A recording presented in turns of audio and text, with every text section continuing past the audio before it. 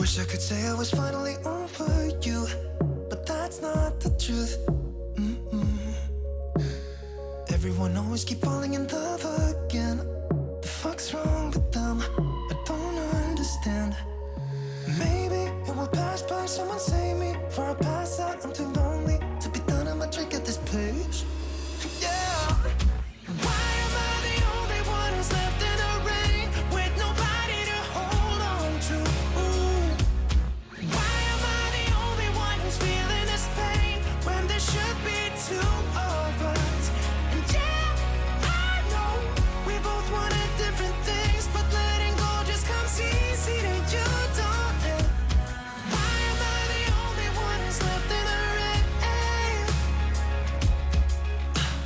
If I had an option to be someone else, I would, and let go of you. I know that I'm obvious, fuck it, I'm made this way. But why didn't I stay when I had the chance? Maybe it will pass by, someone save me. Before I pass out, I'm too lonely to be done. I'ma drink at this pace. Yeah. Why am I the only one who's left in the rain with nobody to hold on to? Ooh. Why am I the only one who's feeling this pain when there should be two of us? And yeah, I know we both wanted different things, but letting go just comes easy to you. No sabotage from me today. Why am I the only one who's left in the rain? The only one that's left in the rain.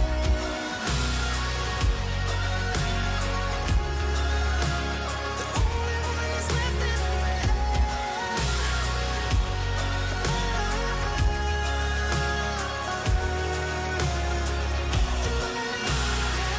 Am I the only one?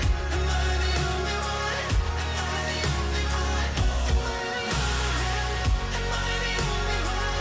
Am I the only one? Am I the only one? Wish I could say I was finally over you, but that's not the truth. Why am I the only one who's left in the rain with nobody to hold on to? Ooh. Why am I the only one who's feeling this pain when there should be two of us? And yeah, I know we both wanted different things, but letting go just comes easy to you, don't it? Why am I the only one who's left in the rain?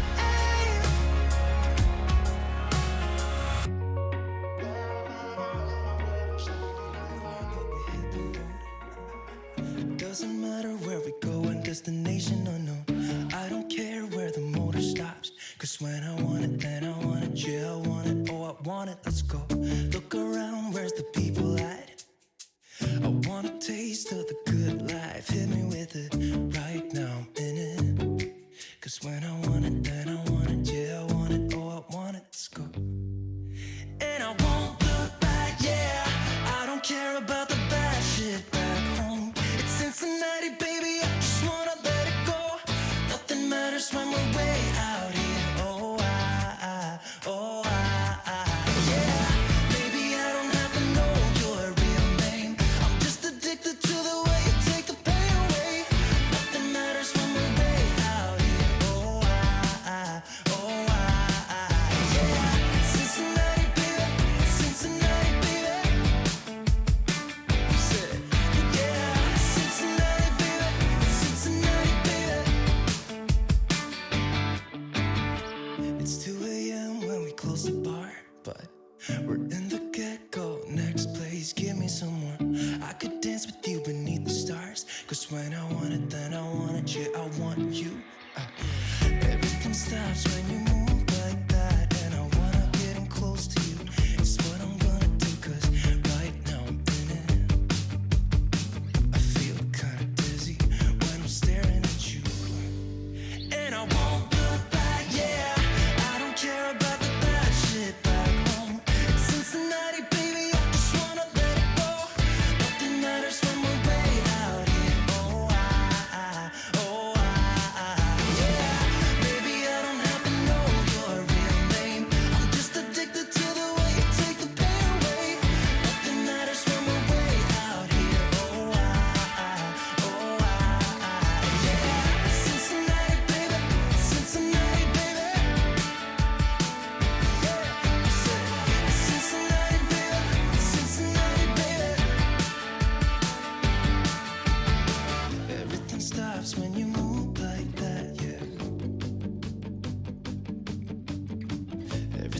stops when you move like that, yeah. Everything stops when you move like that. And I wanna get in close to you. It's what I'm gonna do, 'cause right now I'm in it. Yeah, I'm fucking in it. I don't care about the bad shit back home. It's Cincinnati, baby, I just wanna let it go. Nothing matters when we're way out here. Oh, yeah. Maybe I don't have to know your real name. I'm just addicted to the way you take the pain away. Nothing matters when we're way out here. Oh, yeah. It's Cincinnati, baby. It's Cincinnati, baby. I said it's Cincinnati, baby. It's Cincinnati, baby.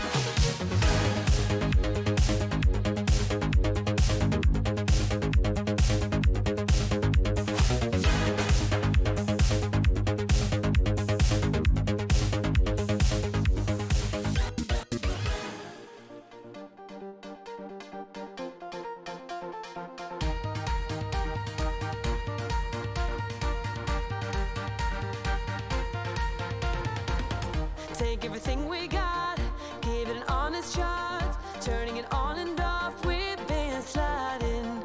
Riding the highest dream, keeping the fire real. I call for you.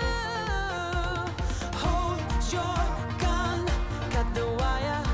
Aim for fun, with a light to fire. I've been flying up the ceiling, taken by this feeling. Maybe we're invincible at last. Fueling every engine, power is descending.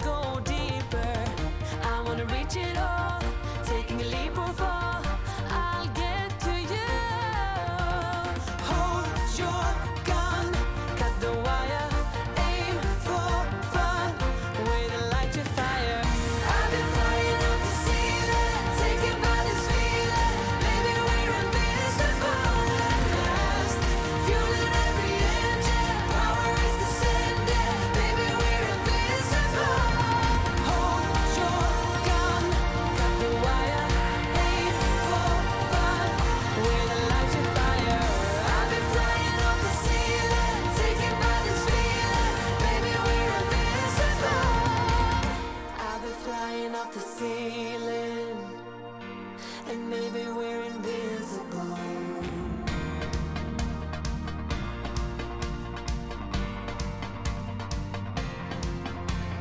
Hold your gun, cut the wire, aim for desire. Hold your gun, cut the wire, aim for desire. Hold your gun, cut the wire, aim for desire. Hold your gun, cut the wire, aim for desire. I'll be flying to make you believe. With my heart like the drive, we do what we want, but we're not free. With our hearts on Hyperdrive.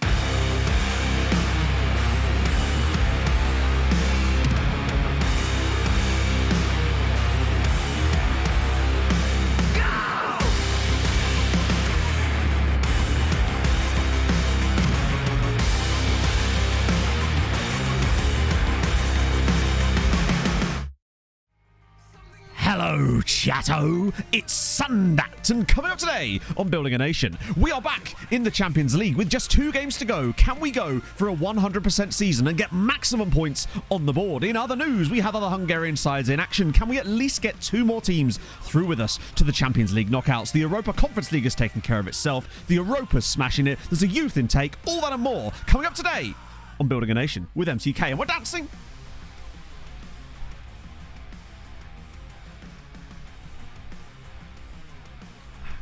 It's enough dancing. Dancing is done. The time for dancing is over. Look at him go.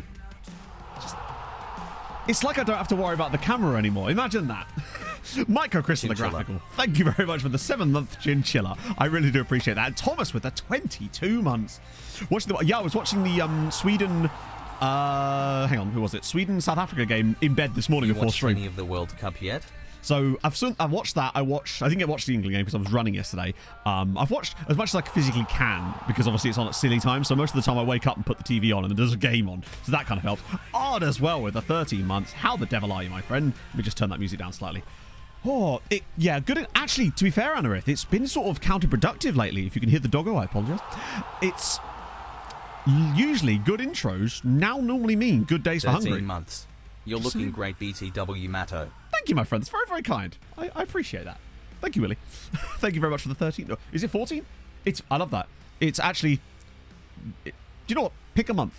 Any month. It will amaze and astound you. You can choose your own month. Just choose your own adventure. Denmark, China.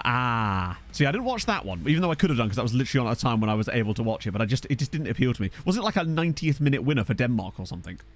Like, obviously I didn't watch the England game, but I had like the notifications on my watch for it, and you guys said to me that Haiti were a bit of a like dark horse underrated side, and to be fair, it sounds like it kind of played out a bit like that with England only winning 1-0, or is it just a case of classic England because I didn't watch it? Why is the music gone completely quiet? Hello? Oh, no, it is there. It was just a really quiet song, apparently. Oh. Yeah, that's the thing. I heard that they actually played quite well, so that's kind of sick. You went to the US-Vietnam game yesterday. That was dope. Sounds like Vietnam actually did quite well, so only lose 3-0 to the States is pretty solid. Lost the competition's rest. No, but I suspect we're going to find out Zenlos. Oh, God. I couldn't believe the amount of times they lost to Mexico on penalties in that little... It was only an 8-year segment as well. And I think they must have lost 5 different finals to Mexico on penalties. Absolutely outrageous. So let me just... Fuck it, let's just get off of me. We don't need to see my big giant face. And boom.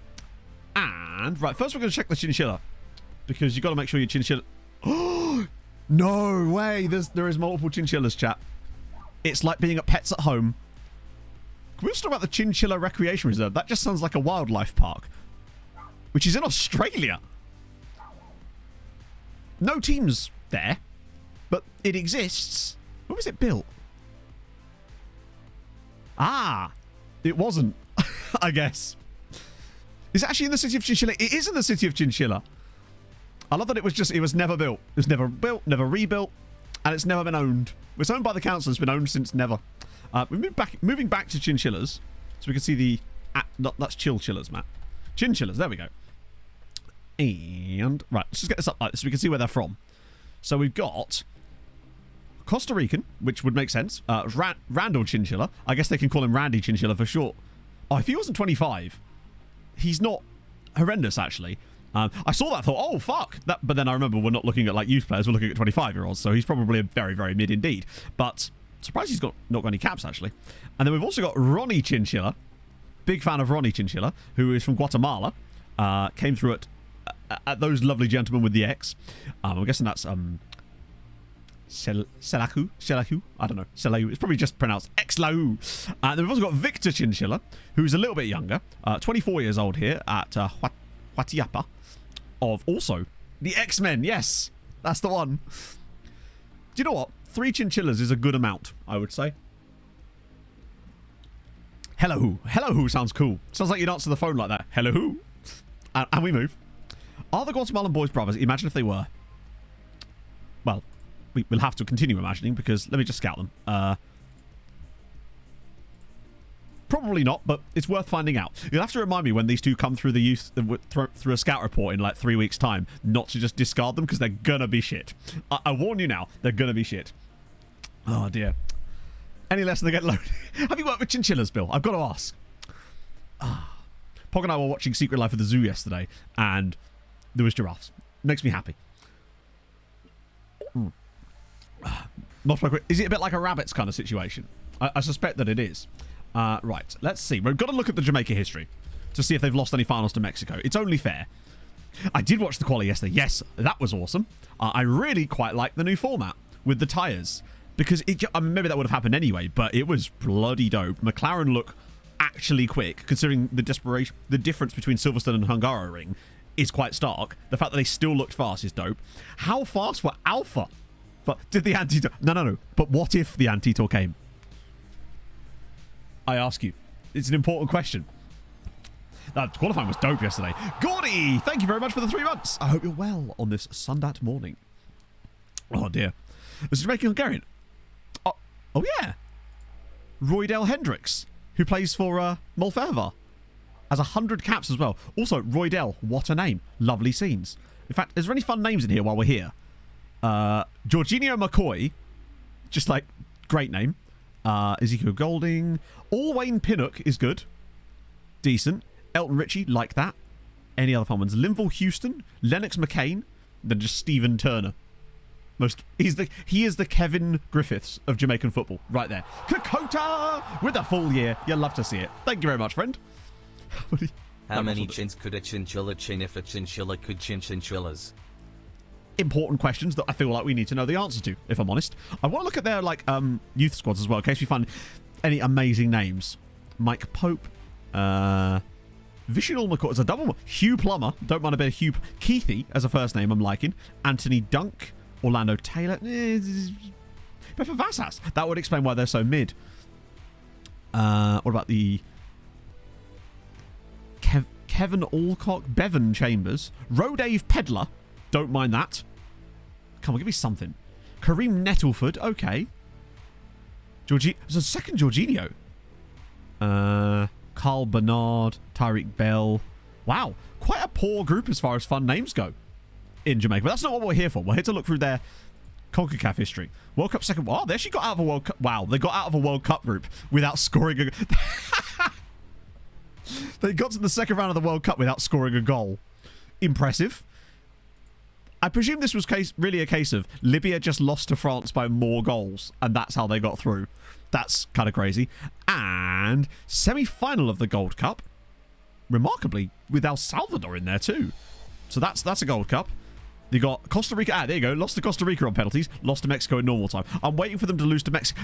Oh, has Mexico lost on extra time? Not quite. Any others in here? Lost to the USA in the semis. Lost to Canada in normal time. Won the Gold Cup there over Mexico. Holy shit. That would explain why they were so high up the rankings again. Got through that group as well, once again with 1 point. They've done quite well in this save, you know, compared to the other one. Anyway, it would explain why they were so high up. I'm waiting for... Lost to Mexico in normal time. God, what is this? You're supposed to lose to them on penalties. Don't you know this? Beat Mexico in a Gold Cup final. Jamaica are just kind of good. Honestly. Got to the third round of the World Cup and only went out to Australia. Beat Ukraine as well. Gold Cup lost to Mexico. This is unfair. Beat me. Wow, they've won a lot of Gold Cups in this save. I think they've actually won more Gold Cups in this save than they did in my save where they had good players, which is genuinely quite impressive. Oh, dear. I think in certain leagues they're probably still quite likely, Anna, particularly in leagues like Jamaica, where I think a lot of the teams are kind of... I think there's quite a lot of amateur teams in there as well. Yeah, the 3-team... Haven't they binned off the 3-team World Cups or something? I swear they've like got rid of that again now and are somehow doing 4 teams again. I might be wrong about that. So that's Mexico. Not Mexico, sorry, that's Jamaica. Have they had any other fun managers aside from the obvious one? Donovan Ducky. That's fascinating. So Donovan Ducky actually became the Jamaica manager on the Jamaica video as well. I guess it's maybe not hard-coded, but just kind of likely to happen. But yeah, the biggest one was Phil Neville, who actually had an 80% win rate. Wait, that's actually quite high. Holy shit. Phil did unironically well as manager of Jamaica before resigning to become Costa Rica manager for some reason. Salty Scotsman, thank you very much for the 19 months. How are you on this fine Sunday morning? Guyana. Yeah, I didn't even see that. That's why I like having stuff like that. So people just point stuff out to me and it's like, there's only so much I can see, but Guyana doing that well was kind of dope. It's going to be 12 groups of 4, third place. Yeah, I prefer that because I think it just means, I don't know, I just don't like the idea of teams going through with like a point and just nothing really, I don't know. I mean, that can still happen, of course, but I'd rather them have a couple more games to get a bit more of a fair reflection, I suppose. I just don't like 3-team groups at all. Joins with less of a deciding factor. True, you got more games to make sense. I think it was just a strange... And we've already had the whole third place teams thing going through with Euros, haven't we, when they expanded that last time. So that's nothing new, I guess. Right. Okay, so... One of the things I was mentioning during the intro is obviously we've got ourselves yet another half-star youth intake expectation this year, but that's the standard approach these days. And I've been thinking about the reasonings behind that. And I think really what it comes down to, and it's something that we've talked about a lot in the past before, is that in order to get a youth intake that's even considered slightly decent, they would have to have literal world beaters in it. And Hungary's youth rating is quite low. Now, Hungary has produced some solid players, just not here, which is a bit ironic, but that's just the luck of the draw. I also feel like our scouting has been so thorough and so absolutely maximum in terms of the players we've been able to suck up that we are simply too good to have a youth intake that is considered anything other than crap because of the sheer quality of the players that are at the club, especially as I believe this takes into account players that we have on loan as well. And when you look at the number of players we have on loan that are 5-star potential players, I bet you there's at least 10. Okay, not quite 10, but 1, 2, 3, 4, 5, 6, 7, 8, 9 plus guys that are basically 5 stars as well.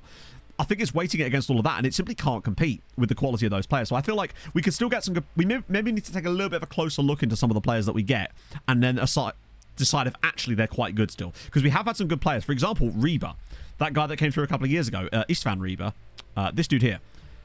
I think he's actually a legitimately excellent footballer, but we just didn't even notice him. I think our scouting has just been too good, honestly. I think the way we've scouted in this save especially has been so prolific and efficient that it's kind of broken the game actually in a way, because you're not supposed to be as good as that in terms of your scouting. Zoltan wasn't bad either, but Zoltan actually came through at a time when we still had enough space to get decent youth intakes. We weren't quite at that level yet, whereas now we're on a completely different plane of existence, it feels like. We're just hoovering up talent. I feel like the only players now that we miss out on are players that come through at large European sides that we can't really conceivably sign, and we even still sign some of those. His contract is out, yes. So I probably will try and give him a new deal, actually, because why not, right?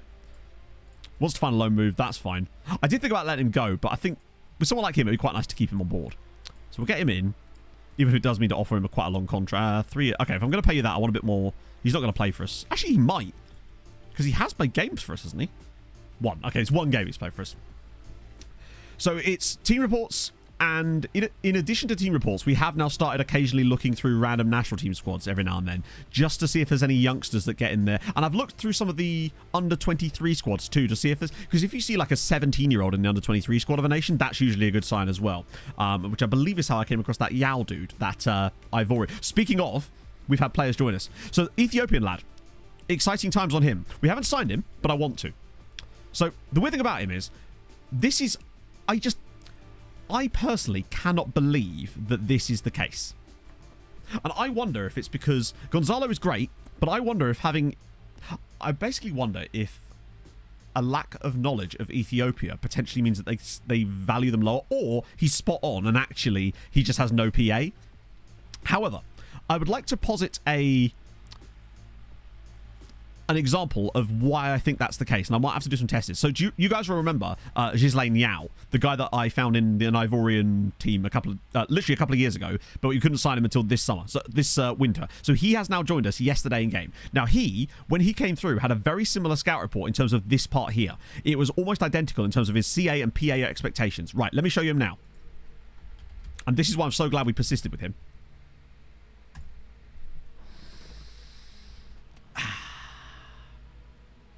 And I'm expecting similar things from the Ethiopian. Maybe not quite as good, but I think it's worth it. I mean, look at him. Ghislaine Yao. He is... Hello, Pog. He's very good. What affects us? I don't think it does, but I wonder if it's just because it's a case of our scout is really good, but maybe his lack of knowledge of the nation was holding him back. So I might do some testing like a controlled database where I assume to the future with the editor switched on. That way I can see their PAs, but still get scout reports on them, so I can like get an assessment of what actually causes those wild disparities in it. That's my idea anyway. Take a little while to figure that out. But yeah, I think this guy's an absolute worldie, potentially. Past the guy was flirting with you. Ooh. It's just like Nugget Boy all over again. But also, I think like he's actually got a lot better since we looked at him in the past. Because I don't think he was this good when we first found him. And I think those 60 games have really helped him develop. I think that's helping too. Just back from a week in Devon. Have I missed much? Sick freeze, sick sausage roll, sick matarama, sick sausage roll, sick wax, sick M. I'd say the biggest thing he missed was the Freezy stream, then followed up by me bamboozling you lot. And now we basically have working camera, which is really, really nice. It's a nice little turn up for the books. I think he's great. I think the professional personality is awesome. Also, remember, 2-star in our team is a leading second-tier player. So, it shows you where they're left. Cameras. True, yes. We do have now cameras. Oh, he's going to have Ivory cap soon. There's no shadow of a doubt. I still don't... I'm actually surprised that this is... I reckon he might actually adjust to 5 stars as well, like some of those other dudes did. But he's fantastic. Now, currently, he's under a loan bid from... Who was it? Was it Pushkas? Oh, no, he's under a bid from Molfehevar, Kekshmet, and Giamot. And frankly, I reckon he could absolutely kill it if he starts getting regular football. I wonder, actually, if he might be our starting striker, potentially, at the last throes of this save, potentially, once Blaz is sort of just over the hill, potentially. An interrupted stream. Just a little bit. There was a stream where we had about 50 different freezes. Bente! Thank you very much for the 18 months. Hey, you're pleased to know I did park run yesterday. Player IQ value. So basically what this is, it uses the values in your skin. So anticipation, concentration, and decisions. So these ones here. And all it does is it displays the colours based on your attributes in the skin up here, just so you can get a quick look about certain factors. 2351. Hell yes. That's dope. The thing about Giamot, though, is would he play? Because I wanted to get football, which is the main thing. It went pretty well, Mike. So the plan yesterday, which I think was possibly slightly foolish at the time, was Pog and I would drive to Park Run. I would do Park Run, and then the idea was I was going to run home from Park Run, which I did achieve. I obviously didn't go flat out or anywhere near flat out at Park Run. I think I ran it in like 34 because I wasn't super arsed about it. I wanted to save a bit of energy for the 9.5 mile run home. But I did it. It was 12.5 miles in the end. It was like, it took me an hour, 2.5 hours, probably. So it was just shy of a half marathon. It was fun, though. I didn't even feel that tired either. So energy levels were really good. So I actually really enjoyed it. Yeah, Zivkovic is still getting it on loan. He's just the best. And considering he agreed to the 2-year loan extension, he's going to be here for... Oh, actually, wait. Oh, it's only a cold. Thank fuck for that. They've got a few transfers out of it, yeah. But Zivkovic is just a god. Still only 27. Plenty of room for him as well. So I'll just quickly show you the other transfers we made, but I think the only one of real note was Zhao. Oh no, that's not true. So there's Jose, who came in 400 grand. He's going to go out on loan, hopefully. Not bad for 400 grand, right? Rick van Beek, who came from Utrecht for 350 grand. He's not amazing, but again, the price was right, so we'll take him. Torkildsen from Lillestrøm. All these guys can't go out on loan yet either, so that's a bit of a shame. It's another player. Oh, really? Interesting. So you can at least give us an idea of what his CA might be. That's kind of sick. Torres as well. Free transfer, not bad. The one we really liked, though, this dude here. Oh, is it not as high as you thought it would be? Maybe it's because it values certain things higher than others. I still want to try and sign him, though, because I believe that he's a similar type of player to Zhao. And I think we need to try and find some more guys like that. So this is Hugo Canada, or Canada, as I will be calling him, because obviously I like this guy a lot. Now, he only has the 10 jumping reach at the moment, but he's only 16 years old, and I can't believe that we poached him from Gladbach for 800 grand. I'm so glad, whoever it was, I think it might have been Twickletoes actually, that convinced us to try and get him before he actually signed a pro deal, because normally they just sign a pro deal. He actually chose to sign for us instead. What a decision that was. He's great. Like, great heading. The jumping reach is the one thing about him, but I still think that he's only 16, so I think this will actually be okay for the moment anyway. 103, more potential is still good for an Ethiopian. 120, yeah.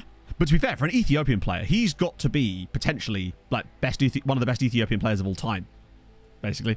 We all go to Canada. Exactly. So other Hungarian sides did a little bit of business. It's obviously the window's only been open 6 days, so bear that in mind. So since the start of the window, we've had mostly us, honestly. So there was this guy here, actually, Daichi Tachibana, joining Debrecen on a free transfer, which is really fun that they picked up a freebie here. Anchor. I don't want to make every defender that's not entirely tall an anchor, because I think he's a better centre-back than an anchor, and he's only 16, so he will actually get better. Did I spell youth intake wrong? Oh, is that why people were saying that? I've only just clocked it. Thank you, Rob. Your bullying me has actually helped me out. I did wonder why people were saying that. I thought it was just I thought everyone else was wrong. Imagine that. Yes, because Vada made a big sale, unfortunately. We'll come back to that in a sec. So yeah, there's those ones for us. Then Nuno Silva going to Inter for £25 million. So Debrecen, unfortunately, they've lost a really good player, but on the plus side, they are absolutely minted now. So to get 25 million for a guy is really good news for them financially, basically. Morian with the 18 months as well. How are you, Fred? Thank you so much. That's really, really nice of you. We're having a lovely morning. Oh, 100 caps for Ethiopia. Easy. If he gets in the squad soon, which he's only 16, so we're going to keep an eye on him. I'm going to sign him because it's going to cost us like 4 grand. Beyond belief. What is going on here? Thank you, Zenlos, for the £5. It's very kind of you. Loving the death by death tactic. Just have issue with the roaming playmaker. I don't know my temple. There's so many important attributes for that role. Can you help me narrow down the most important of them, please? RPMs are a weird one. So, Ice Cold, thank you very much for the gifted sub to Rob. And he does deserve it for once. He does. How are you, Rob? How are you, Ice Cold? Let me just find an RPM. Oh, this isn't where I parked Fuck my it. We'll use car. Thomas as an example, right? So obviously, when you click RPM, it does basically just highlight the entire board, which obviously you don't want. For me, what I'm looking for out of an RPM, passing and vision, because obviously they want to be a playmaker. Yeah, matches, I really have to at least make like an actual note to remind myself to change off of Mattia for that. Fuzzy FM, thank you for the follow. So yeah, passing and vision obviously is really important. I feel like pace and acceleration are quite key as well. I don't... Because they have to get around, but it's not like super important, but yeah. Work rate I think is quite important as well, because they have to be getting about a lot. So that's quite decent too. I'm into an own goal. Oh god, you hate to see it. I actually understood that one, Tom. I think my French is just getting better. Oui, oui.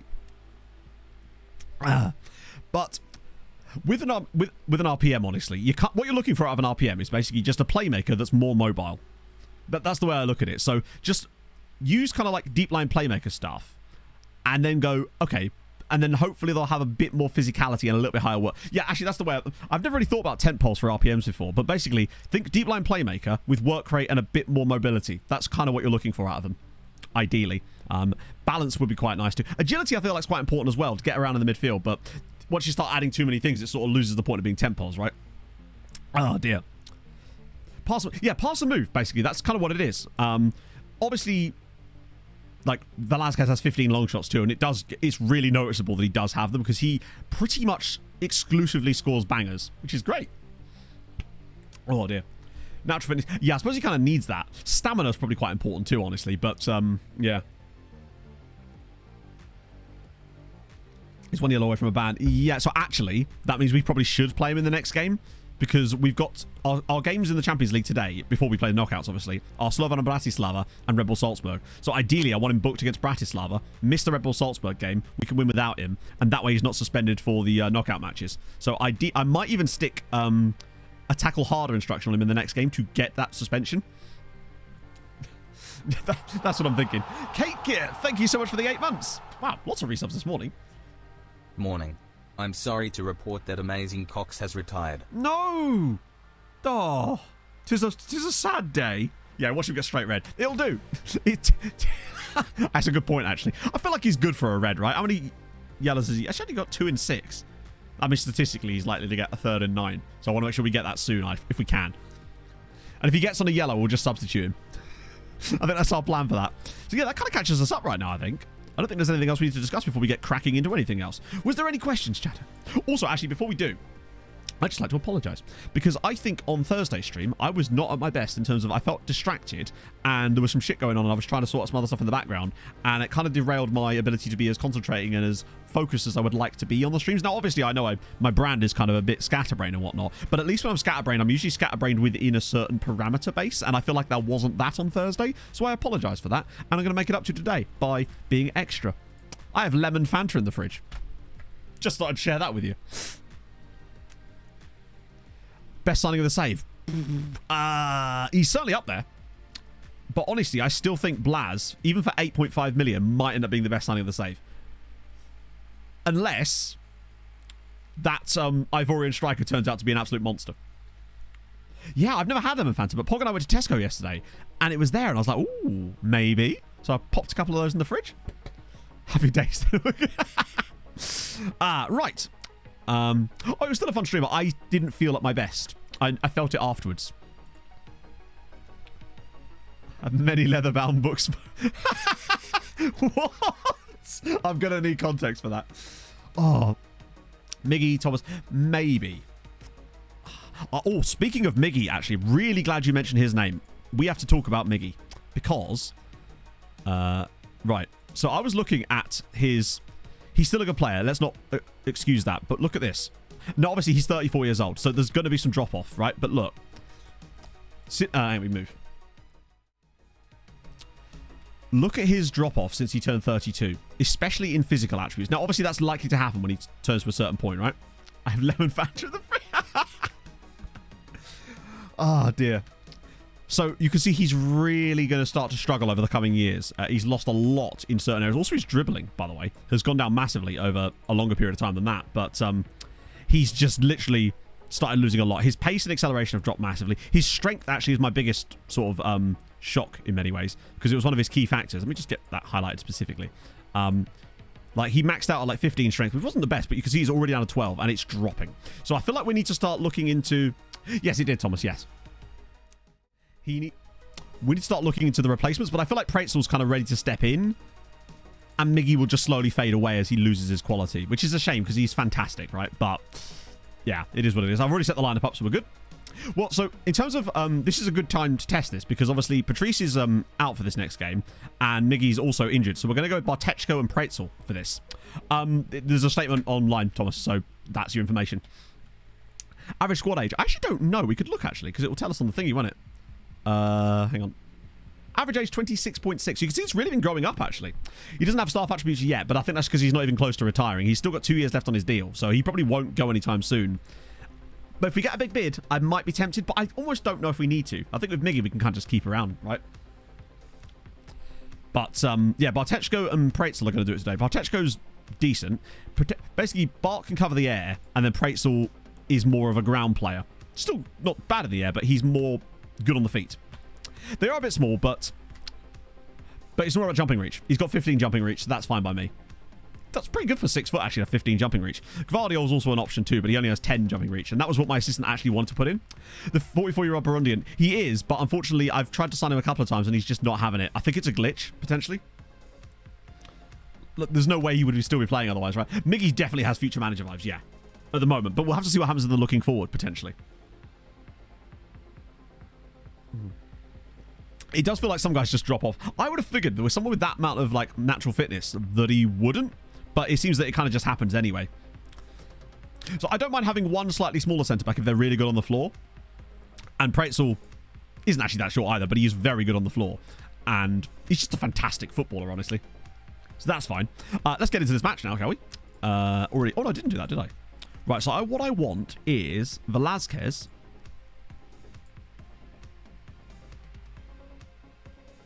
Right, hang on. Next match only. So next match only, I want Velázquez and I want tackle harder on him specifically. I think that could end up creating a monster here, but yeah. Person's long-term plans. I don't know. Hang on, let me find him. So Patrice is suspended, not injured. My bad. I don't think it will say that yet. It might do. Right. Oh, that's not on there, is it? It's here. Oh, actually, it's quite a lot of stuff. Happy to be at the club. Good job of representing the dressing room. Social group. Deserves support. Likes Patrice. Fucking loves Patrice. Did you do anything right, Patrice? He'd back you up if you didn't. If you say that, he'll be on your back. So no signs yet, but he's got a long way to go still. I can see him getting another contract here, honestly. Just to be a backup. I'm good, Nick. How are you, man? Came for love, best manager. Oh, God, I hate to think about it. No, it'll be Irvin Betancourt, best manager of all time or something. It's the dream / nightmare. Mostly nightmare. Velasquez is going to kill someone, isn't he? He already has a competitive streak. This might be a mistake.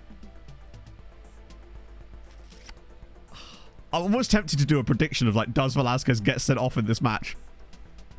Oh, is Darla also away from one? Darla's probably a bit safer because I don't think he has competitive streak, does he? No. Since we're doing next match only, we might as well put it on Darla too, yeah. Try and get those red cards. Yellow cards. Fuck it, we'll do a prediction for this. This is just going to be funny. Does Velazzi get a red? Yes. Yes, and yes, but harder. No.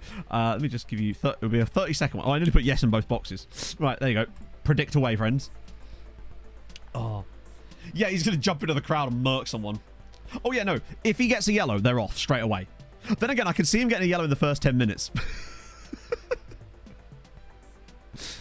Yeah, it really should be... How much of a ban is Thomas Velasquez going to get after this match? Paul and Ray with the 3 years. Thank you, friend. How are you, man? Hey Matto, Emo and Chato, hope all well. Been away on holiday in Scotland this week, had a great time. Hope all good with everyone. Keep up the great work, Matt. Hell yes. I hope you enjoyed your holiday. Pog and I are still trying to plan some kind of little break towards the end of, like, maybe in September or something, because it's the one time of year I can kind of swing it, I suppose. Playing the suspension game. We are, the idea is we're going to try and get both Velasquez and Darla sent off. Suspended. That's the idea. Now, when we've tried this sort of stuff before, it has never failed to backfire on us. Fingers crossed. Let's see. Gotta appreciate it. Well, the thing is with FM, you can get those really early yellows, so wouldn't be surprised. Yeah, watch him get injured now, making a tackle. Okay, this is going to go poorly. My only hope is that because we're against Slovan Bratislava, we'll have a lot of the ball.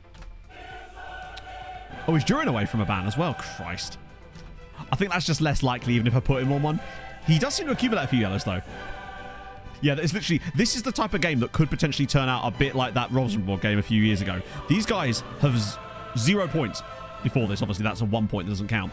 Also, Ferencváros play Milan. They have to win to get any chance of going through. Girona are away at Liverpool. It's going to be tough there. It's really going to be tough, but they have to just hang on in there. Halaváš are hosting Juve, but they're kind of already through, so who cares? Right, we move. This should be a bloodbath, both in goals and as in terms of the cards. Keep an eye out. If you see a card come up, let me know if I miss it. Baumeister's ball in, and it's a good save, actually, the back post. And we've still got the ball? Wait, we've still got the ball? They just stopped. Blaz makes it 1-0 after 6 minutes. I thought that might have been a foul on the defender. Just me. But it looked like they might have fouled the guy at the back post. Like, the ball drops, and then the defender just sort of... The goalkeeper's not had the best day there. Blaz scoring one of the easiest goals of his career. Only his 17th of the season. He's not been prolific this year, compared to how he's been lately. Van Dam actually has more goals than him. Admittedly, Van Dam has got 7 of those in a cup match, so it doesn't really count. I love how he celebrated that like it was the greatest thing ever. Ferencváros, through Lemos, do lead against Milan. So they're doing the business, at least. And Liverpool lead against Girona, but... Okay. Did anyone see what I just saw? Liverpool do lead against Girona, but Liverpool are down to 10 men. Oh. Even a point for Girona could be enough to qualify them. They are 1 point away from 9 points, which would be enough for me. That's really exciting. Yeah, Bobby's kind of had a good start now, hasn't it? Oh, imagine. I'm curious to see how Gastau does today. As Mihail's through. Lovely little dink shot. I think that's going to be offside, isn't it? No, it's not. Did you see what just scored? Oh, did you see it? No, nice. Imagine if they won at Anfield. They are massive, to be fair. That is a really nice pass from Gastau, which is what I want to see from him. Taking up those sort of positions and just playing little dinky balls over the top. And look at this finish from Mihail. Come on. They didn't equalise. Wait. Yes, they did. Yeah. Darwin the Lion with the goal. So it's only... Wow. Good start, friends. Very good start. I think it's these two games here that are right next to each other that have to take up our main focus today. They're so important. A single point for Giamot will probably be enough. And if Ferencváros get the win there, they'd go to 8 points. So they'd be right in the battle too, but they'd probably still have to get something in their last game, which is a problem. But we're 2-0 up here, which is a good start. Still no yellow cards, though, which is less of a good thing. Darla, ball in. Michal again. Oh, okay. Right, let me move this drink so I can get the big drink out. Good start. That red card for Liverpool gives me hope, but I still reckon they'll win 3-1. Because we know what these sides are like, even when they have 10 men. Okay, a good first half from us, but not as emphatic as I would have expected, honestly. How's Sogos got on this time? Actually quite well, to be fair. Oh, who got the yellow? Right, Velasquez is off. Nice, well shout.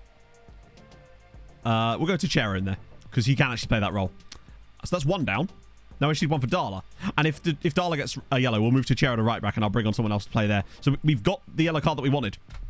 Velasquez is the key one for me, as far as getting a yellow goes. I'm not super asked about whether Darla gets one or not, because we've got replacements in that role, whereas Velasquez for me is more important to the team overall. Okay. Oh, come on, Giamot. If they get a draw... I mean, if they could get a win, it would be even better, because a win would definitely qualify them. A draw is probably going to be good enough, or at least close to good enough. Yeah, true that...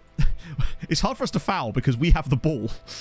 I want to make sure we leave a substitution later, to make sure we can actually do that. But for now... I might actually give Van Damme a little run out. He deserves it, I think. We'll save the other substitution slot. PSG are 2-0 down. Oh, good to FC Copenhagen, of all people. FC Copenhagen are an underrated good side in this save. That was a dreadful header from Bartechko. Technically, he could get a yellow card for, like, mouthing off. Ah, the equaliser for Milan. Oh, back in front. Callan McCabe. The on loan, obviously. MTK left back, I think, actually, just gotten back in the game. Michal clears away. Hey, Drew, you come at a very good time. There's mad stuff going on as Van Dam's into the box. Go on, Michal with the header. Nunez! And it's off the post. And Big Manovic puts it over the line. Come on. Oh, did you say Halalash moved up in the table? That means they must be beating Juve. Pretzel's knackered. He is a bit, actually, isn't he? I think with Pretzel, I'm probably going to leave him on still, because I want to make sure that we've got that extra sub slot available in case we have to take off Darla. I think he can still do a job. Besides, we're 3-0 up now, so it doesn't matter too much about a little bit of tiredness from him. I did check for freebie flippers. I picked up one dude from Arsenal, but that's it. There wasn't really a lot of quality knocking about, sadly. God, Halalash are 6th. They might actually be top 8 potential. Come on. 10 minutes to go. All I want to see is no goal for Liverpool. Please. It'd be so huge for Hungarian football if this result stands. In fact, if both results stand. Get in. Ferencváros win. Halalash win. MTK Budapest win. Giamot draw. That's a massive day for Hungarian football. We had a 5xG in that game and only won 3-0. Disappointing. Bartechko got booked. Darla didn't. It's fine. Come on. I thought Ferencváros were done, honestly. Since they pissed those points away in that other game, I thought they'd had it. But that is huge. ICX with the 30 bloody months. How are you, my friend? And Kronk as well with the brand new tier 1. Wow, that's very kind of you, my friend. That's super nice. Wait, it hasn't actually come through yet. It'll show up in a minute. There it is. Thank you so much. So, what were the predictions? Who had what? I want to see now, actually. Choose prediction outcome. Wow. Not many of you thought yes. Oh, I said red. I said it was red, not a booking. So choose outcome. No, he did not get a red. There you go. That's the thing. I think their last game's against... Their last game, I think, is slightly tougher, but they've given themselves a chance. So, Ferencváros with that win. Let's just see how we do. So, Halalash are in 14 points. They're through. It's in. I nearly did almost scam you there. How to fill up Mitrovic? I think he's a great footballer. Excellent footballer. That's all I can really say. Lack of talking about. Just got back from the game. Did not see that result. Yeah, he didn't... What is Jakob thinking? Bro didn't expect the top team in the Champions League to beat the worst team in the Champions League. Gah! That's true, yeah. That's almost the reason why we want to... he was expecting more goals. I suppose, yeah. He's just disappointed. So, Ferencváros still sit 27th. Ah, they're on 7 points. They still need another win. Giamot, though, up to 22nd. And, most importantly, have got a better goal difference than Marseille and... Wait, no, that's something else is going on there. I think Konyaspor and Marseille... I don't know. We'll have to have a look at that. Yeah, so Velasquez will miss our last game against Red Bull Salzburg, but who cares, right? Red Bull Salzburg are 30th place. So what happened with Haladash? Did they actually beat Juve? Just a casual 3-1 victory over Juventus. Cardoso, Edvaldo, and Radovanovic with the goals. Just, you know, no big deal. Just literally, Juventus were actually, I think, in the top 8 when Haladash beat them. Haladash are so close to a top 8 finish. Oh, that is fucking amazing. Hey, Robbie. So good. And think of all the money they're getting from it too, right? Okay.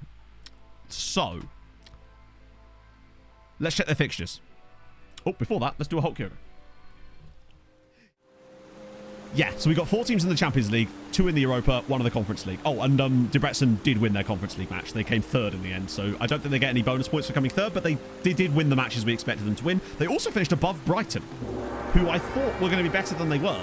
Brighton actually dropped some points, including losing away at Koper, or Kerper, of, I think, Slovenia, who, ironically, Debrecen managed to win that game. So Debrecen... Ah, lovely. Ranking situation. Well, we're going to look at the ranking situation in a second, but we've got to wait for the Thursday fixtures as well. We are currently occupying second... Well, we're technically 3rd, but we're provisionally 2nd. Conference League in the end, I think it was Roma? That's us. No, Napoli, sorry. Napoli, Sporting, and then Debrecen. Napoli were the only team that went 100%. But look, Brighton ended up coming 6th because they lost against Koper away and also drew against Trabzonspor. I thought Brighton would win that easily just because English OP, you know? But Napoli are bloody excellent as well. Sporting are decent, but Sporting have a habit of dropping points against the weirdest teams. I wonder who they drew against. Yeah, so, sort of proved my point. Just randomly drew against 23rd place Maribor. Yeah, Mulder and Osijek is fascinating too. Other than Napoli and Sporting, Napoli, Sporting and Brighton, maybe Athletic. No, actually Athletic Club have lost a lot of games. I still think that Debrecen are probably one of the favourites too. It's a shame you can't see the predictions in terms of betting for this, but I think Debrecen have got to be in like the top 4 or 5 favourites. Yeah, Kyrgyz, actually they did okay, didn't they? Yeah, 24th is not bad. They did at least qualify, so fair play to them. Same can't be said for Flora Tallinn, sadly. Right, let's look at their fixtures quickly for the other Champions League sides. Then we'll do Thursday. So Haladash, we might as well have a look because they have a chance of getting top 8. Their last game is against Chelsea away. Weirder things have happened. Chelsea are 3rd though, so probably not. I think Haladash will end up coming about 9th or 10th in the end, which is fine. Fair play to them, right? Ferencváros, their last game is away at Bayern Munich.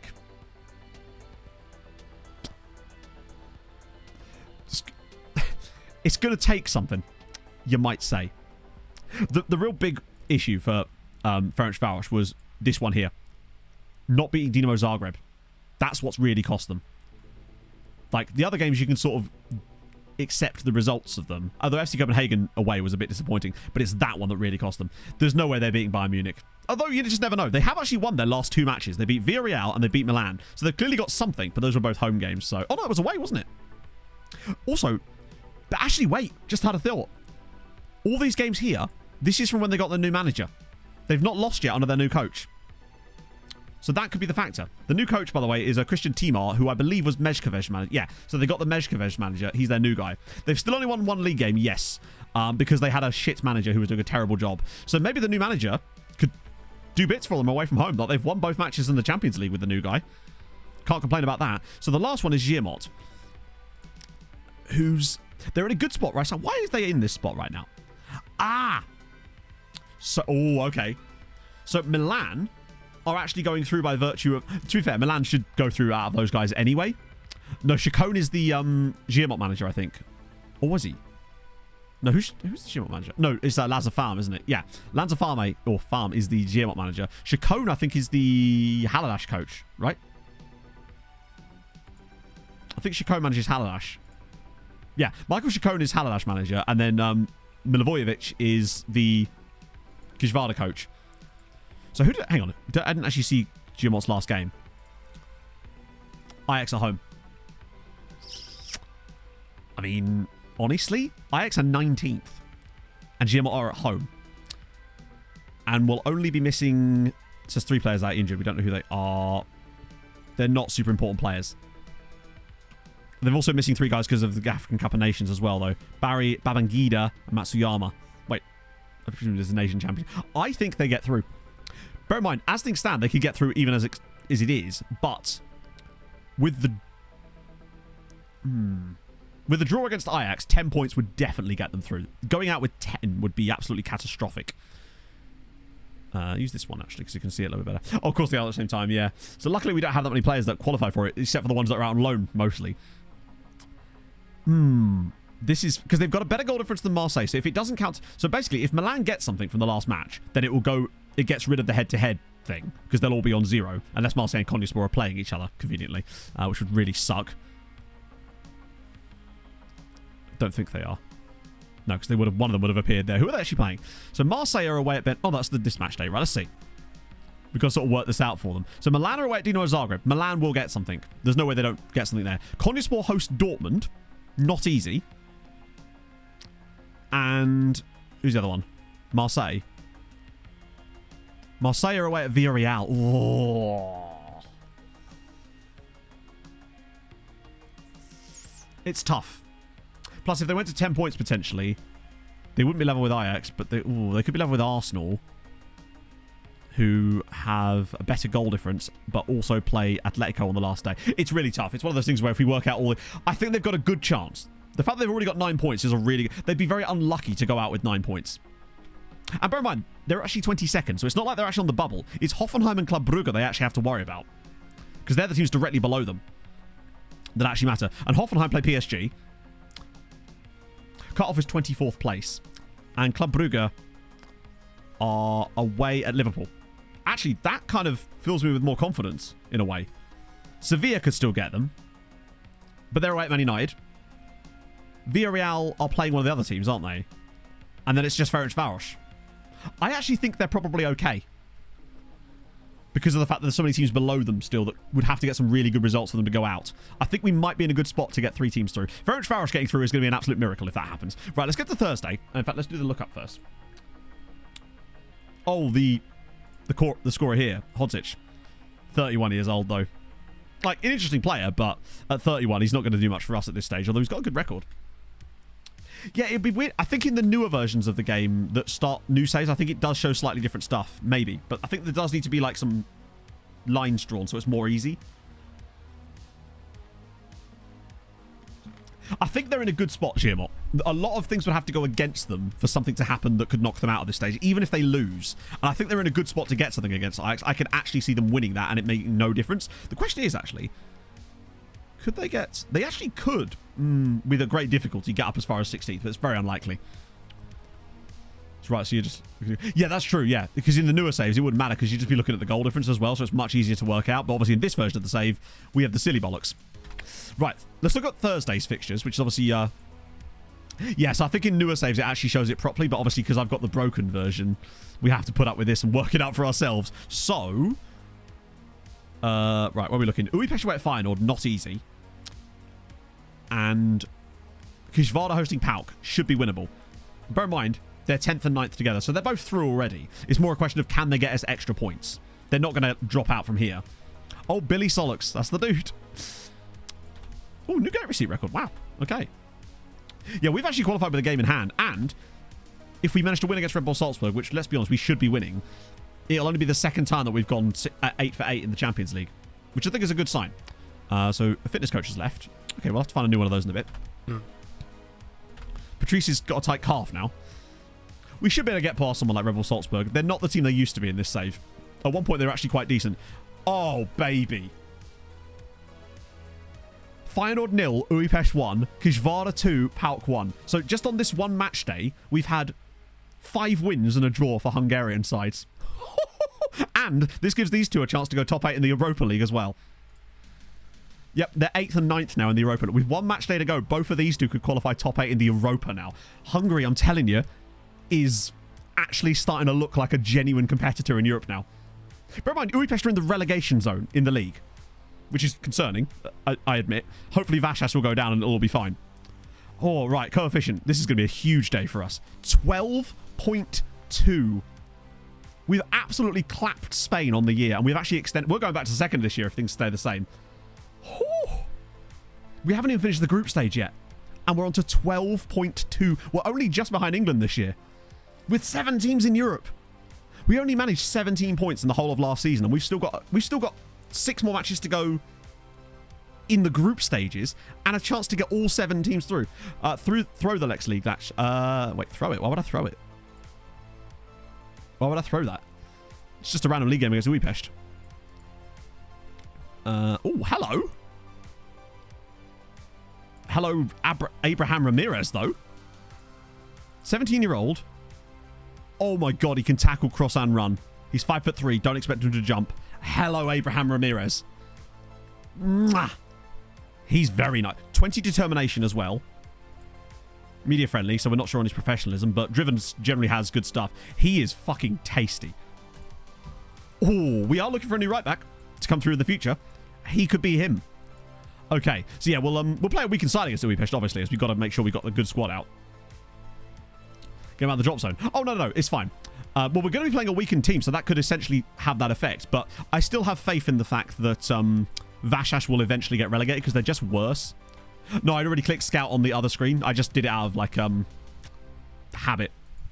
So Jose's going. But yeah, this is the league right now. You can see Budapest down there, Ferencváros down there. I'm hoping that Vashash are slowly on the slide, though.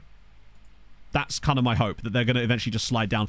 These guys are just too good to stay down here, in theory. He says, hopefully. Ferencváros have got a new coach. He's doing great. Budapest will have a new manager soon because they just always do. Oh, right. Kigaradze has gone on loan to Puskás. He's going to get Mondo football there, and his development is going to be massive. So that's awesome. Club Leon. We kind of just need to make sure we get the good sides in Europe. Although, frankly, happy with that as a top 4. Debrecen have proved themselves in Europe before. Honvéd, I think, are actually an underrated team. They're 5th in the league, but look at this. I was looking at the data hub earlier. Honvéd are 5th in the league despite scoring 7 less goals than they should have done. So they're actually underperforming and are still 5th in the league. So that's really solid. And I think Honvéd are one of the teams I actually want to start seeing more of in Europe because they're like Halalash and Zirmot. They've got a lot of ridiculously good loanees from us, and I think them getting a bit of taste of maybe Conference League next year could actually really help. Kizvada, yeah, they are overperforming a little bit. Hate Tony Khan. I don't hate Tony Khan, no. He's a divisive character, I suppose. Hey, Mestra. 21 points. Holy shit, that's dope. You're only 10 points out. What are we out right now? We're currently 14 points out, so that gap is coming down, which is nice. But that's always the case, though, because obviously we're losing these years against England, so we're always gaining on them each year, even, well, not every year, but most years. And we're gapping Spain again for 2nd place. Hey, Shabaka. Last week or so, oh, Christ. Camera froze, lots of camera freezes, then lots of camera fixes, and now Hungary are absolutely massive. Halalash are 7th, Zirmot are 22nd, Ferencváros are 27th, but we've still got a chance to get 7 sides through. Kizvada and Budapest are 8th and 9th in the Europa League. Debrecen came 3rd in the Conference League. We've got 12.5 points on the year already. It's shaping up to be yes. So the striker on Honvéd. I don't know who their striker is, actually. But that might be the missing piece of the puzzle. Ideally, I would have liked to have sent Yao there. Actually, is Yao wanted by Honvéd? He's not. I was kind of hoping if he was, I could cancel the others, but sadly not. Which is weird. Makes you think they've actually got someone they like, maybe. It's there, isn't it? Let's have a look. So who is their striker? Wait, do they even have a striker? They're playing Bogatti through the middle. Barna Bogatti, yeah, you're right. That's probably the one thing about their team that they need. Oh, it's Edwin Osei. I thought it was Derek Osei for a second there. Yeah, he certainly went a bit wild with some of that. Off direct. It doesn't work. If they're not interested in the player, they're not going to sign the player. It just doesn't work like that. No, we didn't sell the Chambers one. I've kept it still. Waiting to see if anything happens with that. It's just... I mean, I can try offering Yao, but I'd be very surprised if they come out. We could try it, right? There's no harm in that. But I'd be absolutely amazed if it works.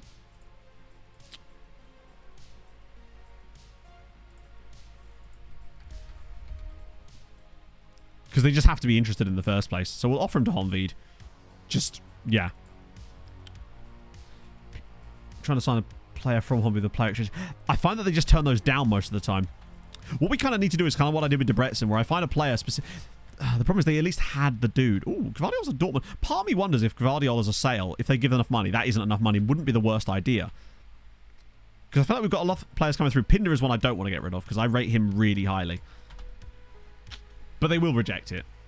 As you can see, they're not willing to make an offer at this time. Which is bizarre to me. Okay. Hey, Matt. Another loan there. Eventually, we'll find him a guy.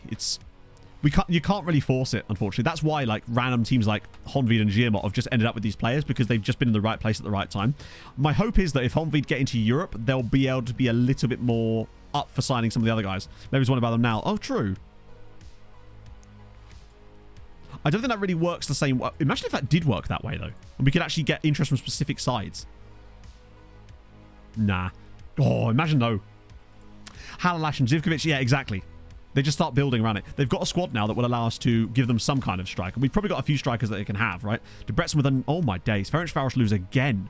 This time to Debrecen. As Honvéd win again. I know that Ferencváros have got other things on their mind, but lordy lord. As long as Vasas keep losing, it'll be okay. If they have a shit season, it's fine. As long as they don't get relegated, that's the worst thing we could have. Is losing one of those two. Imagine Ferencváros getting relegated in this day. That's just insane. Okay, so we'll rest the team against Újpest for the Red Bull Salzburg game, even though we don't really need to, but it would be helpful for them potentially, as Reba's going to go on loan to Pecci, and he's now signed a new contract. Right, that was his turning professional? Oops. I could have given him a contract years ago. I know how to make them leave. So the way I would go about it, Cammy, is go into the transfer status thing. Oh, hang on. Let me find a player that isn't on loan. A rarity. Nunez. Right. So what you can do is if you go into here and play around with this, right? This will stop them getting pissed at you as well. And slowly but surely, you can slowly... Once you get this out, you can just start offering them for lower and lower amounts. And eventually you can drive up some interest and transfer list them as well. That's how I do it. But we rarely ever end up in that position. You can give specific clubs the option to loan players from you. How do you mean? The loan players going back. Well, actually, to be fair, if Ferencváros did get relegated and they lost all their loan players, which could most likely happen, that wouldn't actually be the worst thing in the world, because then we could maybe give them a striker from Honvéd. Although I don't know who their striker is, because it used to be Blas Durin. Although I'm kind of glad they gave him back at this point, right? Okay. Youth prospects. So Sem will start. Cristal, yeah, that's fine, actually. Bartechko, Gvardiol, that's probably going to be okay. We'll have Patrice back next game anyway. Actually, is there a better right back to start with? Probably not, honestly. Actually, let's look at the bench if there's anyone else I'd rather start. Maybe I'd rather start Kevin. Give him a little run out. And Akaveke as well, because I want to give him more game time. Because I think he has a higher ceiling. Cock Ringling was at Zalagaseg. And still is, actually. Which is dope. They start off okay as well, which is the weird thing. But their system's clearly working for them in Europe. So who's getting the contract? Oh, wow, Torres. Okay. Cool. Yeah, we'll be finishing like 15 minutes earlier today, chat, as well, because it's the F1 at 2 o'clock, and I want to make sure I'm ready for that. And I'm sure a lot of you will as well. And oh no! Chat, we might have done an oof there.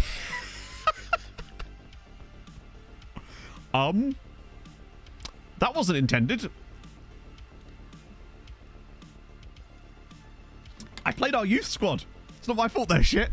That's insane. What were they doing? Maybe they played a rotated side as well. Although, from looking at the players in that team, Bohin, Fruta, Anderson, they weren't. They were playing a full-strength side. Kishvarda with another win. They're so good. Look at this record. Halalash have still only lost one game this season. That was to us. But Vasas lost 2, which is the main thing. The key thing is that Vasas also lost. They're still only within touching distance. Újpest will get them in the end, I promise. I hope. Yeah, I feel like this actually used to happen against Giamot quite a lot too. They'd be doing really well in the league. They'd be like 7th in the league, plugging away, getting some good results. We'd come along and clap them 11-0 out of nowhere.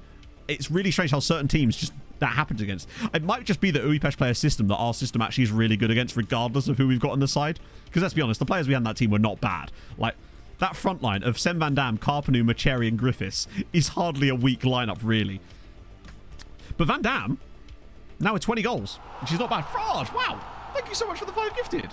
That's so very nice of you, my friend. I appreciate that tremendously. Youth Academy only save. I mean, I like Chapecoense. That's what I've been sort of doing off stream, if that helps.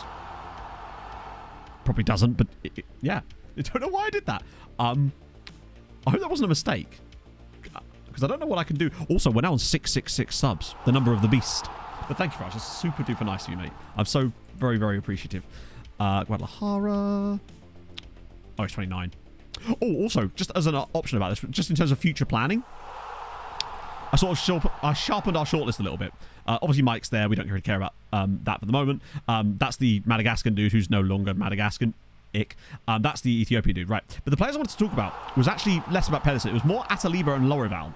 So we know we're looking at like long-term planning for our midfield in terms of the attacking midfield role. So Lorival is obviously a very good attacking midfielder. He lacks a bit of the passing ability. He's more of a striker that drops a bit deeper, which is good. And I'd be tempted to sign him still, but he is 26. But I'm still interested in him as a player. However, there's also this guy, Ataliba, who is a bit more... He kind of has some of the factors of Lorival, but he's also 5 years younger and also half the price with a release clause. But he does have the passing and vision and a resilient personality, though not so sure about that, which indicates low professionalism potentially. So maybe in the summer, I wouldn't mind picking up both of them, because I do quite like them both, just based on their pure attributes. And I think we do need a little bit more depth there. Although what I will say is we actually do have quite a lot of AMCs out on loan. People like Hillestad, and there's quite a few of them. But Cherry is a new signing, yes. He's the guy that was labelled the next Michel Platini. And he's a Frenchman that was playing for Servetta. Don't need both. Yeah, but we do kind of want players that are good now, as well as... That's the thing, we are in a position to be able to get players that are good now, as well as good later. Like, and we have the cash. We have 55 million in the bank... in terms of transfer funds at the moment. But obviously we want to have a little bit...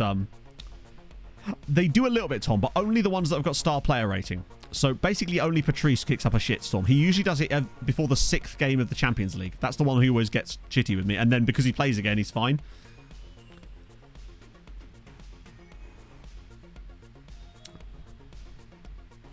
Yeah, if he was a bit younger, but still at 21. I don't know. I like him as a player. Bring Alaku back. Yeah, but like Alaku does good things for Kekshmet, and I'm kind of happy with him staying there. Mentioning the women's game, 15 of the Haiti players for the French league. Yeah, except FM's really bad at modelling that. I find whenever I see Haitian players, they very rarely come through at French clubs. They weirdly come through more at Czech sides. And I don't think there's enough of a link that FM have modelled properly. The next one's most likely to be either Nigeria or a different African nation, because I want to use France as a base, and I feel like maybe Nigeria for the next one around would be better. Something like for loan guys. Yeah. Whoa. Basically, the players that are out on loan, I want to keep on loan because it's really hard to get them new loans if you bring them back and then they don't play. So I have to be damn sure that I want to keep them. Cameroon. Yeah, Cameroon, Senegal, one of those. Guinea. There's plenty of options. I'd have to have a look at who would benefit most for what would make the best video. NEC, maybe? Geronimo Bizot is a cool name. Frank Springer as well. He better have good jumping reach. Frank, come on. North African side? Maybe. I'd have to see who would get the most benefit out of it, basically. I haven't had a proper look into it yet, because I've got some other videos I want to work on in the meantime. So, like, for example, the randomized promotion one, the one where the league is decided by yellow cards and shit like that. Kenny moves central. I don't know how good Kenny is in terms of his familiarity with the central role. And I feel like we'd be losing a bit of his... He actually could do it, you're right. I feel like we'd lose that 18 crossing, which is a concern. We'll cross the bridge when we come to it. Frankly, right now we still look absolutely on great form. 7 wins out of 7 so far is certainly nothing to be sniffed at. But it's certainly, there is going to be some long-term planning, because a lot of our key options are starting to get into their 30s now, and it's like we have to think about the future. Pumas? Oh, damn. But I think the next European one I'm going to do is probably going to be Scotland, just because people seem really excited about the idea of it. So it's most likely to be the case. And I think after that I'll probably do Turkey. Not sure about him. Good tackling. No crossing ability whatsoever. Not existing countries. I haven't, because you can't just... Yugoslavia doesn't exist in the game. So it's not a case of just moving players over. You have to recreate an entire nation and league system, and I'm just not asked about doing that. It wouldn't be worth it for a single video, basically. It's just not really my jam. One thing I did think about doing, though, was maybe making like a unified Scandinavian one, where basically all the players from like Denmark, Sweden and Norway all play for the same national team. to see if as a unified group they'd be capable of winning a World Cup, because that wouldn't be quite as difficult because they already exist. Mbappe does qualify for Cameroon, yeah. But good, Anarith, yeah. We'll cross that bridge. It would depend entirely on what happens with how many finals we have to do at the end of the season. If it's more of a scouting heavy stream, then we can definitely have time for that. The second team aren't in a league because FM's annoying like that. So technically in real life they are, but in FM, because the league only goes down to the second tier in Hungary, they don't play in a league technically, and it means that there's no actual games for them, which is a pain in the tits, basically. You'd have to go, I don't know if you did or not. If you did, then I won't do it, obviously. I don't like stepping on people's toes. They really do like Pinder, but they don't actually want to offer any kind of money for him. That seems to be my current... I should be able to get away with this, because I'm fairly certain I convinced someone who had quite high squad status to stay. Yeah, Pretzel. Ah, fuck it. Oh, well. I upset him every single window. We were going to look up Zimbabwe, weren't we? I think we did this the other day.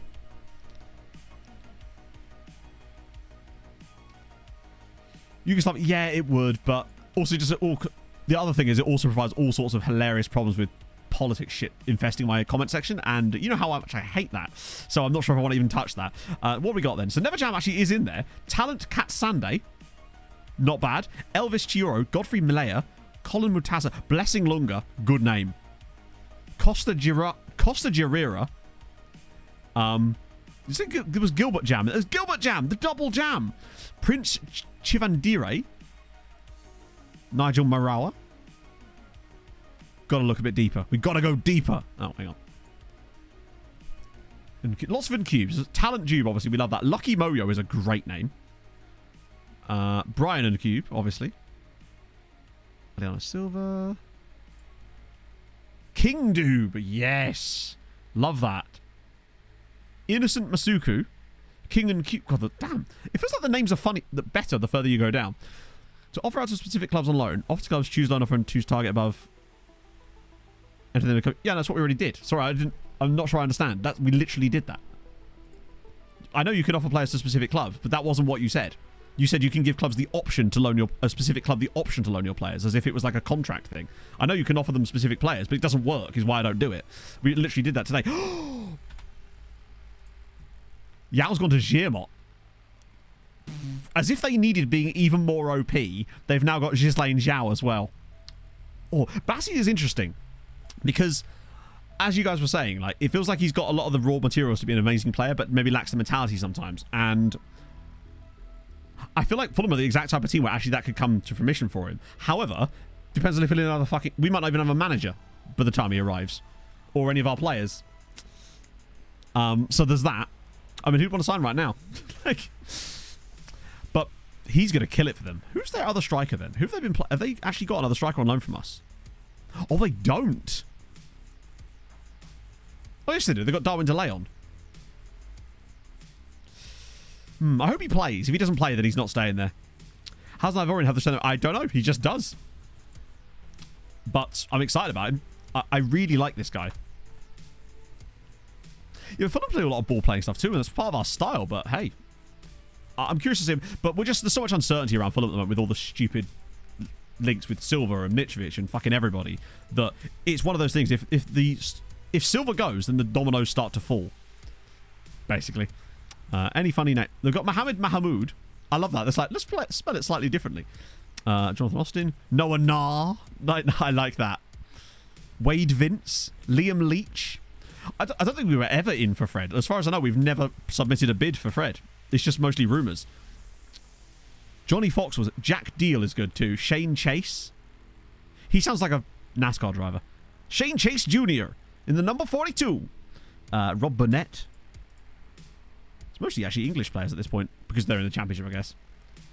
So Silva has been linked with a £40 million for 2 years. I think it's one of the Saudi Arabian sides. I don't care which one.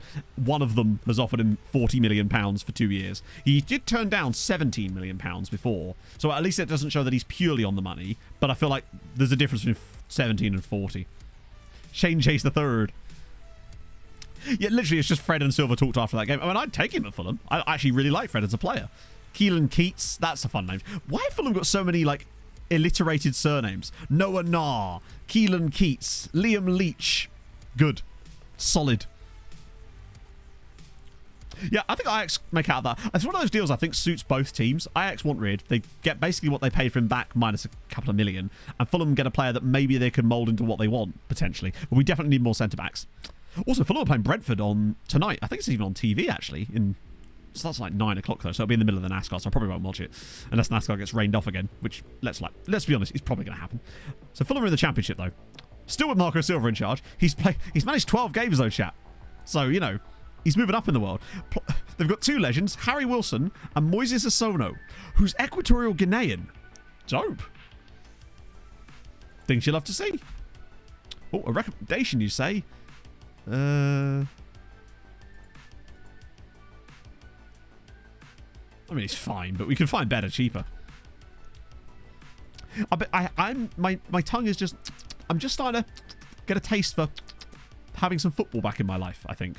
Just watching a couple of the Women's World Cup games, seeing some of the stuff of the friendlies and going, oh, actually, quite fancy some Premier League football back now.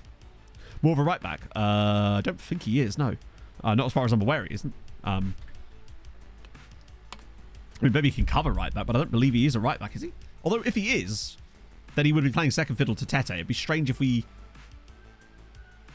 To be fair, either way, we need the backup there anyway, because we don't really have any backup for our left back or right back, honestly. Apparently, we're in for the guy from Milan, who's been playing back up to Theo Hernandez.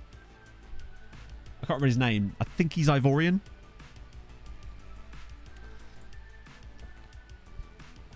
More of a left back backup. Oh, yeah, if he's left foot. That's probably why we're after him, because we need another left-footed centre-back. And I think we've had Diop playing left side, but he's right-footed, I believe, and it's... He looks awkward there, basically. Ballatore, that's him, yes. That's the guy we're after, apparently. Because I think he's just not getting game time because obviously Theo Hernandez is in front of him. Yeah, they've got tough games, but Halash are already through, so we don't really care. But we do care. It'd be lovely if they could get top 8. Second season syndrome. I think second season syndrome is nonsense. It's just a case of if we get relegated this season, it's not because it's second season syndrome. It'll be because our manager left and Mitrovic left, shit like that, right? Oh, dear. Plus, we overperformed last year anyway. Like, we're going to finish lower this year. There's no way we get top 10 this year, unless some drastic changes. Plus, we haven't signed anybody. SDI Harold, thank you so much for the 31 months. Hope you're well today. Oh, I'm just looking forward to having a bit of football back in my life, you know? So, this is Judgment Day, basically. Giamot face Ajax. If they do anything other than lose, I think they're in a good spot. 31. Did I say 31 years? Harold? I rate that. Team, but yes, if we do Malta, which is not really an if so much anymore, I've talked myself into it being Malta, and almost certainly the team I'll be doing, won't be spelled like that, is Nashar Lions, or as I've been calling them, NASCAR Lions. So that's most likely going to be our Maltese team with their eerily Swindon-looking badge. And I thought they played in the Victor Tesco Stadium. Oh yes, and I keep having to add it to the auto mod for reasons. But that's most likely going to be our Maltese team for the next save, which I think they are a top flight side, but in Malta we don't really care so much because they're all kind of bad. Oh. And with the changes we're making, I think it's going to be really fun. We've got some stuff planned that could even potentially give the team... We might be able to actually work out a thing that will enable it to scale things like TV money over time, so that it might have more realistic things to actually make the save more realistic. Who's your team, Matt? I would like to do that actually at some point. I feel like it's probably going to be the last BAN I actually do. So after that, I'll be up for all sorts of other stuff at that point. Because I really do want to do another Outcast to Icon save. Because I just really love that kind of vibe. And we've never done one. We have done one on stream, but not since the channel grew. When the channel sort of tripled in size in terms of viewership, we haven't done anything like that since. And I really want to take that on.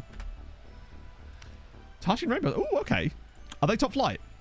Right, so Rebel Salzburg. We want Durin, Michal Nunez, Baumeister, Yamin is... Oh, yeah, because Velasquez is suspended, isn't he? So that'll be fine. Although, actually, I think I'll do Yamin there again and Noe, because I want to give him more football, even though he's a... wait, no, he's a bit tired. Played the last game, I think. Patrice is back. Preitzel's in there. Darla's a right back. Good stuff. No, we're changing them. So we're going to remove the squad reg rules, basically, because we couldn't care less about that stuff. We will, however, be introducing the same loan system that we're using this one, which makes it harder as well, so it kind of balances out. We're just not asked about... We've prioritizing fun over 100% realism, just because it's it's fun, isn't it? The game is supposed to be fun after all. But we will be bringing in things to make it harder at the same time. Basically, think about it like this. It'll be easy because of that, but harder for other reasons. So it'll be fun, but also still challenging. But the challenges will be stuff that we impose. So we're in a little bit more control of the challenges of it. But we're also hopefully going to implement a system where the league's TV money will actually increase at the right... not the right time, because we won't know truly when it's going to increase. But we'll have to take some guesses as to when it would likely happen based on the data we have from the 3 building a nation saves we've done so far. So we can kind of look at where Tromsø, Ireland is a better example because they start lower. So we'll be able to see when exactly Ireland should have got the TV money increases, and we can sort of hard code that into the save, maybe. I don't know if that's even possible. It's something we're looking at. Right. Playing a game for fun. I know. Imagine that. And I'm sure, literally, I'm sure that when I do the first stream and we put the first videos up about it and I explain that, there will be some adenoidal chilies in the comments about it. And that's fine too. You know what? That's fine. I'm past the point of caring about that at this point. I want to play a video game for fun and enjoy the experience and hopefully create a fun story along with it, right? That's what I'm interested in.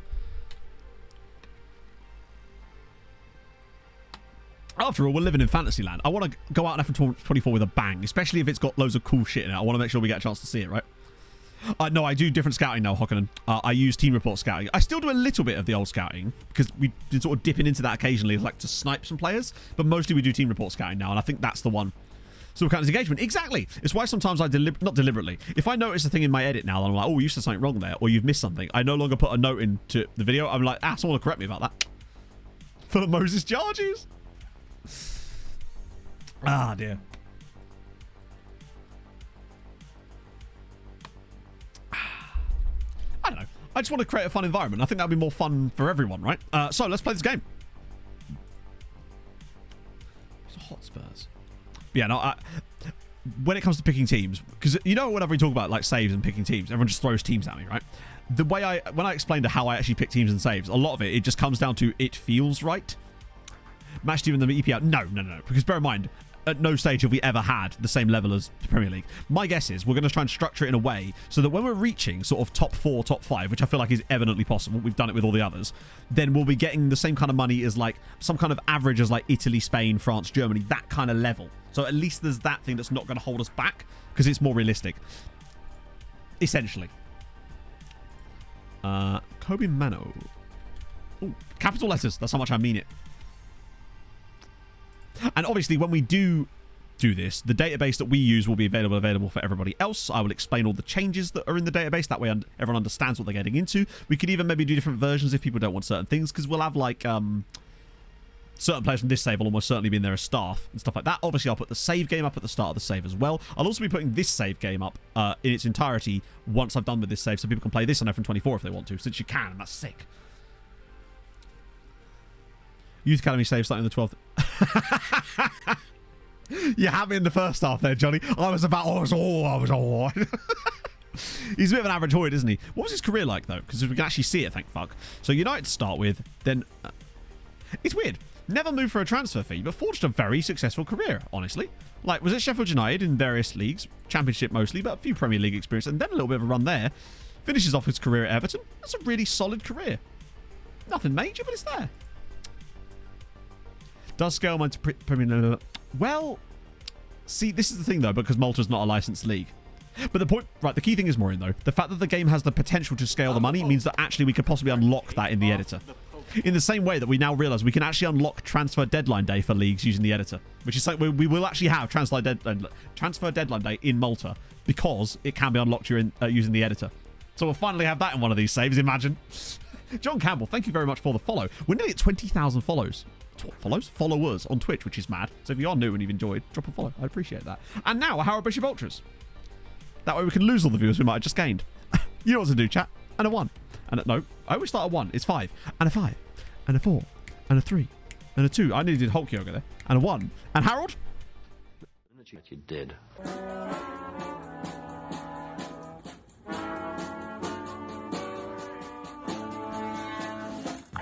And I'm in the house where the coffee's green and the food is grouse. With sandwiches and lasagna too.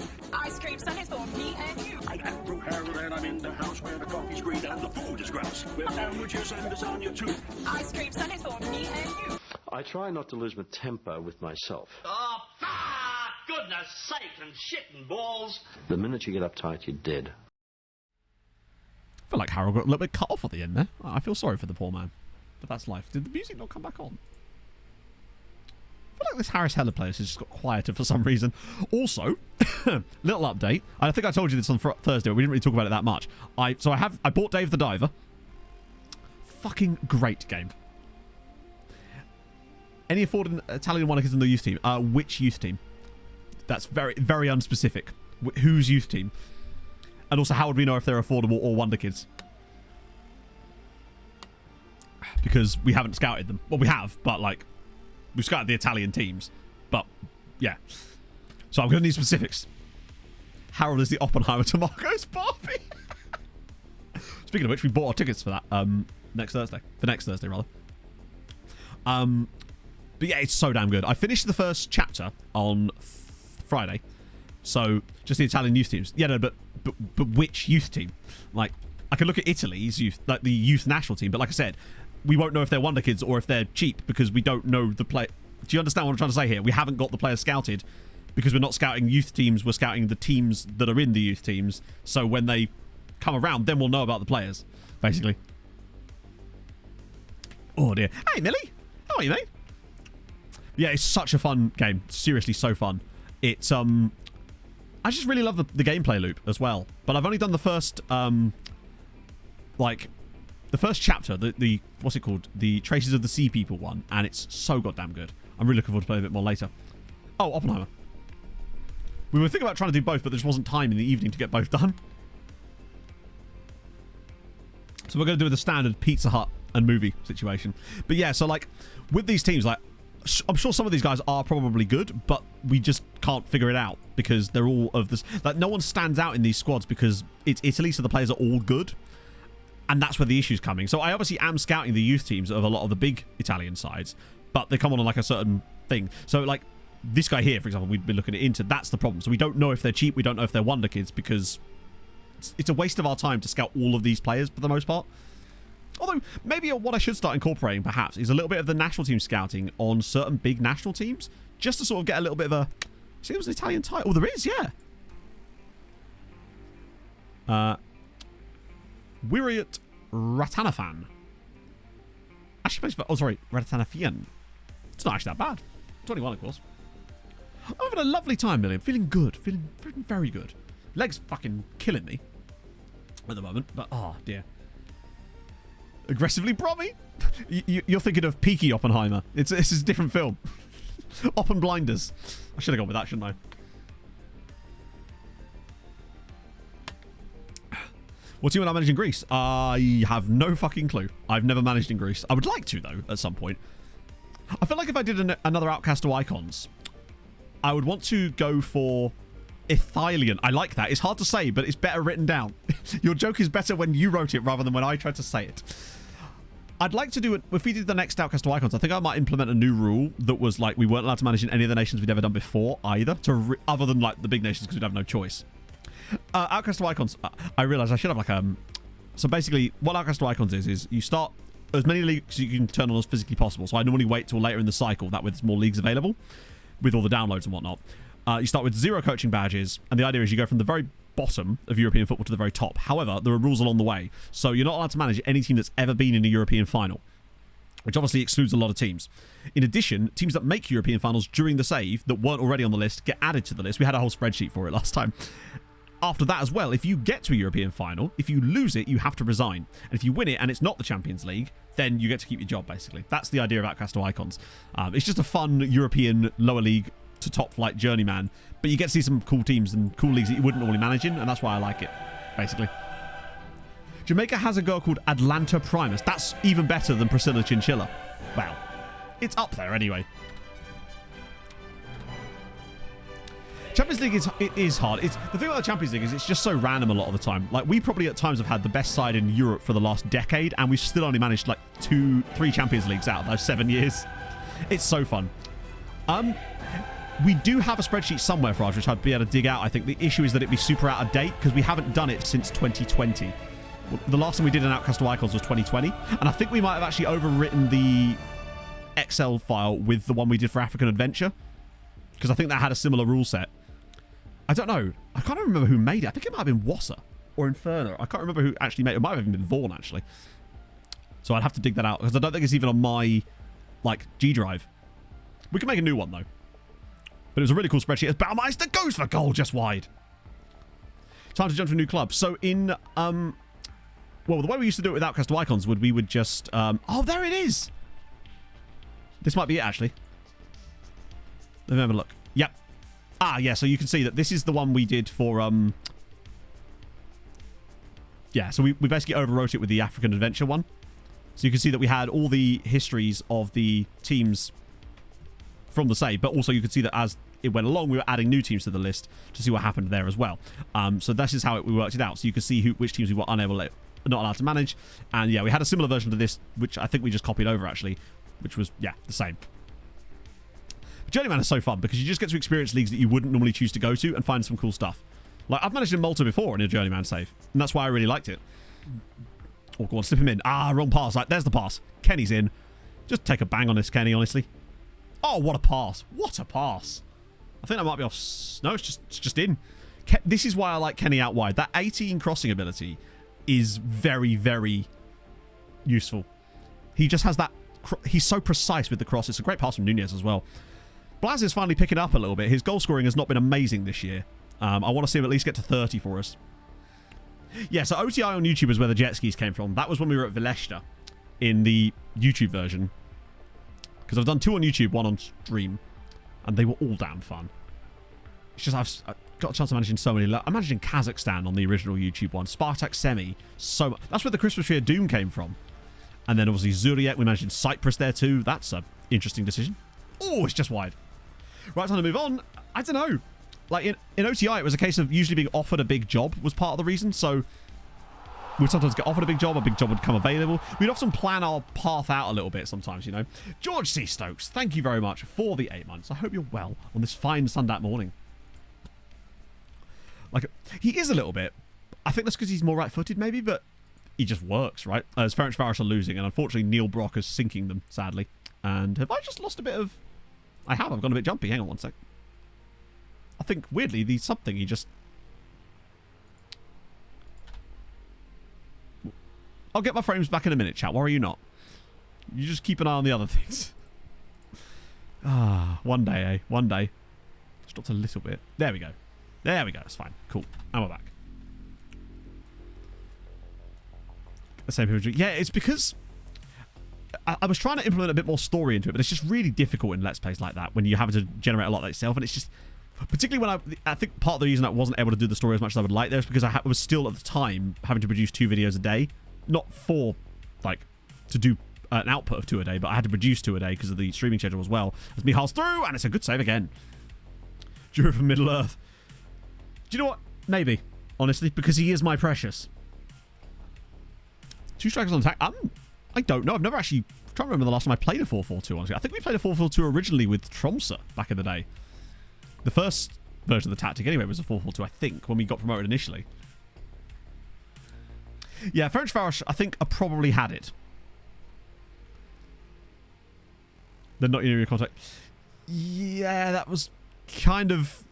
It kind of did go a bit like that. Not through, like, me deliberately... Oh, what a brilliant header from Kent. Only his 3rd goal of the season. That's a great cross. Okay, so I think we can pretty safely say that we're probably going to go 8 for 8. It's either Darla or I think Montiel. I think Darla and Montiel have both been at the club now for 17 years. Which is insane. I don't know if they're going to be able to quite stay around long enough for a second testimonial, because whether they want to extend their contracts long enough, but they're the longest serving players in the team, I would say. I think they joined in the same season. Right, so... Oh, luckily the games are all towards the top, so we can actually hopefully keep an eye on everything. But I think our best bet, actually, is to scroll down here and keep an eye on this section here, because this is what really matters. It's whether Giamot can qualify. I'll accept if we lose Ferencváros. They kind of made their own bed by being so shit for the first couple of games. They're unlikely to qualify, unless they pull off a miracle. It's the others, though, that are super important. A Haladash top 8 would be a big statement for Hungary, and Giamot getting through would be a huge one as well. Millen, thank you very much for the follow. Darla just keeps being good. Yeah, he really does. He's just an excellent footballer. I think eventually he's probably losing a little bit of the physicality in the same way that Montiel is, and we've actually conceded in Europe. Or have we? Yes, we have. Okay. Maybe I spoke too soon. I could totally see Darla getting a round of suspension today, though. So it is awarded. Okay. Maybe I spoke too soon about us being comfortable here. Oh, God. Not like this. If you could not. The keeper's given a lot of space there. Oh, for God's sake. Yep. I jinxed it, chat. I have efficient jinxed. Why am I wearing a belt? It's so... I am being constricted. I'm going to get my belt off and I'm going to smack the players about a little bit. Oh, that's better. Okay. More work to be done, it would seem.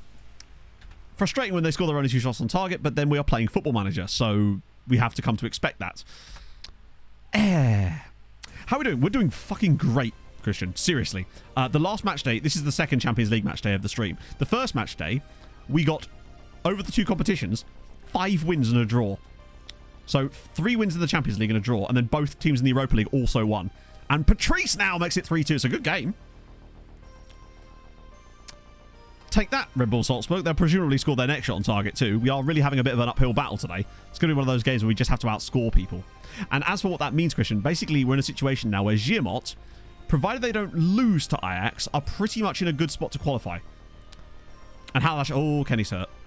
And we can't risk anything. Injured wants to play on. Absolutely not. Kevin, here's your time, buddy. Oh, I need him more subs. Sogos is having another shitter, though. Zivkovic and... Oh! So it's 1-1 between Chelsea and Haladash. They are not lying down. They're making this happen. I don't know if that means that... Oh, my God. As things stand, Haladash would go through in 8th. And Giamot lead Ajax. Darwin the Lion. With the goal that could potentially qualify Giamot for the next round of the Champions League. Come on. Millie with 100 I don't bits. have time to go to the cinema, so I just found that new Nolan movie online. Seriously, wasn't expecting Open Harold to be that good. No idea how Killian managed to so accurately play the role of Harold Bishop in his race against the Germans to develop the biggest shrimp cooking Barbie, played by Margot Robbie. I have become death, destroyer of shrimp, is what he actually said. He's often misquoted. Ferencváros can go through, but they would have to beat Bayern Munich away from home, and they're currently 2-0 down. Ferencváros are down here in 28th. Even a point wouldn't be enough. They'd have to win, and they're not going to from here. I mean, maybe they will. Maybe Ferencváros are not going to win this game. I'm going to tell them that, so that way they do. Bit of reverse psychology there. But frankly, the other stuff is actually more important in a way. Haladash getting 8th would be amazing. Giamot qualifying is so perfect. And now that they've got an even better striker on loan from us, who hopefully will do well for the second half of the season, I could see them actually making a deep... Well, not a deep run. I could see them at least having a go of it. Imagine if they drew each other, though, which is entirely possible. Mihail's through. Can he square it for someone? No. But eventually it's in anyway. It's the same as that other goal. It's 4-2 now. We're back into a 2-goal advantage. Oh, thank God for that. I was a bit worried we weren't going to get 24 points. Playoffs. I don't actually know, Tom, but I still don't think that... I think in your games, if you started a new save, you probably would, but I think mine is so busted that actually, no, you actually miss out on extra prize money for it, which is just a shame, isn't it? Okay. 3-0 Bayern. That's it. Bye-bye, Ferencváros. They've got better things to worry about. Hopefully them being out of Europe will at least allow them to not get relegated. Maybe. But Haladash as well, the fact that they're drawing away at Chelsea shows how close that tie would be if they were to play each other in like a knockout, as Patrice now scores another, and it is 5. I wonder if we could have a season where we score 30 goals in the Champions League group. In fact, we must have done that, surely, the time we beat Rosenborg 15-0, because that's half the damn goals. Wouldn't be too hard for us to score 15 in the other 7 matches. Right, I think substitutions now might be on the cards. Just to freshen things up. Yamin's dead. We'll get Noe in for a bit. Sogos is playing poorly. And Sem, I know he's on a hat-trick, but I like giving Sem extra game time at this point. And maybe Bigmanovic too. Oh, yeah, for Michal. Probably should have done Carpenter, actually, instead of Nunez. We'll save that one, though. Sucks for Ferencváros. I would have liked them to have got a draw. Oh, Chelsea winning again, though. And now Giamot have missed a penalty. That could be massive. Oh, and Darla's got a booking, which means he's going to miss the first leg of whoever we play. So big up to Shearer. And now it's 3-1 to Chelsea. That's a shame. And that means that it will end up costing... hopefully Haladash don't fall out top 16. Oh, my God. I thought they were going to fall out of the top 16 for a second there.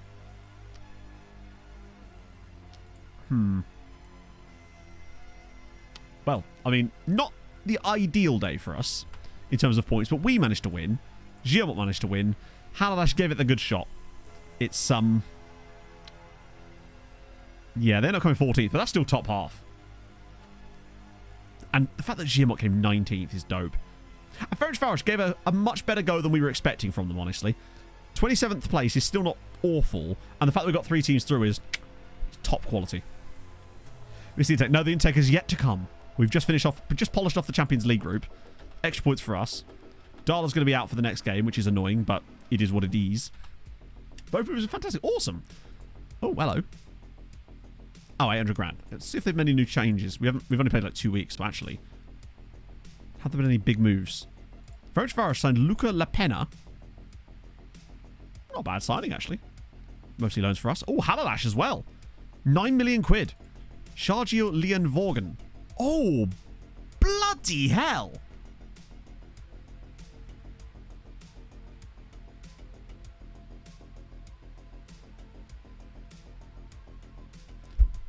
That is an unreal signing. 9 million quid for him. He's worth 50 million pounds at Haladash. Oh. They mean business. God, he's good. He's only 22 years old. I feel like we have scouted him before, but then I just decided not to. And honestly, I'm glad. It's nice to leave some players for them to pick up themselves. Oh, they signed a guy from the Catholic Daddies. Oh, that's the dude. Juan Gabriel Gon. To be honest, he's pretty decent as well. He is pretty decent too. Lovely signs. That's really good though. Oh, I love to see them signing those types of players. I really am curious to see how this chap gets on. Hopefully that... My only concern is they might not play him, and I really don't want that. If they don't play him enough over the second half of the year, I'll just recall him and try and find him a new loan. That was my one worry about him going to Giamot, is that they might not play him because of Darwin. Right. Okay. Újpest away at CSKA Sofia. That's winnable. Kisvárda hosting Young Boys. Tough. But Young Boys are 23rd. CSKA are 32nd. I think they both should be winning these, and that should get them both top 8, potentially. There's really less excuse for them to drop points here. But I can see them both fucking it. No, hang on. Positive signs. Oh, broken nose? Who did it? Who did it? We don't want him to play through anything. There's no point. Things have gone well for Hungary today. I'm blaming that good intro that we did. Because things have gone well for us. Oh my days. That is shocking. That is good. We'll take that. That is awful. To lose 3-0 to a team that were 32nd. And are still 30th. That was only their second win. They beat PAOK and they beat Újpest. That's... What a trash game. Deserved as well. They were absolutely awful. At least they're still top 16. That means Kisvárda must be top 8 now though, right? 4th place! 4th place for Kisvárda in the Europa League. Then again, they've won the damn competition. And when you look at it, there isn't like a Liverpool in here now. There isn't like an Arsenal or a City random in it. I feel like Roma and Valencia, I mean, it doesn't look like a very strong group compared to what we're used to in the Europa League, to what it's been like in the past. It feels like there's actually room for these two both to go deep, and they're still top half. Roma probably don't have one, if I had to guess, or it's still Mourinho. Yeah, no manager. Yeah, the 8-0 probably didn't help, but it wasn't our fault. I tried to at least give them a chance, but that's going to be big for coefficient. Right, what are we at to? Come on. Leeds are strong, but they're not like... I mean, they actually did get to the final last year, in fairness. So they're decent. But look at this. They did drop points against Monaco and Kisvárda away from home. Well, I say away from... They're clearly a team that can be got at. Then again, none of them look completely unbeatable. No one's gone 100%. Monaco went unbeaten, but they also dropped points to Leeds, Boda, and Dynamo Kiev. Villa lost to Valencia. Roma lost to Feyenoord, who, of course, Kisvárda beat away from home. Hang on, where else was that? Oh my god, yeah, they drew too many games. Yeah, they got to not drop points against Shakhtar, really. That probably gets it to them. Did someone get... Oh, look at this. Feyenoord missed out based on bullshit. Feyenoord missed out. Both of these two had a better goal difference than Legia, but because Legia beat Lyon, Feyenoord just get screwed. Although, actually, in a way, that's a weird one. Yeah, Shamrock Rovers actually in the Europa League at all is kind of mad. Right. Surely we're going to be coming close to 14 points. Never mind. 15.2 at the end of the group stages. England obviously stretched their legs over us a little bit more, but that gap to Spain now is we're actually increasing the gap on Spain this year. 15.2 at the end of the group. That's the most we've ever had at the end of a group stage. And that's the benefit of getting teams through in the Champions League. I really think that the bonus points for getting Haladash and Kishvarda through, and Giamot through is so enormous. That's why we always get fucked at the end of the group stage, because England and Spain would usually get 4 teams through, and they just get such a huge bonus for that.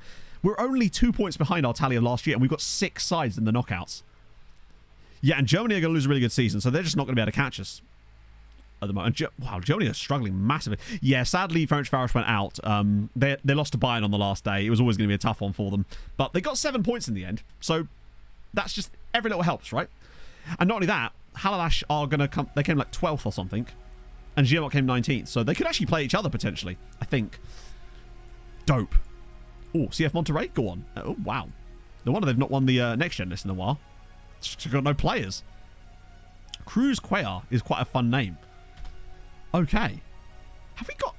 So we've actually only got Haladash, Giamot and Uipesh games to worry about at the moment, because the rest of us are all through to the next round. Napoli have just signed a guy from Debrecen for £2.9 million too. And Manuel Mia has joined... Oh, there's another one from Debrecen. Or is that the same guy? Nope. Debrecen are making a lot of money at the moment, but aren't really spending currently. Like, they've got a budget of... They've got 23 million in budget left. I'll be interested to see if they actually pick anyone up. I'd be disappointed if they don't, honestly. Considering they've got that chance for the Europa Conference League. They can go pretty deep in there. Ah, good, we get a chance to smash Vasas about. That should help. Help the others. Oh, there's so many bids being put in. I think every, like, 10 days we should just check in, because there's still another 2 weeks left of the window. 63 million, not bad. When is the Champions League draw normally? So we can see if they've got those draws actually happened yet. No. Actually, we can find out, can't we? Knockout plays play 1. Okay, so it's the 2nd of February. Nice. Okay, that's fine. Bit of that. Freshen things up a little bit. Now, we'll do Sem through the middle. I feel like... Swap those two over.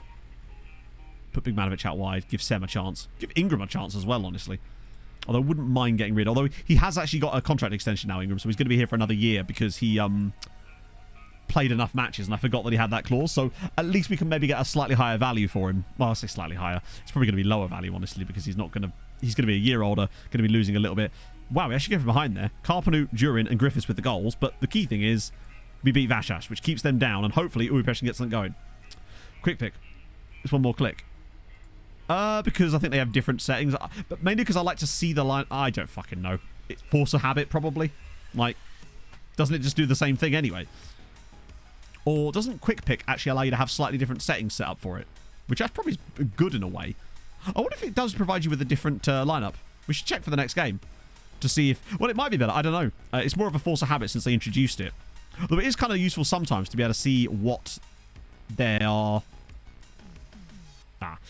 what their thinking is. But most of the time I don't look at that, so I can't pretend that that's the reason I use it. Bayern on Pinder. 22 minutes, nothing. Pinder looks like a really solid player. But I think for the next game, I might actually just do one and then do the other to see if it comes up with any different solutions. Because I think when you do quick pick, you can actually set the selection requirements on certain things, and I don't know if that's taken into account. Oh, damn. Oh, no, we're fine, because we've not got Champions League. I think it takes into account the things you can set up. I don't actually normally set that up at all, but it can be done. Ooh, this is not easy. Those games are tough. Uipesh lose again. They are in deep trouble. Have they got a new manager? Yeah, they do. They got the guy from... who was he? He was the jury manager. It's like, why would they hire the guy who's the manager of a club who have not won a game all season? But does... Oh, wait, so the selection advice one, does that also take that stuff into account, or does it ignore it? Maybe if I'd set that up, it would make a difference. Because I think you can twiddle with a few bits in there that gives you different results, potentially. We can try it, though. We'll try it next game. So, Napoli... Forsberg was definitely another Debrecen dude. Hey, Zanko! How goes Slovenia? Liverpool want Gvardiol. 23 million is better, but it's still not that great. Bayern Munich want Teixeira. That's not happening. As much as we talk about like, the future of this role, Macheri has not yet found a loan. Because no one wants him currently. And he's actually quite good. But I might try to just loan farm again. just to see if there's any interest in some of these guys again. I added a load of the Hungarian guys to it as well. Yeah, of course you can. Like, I'm always curious about other people doing building a nation save. It's just dope to see the success. Best method to find Wonder Kids. It depends on the database. The fact that it's in 2050 is not really the thing that matters. It's what sort of database setup is it. Like, how many players are loaded, what leagues are loaded. Stuff like that is what really matters. So, Manta... Oh, that was a... Oh, beautiful. There we go. We found one for Hegadush. It's about a month away from the youth intake as well, which I want to make sure we do get the youth intake done today. Be weird if I didn't, wouldn't it? 48 million for Tichero. I don't know. I like... Tichero reminds me a lot of Sogos, a player that just seems to get... And he's a model citizen now, too.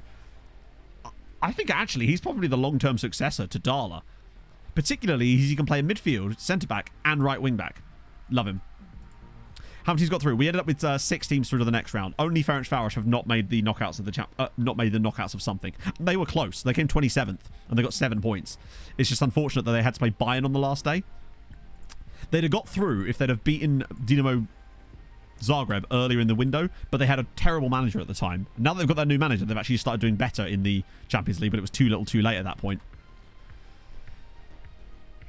So, it's fine. And frankly, they need to concentrate on the league for a bit, just to avoid getting relegated at this point. Santos, maybe? No. Andy Castro, I like it. Good name. Solid.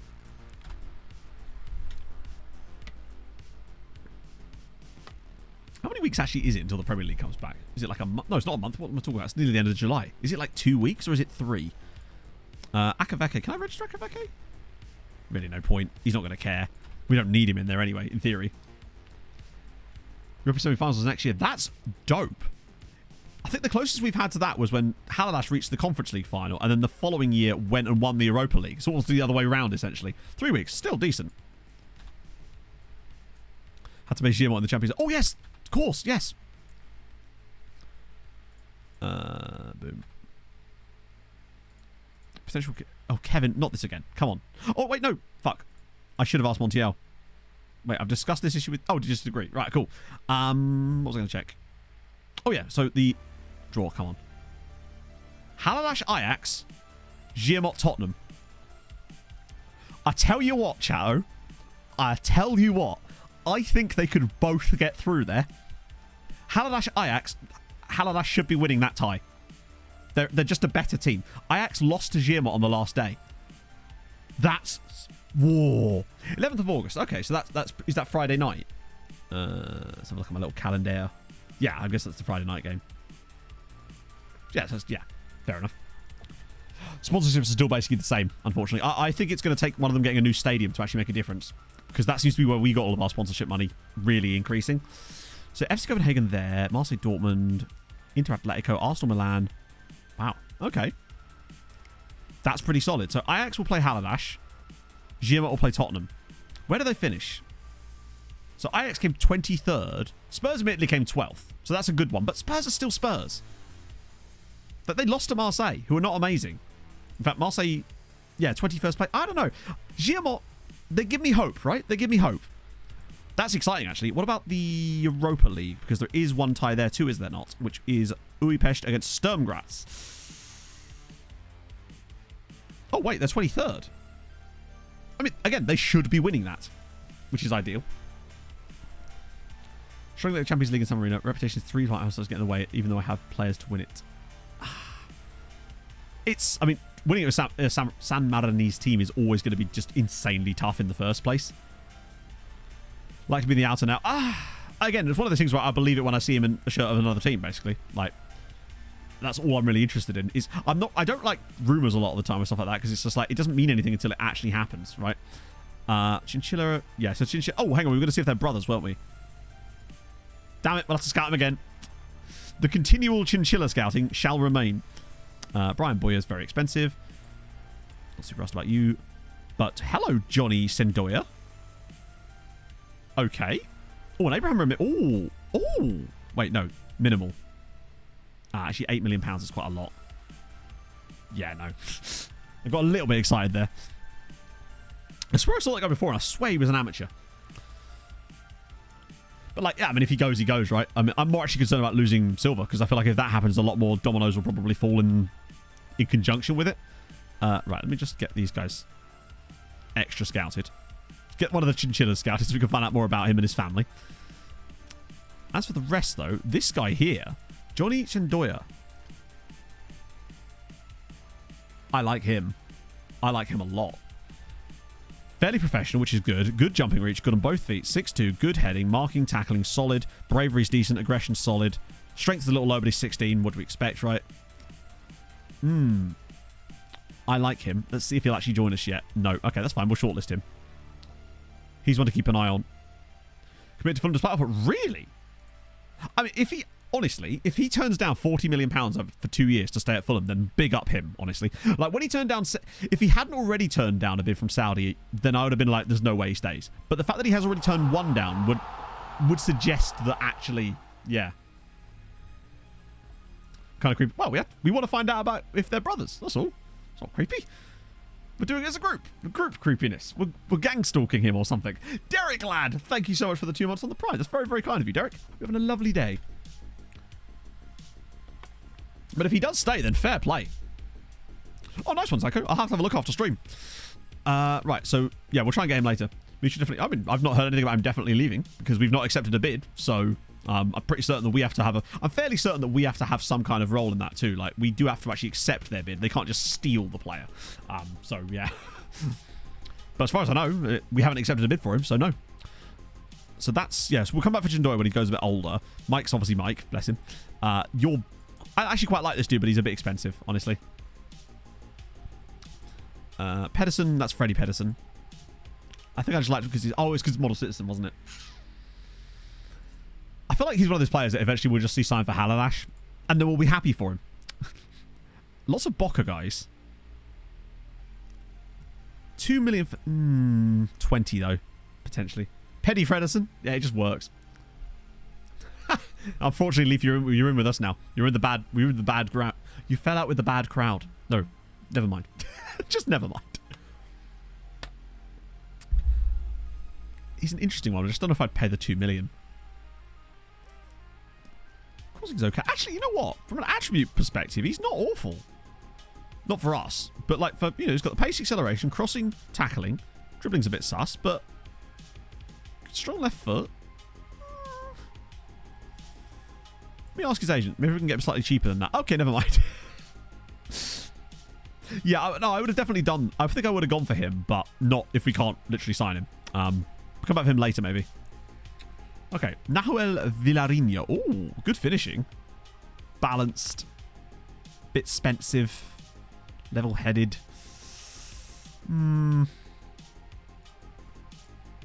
Oh, he's not interested either. Okay. I think it was something to do with him just signing a new contract. That sometimes happens with the younger players. Mangano. Oh, actually, it's a similar story with him. Not as quick, but he can cross and tackle, which you know how we like it when players that are defenders can cross and tackle. And he's good on both feet. 400k and 3.9 million. Trying to think what a reasonable amount for him is. If it's anything over 2, I think I'm out. Fuck, no. I feel like, nah, not at 4. I love it when they do that. They say the 3.9 to 4, and then they want minimum of 4, which I could have got him for 4. I just don't want him for 4. This guy was... 1-on-1s are okay. Reflexes are really poor. Well, not really poor. They're just poorer than I would have expected for a player of that kind of alleged quality. Mateos Arahu. Sorry, Araha. I'm struggling. Centre back with 12 jumping reach, 6'1". Okay, 10 poles actually. He might be more like up our alley right now. Cheap? Oh, okay, 3.1 million. If he's under 1.5, I'd take it. A real adult? Useless. What did you last see, Hadrian? Let me catch you up. Basically, we got 6 teams through in Europe, and both Haladash and Giamot got, I would arguably say, winnable Champions League draws as well. And honestly, so did Budapest. Let's try 300k for you. Would I pay 1.8 for him?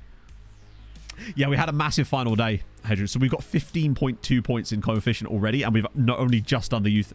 Not youth, we've only just finished the group. So that's probably our best ever at this stage of a season at this stage, which is dope. Take 1.6. Will they? Let's try it. No, they won't. Actually, wait. They sort of will, because essentially they will, and this doesn't actually matter. So actually that is correct, but yeah, fair one. We could overcome. We're still behind England by 2 points, because England are still England, but it's better than it has been lately anyway. So we've got Odd Leon as a guy I've been looking at for a while, who I always thought was just slightly overpriced. A half of max, yeah, but that's what I normally go with, but that's why... But that wasn't half, was it? Because it was 1.8 plus 1.6, which was 3.4. So actually 1.7 was probably the... What we probably could have got him for 1.7.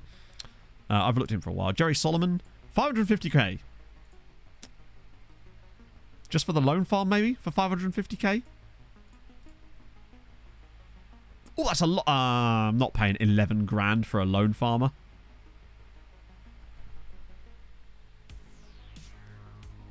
Not who, like, I don't mind paying that amount of money for loan farmer sometimes, but like, it's a lot of money to give for a player who's a ball winning midfielder that can't mark or tackle.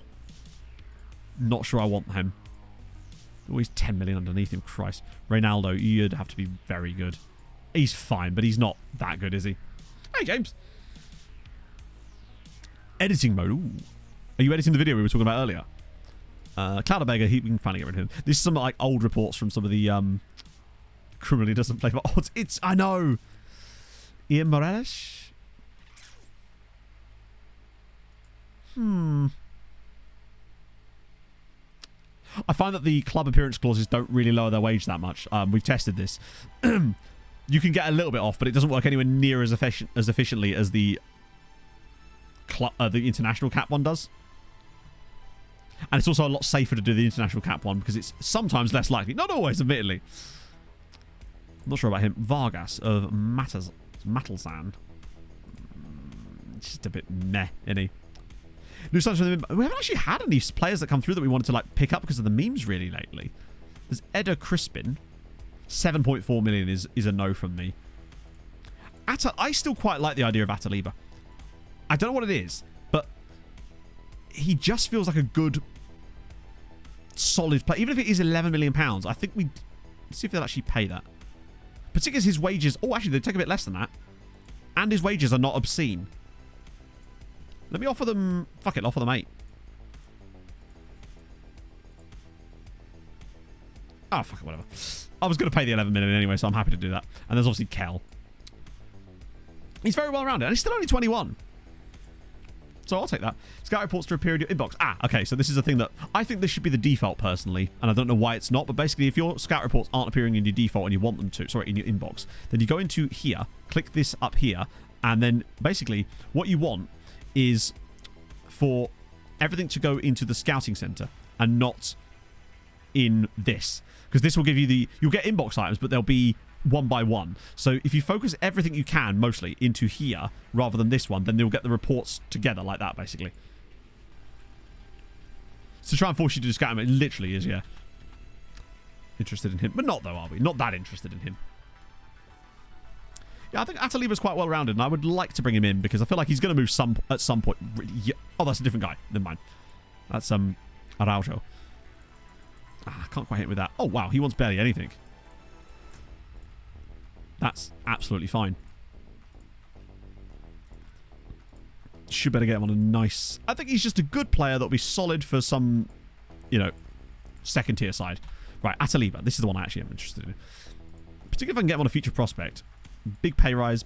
If I can take it out, I will, because I'm actually not super asked about that. Yeah, that's fine. It's not the default. I don't know, Rick. No, you still will get them in you will still get them in the scouting center in your inbox. It's just that if you don't set it as the default like that, then you'll get individual... basically what you'll get is you'll get an inbox item about every single scout report when they come through, and it's just a nightmare to deal with. Okay, we can give him...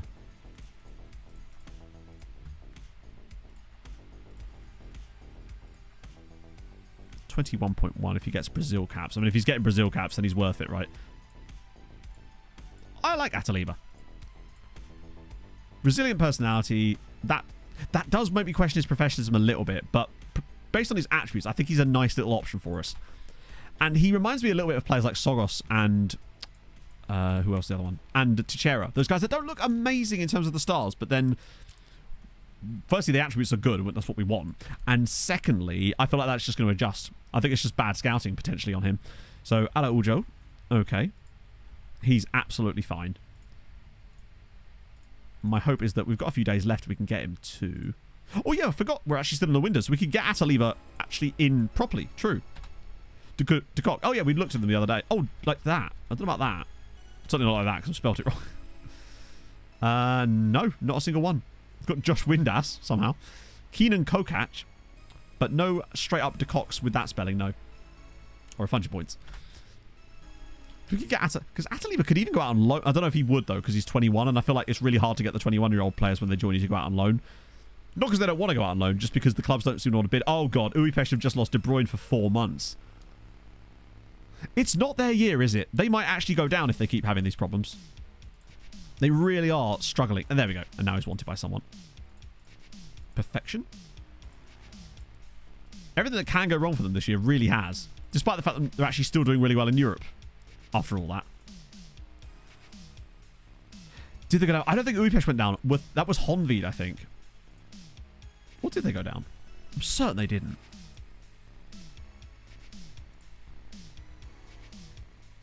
Oh, no, they definitely didn't. In fact, they've never been relegated.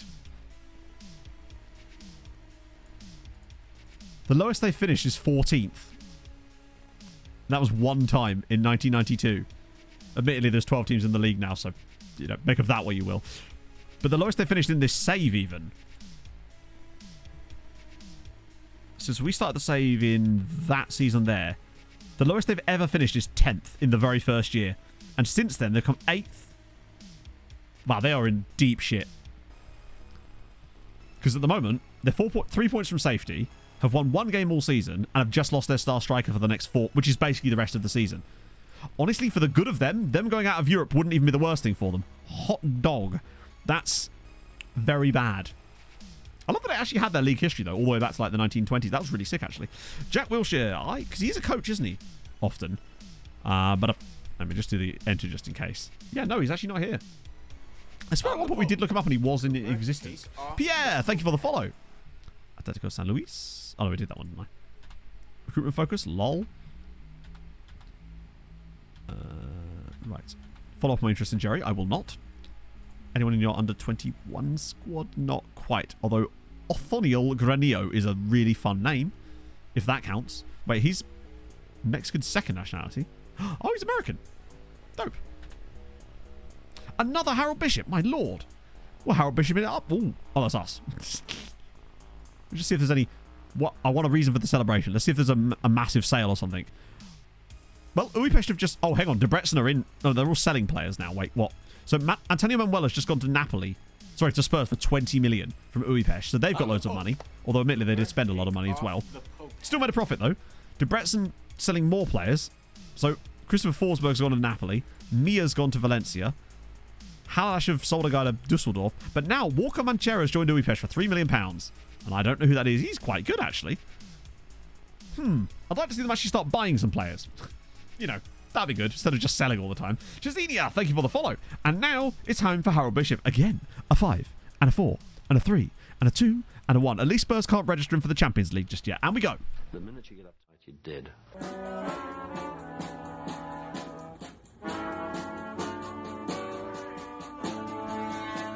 I get through Harold and I'm in the house where the coffee's green and the food is grouse. With sandwiches and lasagna too. Ice cream sundaes for me and you. I get through Harold and I'm in the house where the coffee's green and the food is grouse. With sandwiches and lasagna too. Ice cream sundaes for me and you. I try not to lose my temper with myself. Oh, goodness sake and shit and balls. The minute you get uptight, you're dead. Every time we play that, I always think to myself, and enjoy it tremendously, the thought of someone just thinking, oh, who's this guy? I'll check his stream out or whatever, for whatever reason. Just bored on Twitch, thinking of some Football Manager content or whatever. Rock up, and then there's me, firstly, which I apologise. And then there's that. And I always wonder what your reaction to that would be, just in general.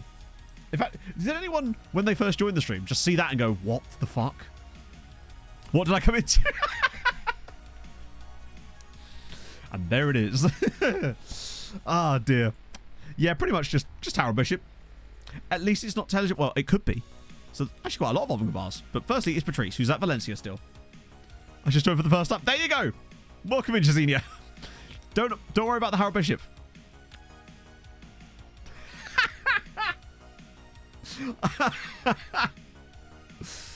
To be fair, I still think about it sometimes. It's like, what happens when I got bored in an afternoon and we just had a stream full of memes? That just being the result of it. Who are you, Hibbos? How did you get that sub streak? Whose account did you buy? So yeah, that's Patrice. I like that he's still knocking 100 caps for Belgium, actually, is ridiculously impressive for Patrice, because I don't think he got any of those when he was playing for us. He's been at Valencia for a decade now. And he's part of that Valencia team that has done well. Like, they've been in the Champions League with him. I'm really glad that he, considering... Was he a freebie? Yeah, he was. He was one of the Belgian amateurs, wasn't he? Yeah. This is what I mean. Belgian amateurs. Free transfer from the Belgian Amateur League, or Belgian Amateur Team, and we sold him for 24 million 3 years later, and now he's playing in the Champions League and 100 caps for Belgium. It's amazing. Speaking of Belgium, actually, while we're here, is it worth a look? Or actually, no, there's no point in us looking yet, is there? Although there is a couple. In fact, fuck it. Let's look now. Look at boring after 20 years. Depends, really, when you set your goals right? You know? It's a bit like saying, does it not get boring after being alive for 20 years? You know, depends on what goals you've set for yourself, right? If anything, I prefer it when there's less real players around. Okay, have a look at those guys. He did kind of get us going financially. I think he was our first ever big set. Oh, do you know what it was with him? We were in the middle of a transfer window, and Dortmund put like a tiny bid on him, and then I just jokingly said to chat, wouldn't it be funny if I just offered them £20 million plus some add-ons, and they just accepted it after bidding like 3 million, and then they just did. So we just sold him. Because back then, that was a lot of money for us. So he's going to go to Vesprem. Nice. Cool, right, I've got some lookups to catch up on here, haven't I? So we did Omba. We'll do Harold Bishop. One day. Nah. I can drink. Oh, Barbie. Come on, Barbie. Let's go party. Loads of Barbie. Oh, God, there's going to be so many, isn't there? Chris Barwick shirts. 262. Rubbish. The closest we're going to get is... Technically, they do have Barbie in the name. You've got Lionel Barbie. Imagine if there was a Ken Barbieri. That's the closest we'd get to being the proper meme. I know, Billy Child. It does suck. I was really looking forward to it. I might even be able to get a refund on my AstroTurf trainers, potentially. Because I think I've had them less than a month and I've not actually worn them. They've not even come out of the box other than when I showed you guys the other day. So at least that's something, I suppose. But that's not really, you know, important. I was just looking forward to a fun day. So there's Yoshitaka Nakanishi. Our big man. 118 caps as well. What a guy. Just what a player. It's not happening now. Heroes had to be cancelled, unfortunately. Let's see. 11 whole months, Matto. The time does fly Bill! when you're having fun in Hungary. This sub-message comes from Buckingham Palace, where I am watching with LA King Charlie himself. There's a lot to break down there, Bill. A lot to break down. But I'm glad you're well, and thank you for the 11 months. Nearly finished that book you recommended to me. Really enjoying it. Hang on, there's a real player called Nuke. Oh, that's dope. In fact, I know you're about to do the lookup, Hadrian. Save your points. I'm going to look him up in a second. So yeah, that's Yoshi. I think oh yeah, we had no choice with Yoshi, did we? That was one of those stupid explore options deals. I would have much rather kept him. But we've kind of been pretty good about that ever since then and not losing players on those exploring options. Other than the Castillo one, which was kind of okay. What? There's an Oppenheimer Stadium in South Africa. No teams play there. It was built in 1948 as well. Worryingly. It's like 3 years after it. South Africans were like, yeah, feel like we need a stadium named after the bloke. Wait, is this stadium actually named after him? It's the crater. Okay. Let's have a look at Nuke. See if there's any nukes about. Apparently Mikel Arteta is one. Capacity. It is 40,000 cap. I refuse to believe there's multiple ones. So sadly, no nukes for us. The proliferation treaty's gone through. Did you phrase it with sub message? No, it didn't phrase on our end though, because I am freezeless these days, my friends. Which is a strange feeling for me, admittedly. Didn't have a single camera freeze in the last stream. We haven't had any today. I'm looking at you, Camlink, doing a great job there, buddy. He's not really. The Wire, the new Wire, is doing a fantastic job. It's holding this all together at this point. F23, your favourite game ever? If you mean like in terms of FM games, then I believe it is the best one they've produced so far. I got absolutely shat on for this when I mentioned this in that graphics video, in the update video. But I think that's just is objectively true. I'm not saying it's a great upgrade from last year, but it is still better. Ergo, it is a better game. But, you know, maybe I just didn't get my point across very well, but I think I did. I think I explained it fairly succinctly. Oh, thank you, The Phenomenon. That's very kind of you. Welcome in, my friend. Tired of subscribed. I know, you're all about the freezes. Named after a diamond mogul. I don't know what's worse. Oh, dear. Soho. Authentic Chinese? Chicago deep dish pizza. Pog would like that. She does love a deep dish. That's her pizza of choice. I am more... Yeah.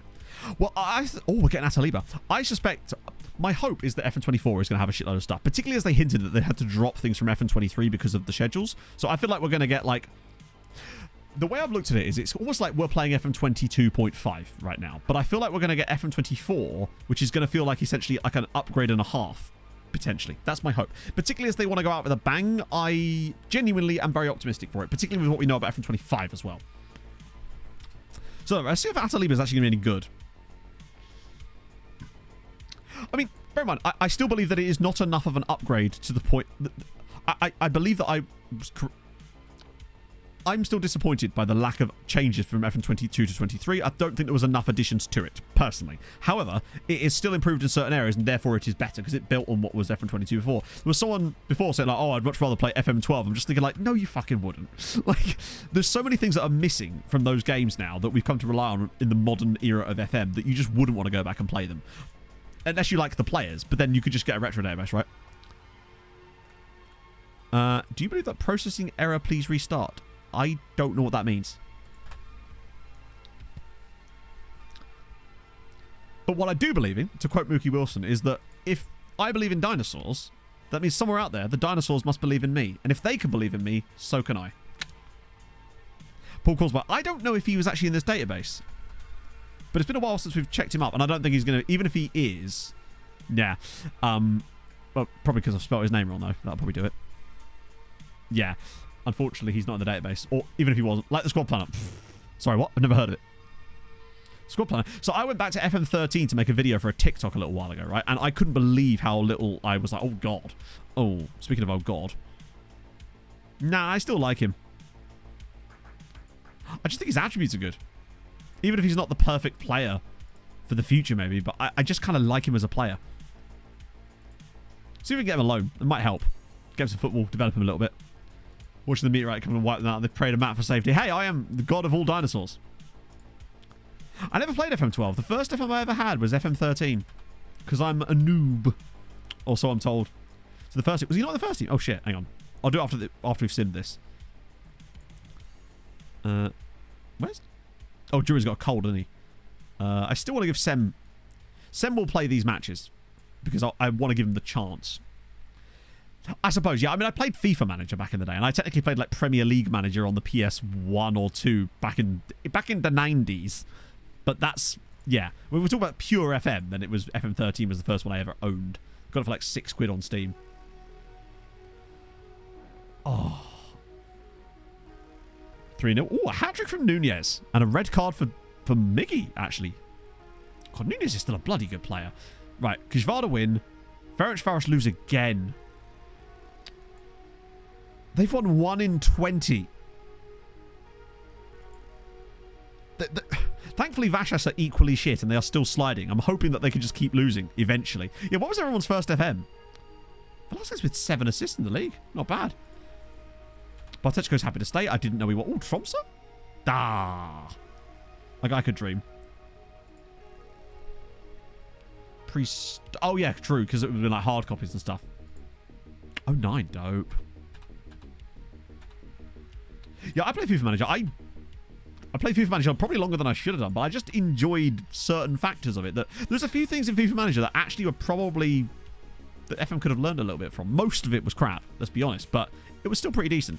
So Velasquez and Palermo are out. What else? Oh, 2-pack. And... Could I interest you in the Typico Bundesliga?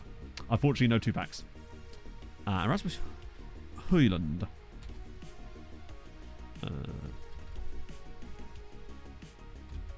I think I saw him.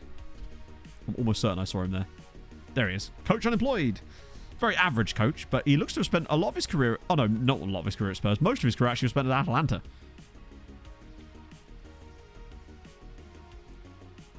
LMA, yeah. Because there were so many management games around that sort of time. Oh, really? That's how you found me through Nordic Nomads? I suppose a fair few people might have done. EA Premiership. I don't remember. That might have been the one I had, actually, Deep Crender. Now that I think about it. It was definitely something like that. Yeah, he's been very consistent. Like, 14 minutes at Atalanta. Just killed it. Particularly over these 3 years here. Like, I mean, even at this point, 23 goals in Serie A is nothing to be sniffed at. And actually currently, well, not currently, was playing for Spurs. He's only just retired. Oh, no, what we're talking about 6 years ago now. Christ. How the time flies. Case had the club logo on. Yes, that was FIFA Manager, wasn't it? You could get like the customized ones. I did like the little bits of extra control that they would give you sometimes. Oh, hang on, you got. Oh, this. Hang on, Slipknot. I've just been given this. This post may contain erotic or adult imagery. Is it just because the players are disgustingly good? Holy shit! Yeah, no, I agree. That is Phil. They're all Spanish. I say not all Spanish. Vast majority of them are Spanish. That is outrageous. That's what I want my loan farm to look like. And it kind of does to a way, but just not to that extent. I understand why Imgo had to give us the warning, honestly. Makes complete sense. When are those Champions League matches out of interest? Oh, no, it'll notify us, won't it? But it won't notify us of the UEL one, which is on the 12th. Oh, a couple of days. Not nearly enough Ivans. Transfer bunks. Really? I never played that. Oh, hello. Oh, the league. Wait. Oh, he's playing the league again. They must have come off the bench. Oopsie. 1-0. I don't remember that one. Where to spend the manager income. Yes, that's what we need. Right. Okay. This is their moment, chat. Budapest faces Yuri, a team who I think have now actually won a game. Who did they beat? They beat Honvik. All right. Point being, if they can't win this, they are truly screwed. They did win. Michel Bell and Fruta with the goals, and Budapest now leap out of the relegation places. They just need enough wins to get above Vasas. That's all we need from them. I open my own. Whole team of Ivans. Okay. I like that we have Tromsø as an affiliate. Hang on. Let me see if I can get this right. Connalt NL. Thank you very much for the follow. Turn off the floodlights from what you pitch. Wait, really? I just miss when there was more competition in the market for certain gaming genres. Just in general. Like, because, you know, for example, like, say, because I consider football gaming like its own sort of genre in that respect, right? Say you like a roguelite. Just think of the amount of options you've got out there for games that you want to play. And obviously that's a more broad concept because there's a lot of things you can apply to it, right? But there's just so little competition in this space now. I think that really is a problem. Currently coming up at the moment is Mezhkovej. Wow, that's tight. Basically, any of these 5 teams could come up. It really is totally up for grabs between Pakshi, Diosjori, Spartacus, Pushkash, and Mezhkovej. Yeah, basically anything that's single player. Oh, yeah, because there's less money in single player games, isn't there? Because with online games that have got the skinning element to them and stuff like that, it's just could make absolute moon money. Even games that isn't really an issue. Things like Rocket League, they're probably still yeeting money through their season pass crap. I mean, who am I kidding? I still buy it. I say buy it. I get enough credits during the season that I can just get it for free, but still. Or do they gain more WEP again? Oh, wow, they did. And actually, wow. That is actually impressive. The second tier in Hungary is now considered a higher rep league than the Spanish second tier. And only it's Italy, France, and Germany, and obviously the Championship will be above it. Championship's obviously fairly high up in 22nd, but these guys are right there. Mouthful of... Well, it's because all the S's and Z's and trying to make sure I say things as correctly as I physically can. Oh, do you reckon they'll start saying like skins for your manager? I want emotes. I want my manager in Unity to be able to do emotes. I want my manager dabbing on the touchline and flossing. Because you've got to look after your teeth, chat. Bit of that. I really don't want that. I actually remember... here's a fun one for you. Oh, I thought it was a youth player for a second there.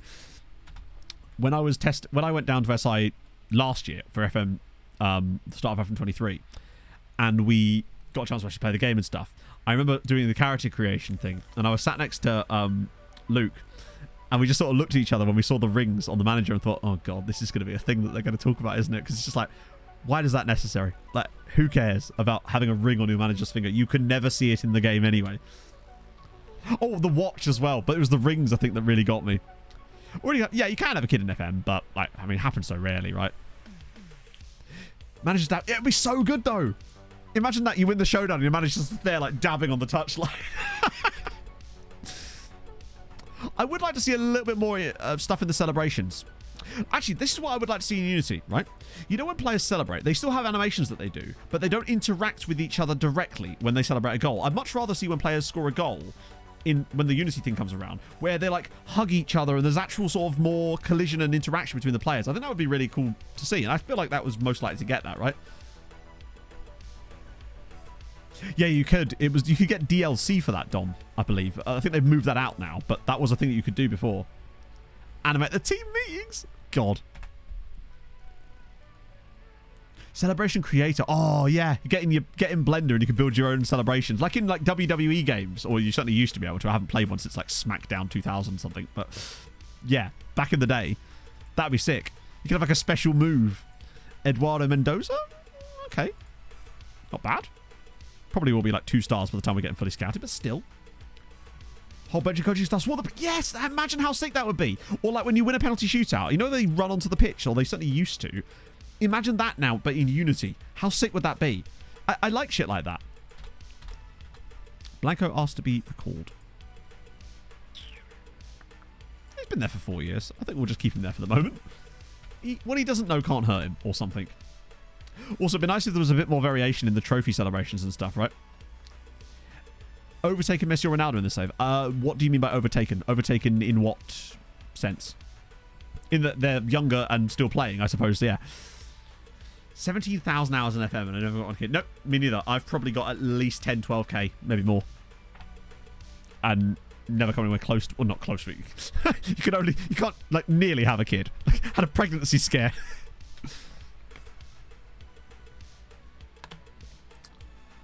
Which is looking pin up. Yeah, basically, yeah. Dynamic jewelry. True.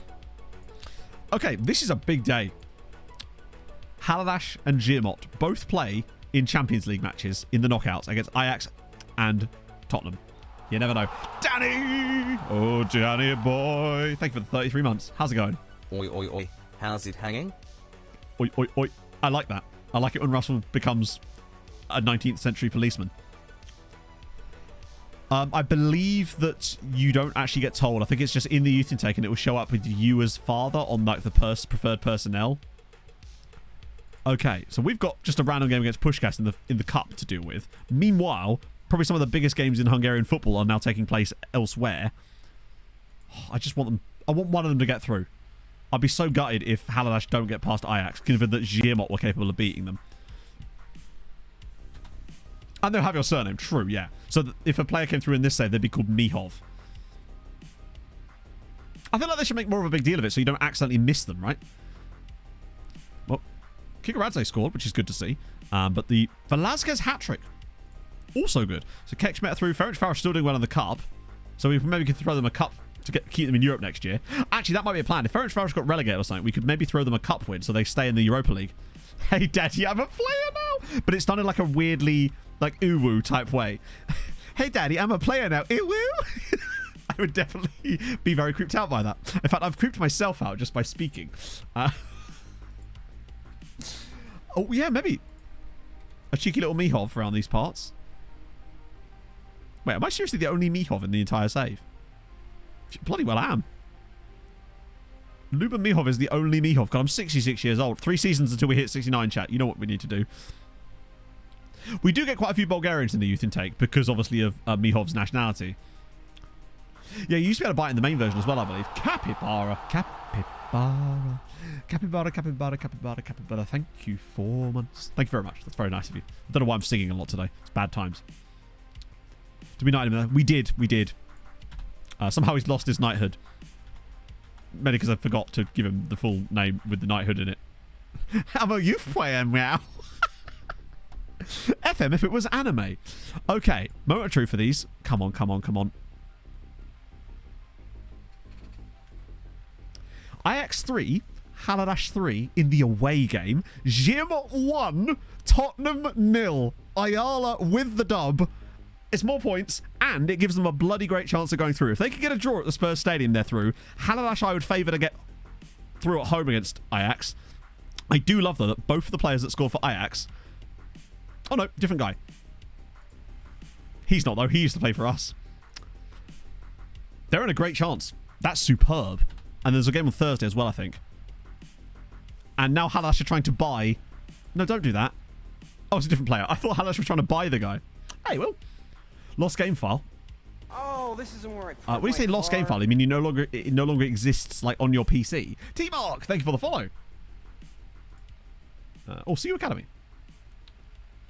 The good young'uns. Well, I mean, we scout them anyway, so if they had good young'uns, we'd see it the last time we... what are they called? It's like... What are they called? If it's just not there, then I suspect you're not getting it back. Although you could try looking in the recycle bin, potentially. Fuck, what's it called in FM? I always forget what it's bloody called, because it's not called CU Academy, is it? It's called, like...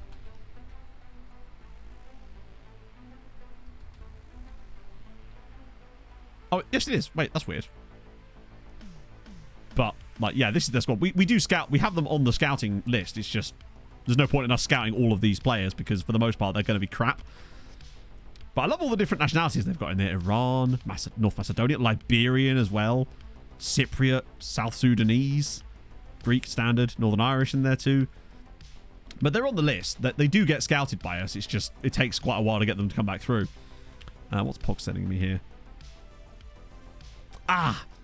What a sentence this is. Matt, we got too much food. We forgot we're going Pizza Hut on Thursday. God damn it, Pog. I know.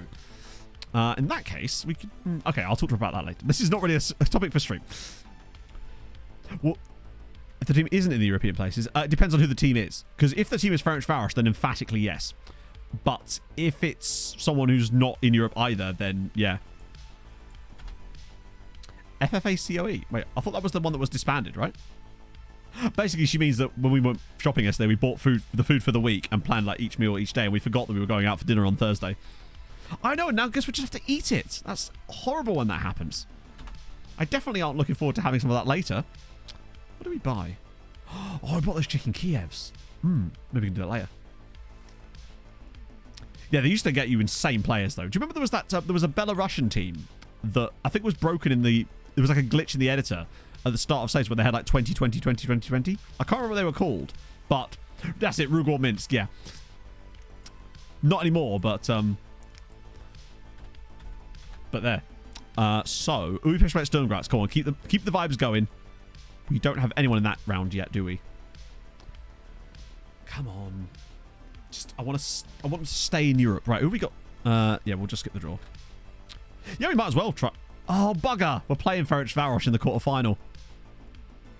And really... There's no way we're going to be able to throw... Oh, actually, to be fair, if we end up against someone like Haladash or Kishvarda, we could throw it to them just because of the reputation bump they get for winning the best cup in the world. Because it quite literally is the best cup in the world. Reputation-wise, anyway. There was a few academies like that in the game that were just utterly broken as far as that stuff. A 1-1 draw away from home, we absolutely take that. Rid of nicknames. Yeah, we just... If a player has a nickname, you just remove nickname. Once you've set the nickname, you can just remove the nickname. Free-for-all Centre of Education. I like to believe that was the case. Right. Oh, by the way, chat, for the Whiz Quiz today, I actually did a Mid-Journey one for you. And now that it's Mid-Journey version 5, I've started putting the club's full name from the top bar in there, and it produces some very interesting results. So look forward to that for today. Let me just try the coefficients now as well, because that's going to give us a little bit more. 15.8. We've actually gapped Spain even further. Dope. That's so sick. We're still like 2 points behind England, but there's a chance that we could actually... Oh, hang on a minute. Chat, there's a chance we could get second spot and get an extra Champions League place.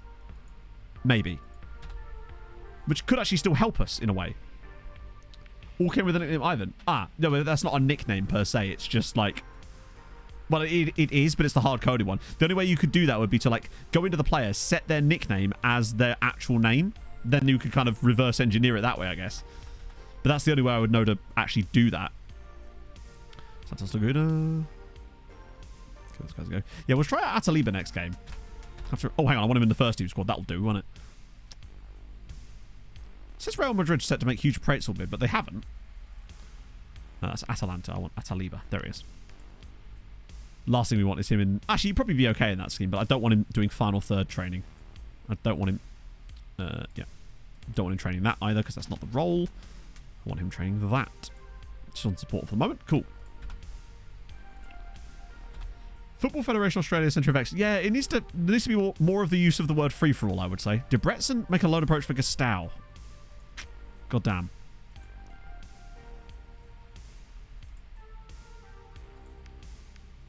I'm kind of tempted, honestly, particularly as they're going to pay his wages. Well, not his entire wages. And as an important player, it would give him a chance to develop for a little bit. We actually have other players that can... I might actually do that. Not with the goal of having him stay there long term, but just to keep him on regular football for a couple of years and then bring him back properly. Because I think the one thing he needs at this stage in his career, at 20 years old, is he needs to get football. And with Debrecen as an important player, especially if they're going to pay his entire... Well, 80% of his wages too. And it gives Debrecen a stronger player, considering they've clearly lost a few guys. And Kishvarda are offering Roger Hairy Arse a contract. Kishvarda want a bit of the hairy arse. We'll have a look at the... Because there's obviously a lot of transfers being done in Hungary at the moment. Salzburg game, I think we won 5-2 in the end. We were 2-0 up, and then they scored both shots on target, standard. And then we kind of blasted through them towards the end. But it took a little bit. Right, so... Then I'll put... Ataliba in there.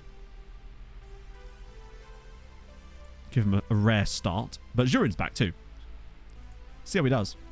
It'd be good to see how Ataliba does in this role, because I think it does take a certain type of player to be efficient in this role, like the Tex-Mex, the Ingrams, and now the Nunez, because he's so good in that. Yes, Kazura. It's the EBS ones, the Evidence-Based Football Manager ones. I don't unfortunately have a link set up for that yet, because I've only been using it for the last, 18 months in-game. Now, Youth Intake is on usually the 9th of March. Any bigger sales? We've not made any big sales for a while, actually. Not this season, anyway. 57. Ouchie. Hello, Saz! Saz with the 19 months at Tier 2. Wow, thank you very much, my man. That's very, very kind of you. Oi. Right, let's go. See how he does. See how he gets on. Be curious to see if there's any big buys for other Hungarian sides, because they've all spent most of this window selling players, which is fine. 4-1 win. Okay, so Zuri continue being bad. Carpenu, Blaz, Nunez, and Limoero, and... Ataliba didn't have the best game, but that's fine. He'll settle in. Uipesh take a draw. Ferencváros take a draw. And Vasas, I think, had already lost. So, okay, they're nearly there. They just need to be better than Vasas for the rest of the season, and it'll all be fine. Kishvarda, though, getting humbled there by Budapest Honvéd. They're still, admittedly, miles clear of Haladash, who seem to be on a bit of a wobble themselves, honestly. So Diakite could go to... This is better. This is what I like to see. Those players, I've tried to sell them, but they're not actually... Hyro Gobby is a good name. I imagine he's a bit of a loudmouth in the dressing room, though. So we've got to look out for that. Golper. Of course, yeah. I'm surprised he hasn't hit that. Normally he hits that within about the first 2 months of the season, so I'm not used to seeing that in February.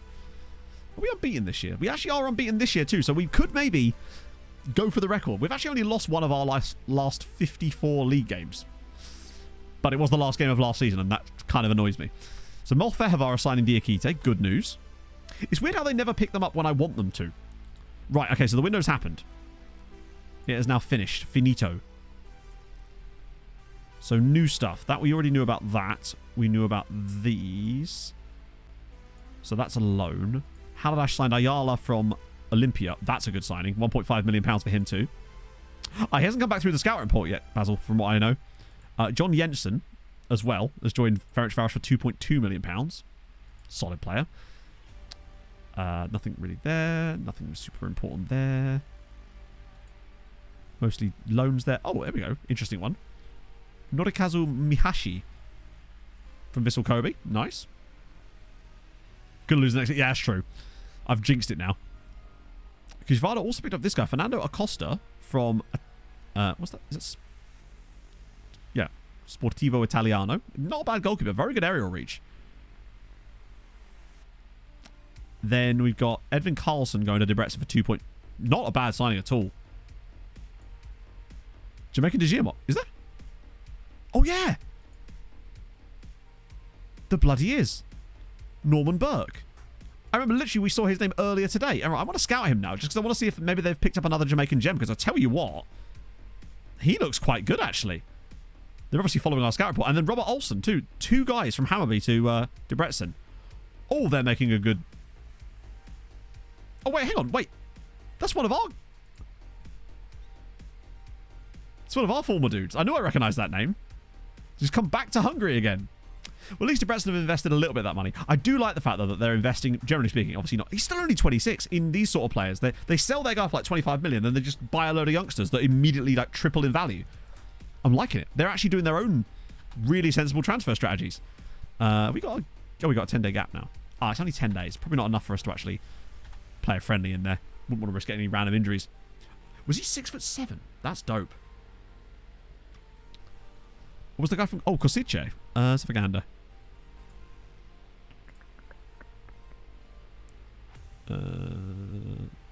Oh, this guy here. Laszlo Balázs. Oh, that's a loan from them. Hang on. I was looking for this one here. Dominic Barron. 18 years old. He certainly doesn't look like a bad player for 18. And for 170 grand, he actually looks like quite a decent prospect, potentially. I might scout him just so I can get an idea of what they've got there. Platense. That's it. Cool. I'd say that's a really... I love seeing their scouting and their sort of recruitment actually be way better. And let's see how much money they paid. 155 million. Are you joking? It's so weird that we have a player who... He's so much better than what Brandon Silva was back in the day. And yet, I had a bid of over 200 million for Brandon Silva one time from Liverpool. It's really weird that they don't bid those big money on our players anymore. And the others do. What do you mean? We just looked through all their transfers. Catriel. Okay, interesting. Take a bit of that as well. Video guide on how to tie down your one against the long contracts. I don't know. I mean, I don't really do anything interesting. Really. I don't think I'm doing anything that anyone else isn't doing. Wait, what? More playing time, buddy. You've literally played in every game you were eligible for. Huh? The last game he didn't play was a friendly in December. In fact, okay, sorry. The last game he didn't play in was in the 7th of December against Giamot. He's played every game since then. What is this crap? Regular start. That's such a load of shit. Regular starter. He's played in every game he was eligible for the last 3 months. Let's have a see how that promise is actually coming along. Was expecting more playing time. How? What do you want to do? Play twice? Oh my god. Why won't you let me help you, Patrice? Damn it, Patrice! Stop smothering me! Oh, fucking Patrice, man. Irritating as all hell. That's why star player contracts are so busted, man. How many's been... Oh, that's a good question, actually.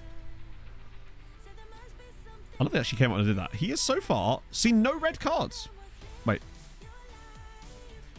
Let's play friendly matches. It doesn't work. It doesn't count friendly matches. It only counts competitive matches as well. Which makes it even stupider because that actually makes sense, but then it doesn't seem to matter. The problem is because it was a Christmas break, it considers the time and not the number of matches. Even if you don't play a game in that period, it's like, well, he hasn't played. It's like, nobody's fucking played. But there you go. So, yeah, as for Chelsea, he's had no reds. He had 5 yellows the first season and 7 yellows this season, and incredibly, no reds. After contracts agreed. Okay, yeah, but that doesn't work anymore. Because they patched the game, and you can't... If you do that now, it will piss them off. Subbed off mattered. Also, he doesn't get subbed off because he's a centre-back, so I never sub him off. But also, the game doesn't care if you sub players on. The game doesn't really care if you sub players off. It only really cares about them starting, which is the dumbest thing. So, for example, if you started him in a match and then just subbed him after 1 minute, the game would consider that the same as him. But if you subbed him on after 1 match, then... First one out, yeah. Have a decent personality. I've noticed that it pisses them off. We don't do it because of that reason.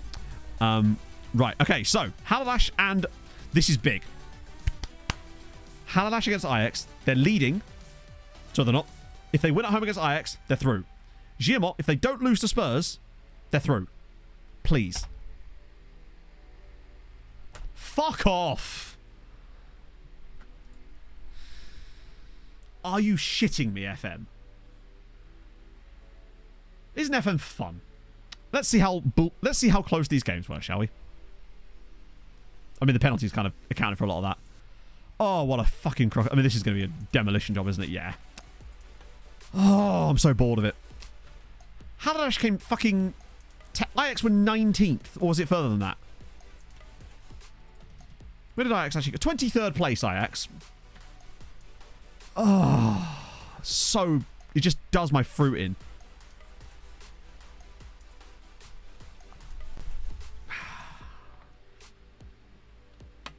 It really does seem weird now, because our teams are quite clearly capable of getting to the knockouts now. But when they play the same teams that they play in the groups, suddenly they lose the knockout matches against them. They're quite... Bear in mind, Ajax were beaten by Ziermot in the groups. So they're clearly a crap side comparatively speaking. It's just... You're right. I think it's to do with the reputation stuff when you get to the bigger matches. It has to... Then again, I think Halidash have a higher rep than Ajax do. Halidash got really high rep. That's so fucking infuriating, but it's... It's just so disappointing, man.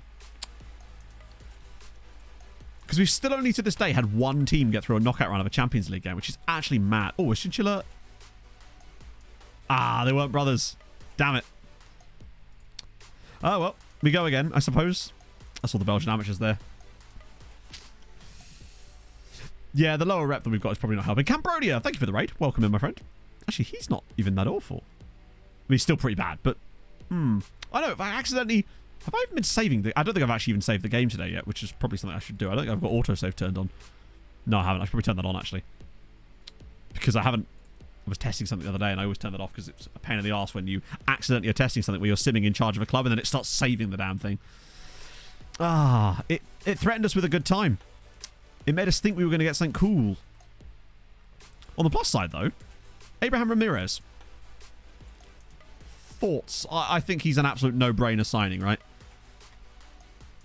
He's got all of the things we want. How'd you stream it? Well, it was going well, but unfortunately we just had both Hungarian sides go out of the Champions League in games that we really thought they should have been doing better in, just particularly given how well they did in the groups. Or the group, rather. Yeah, we're getting him. Definitely. Yeah, we've got to get him now, particularly if he's actually up for it. See how much they want. If we get him for 4 million, that would be outright. Honestly, 5.75 is fine. He's well worth 5.75. Love that. What about Yarkeen?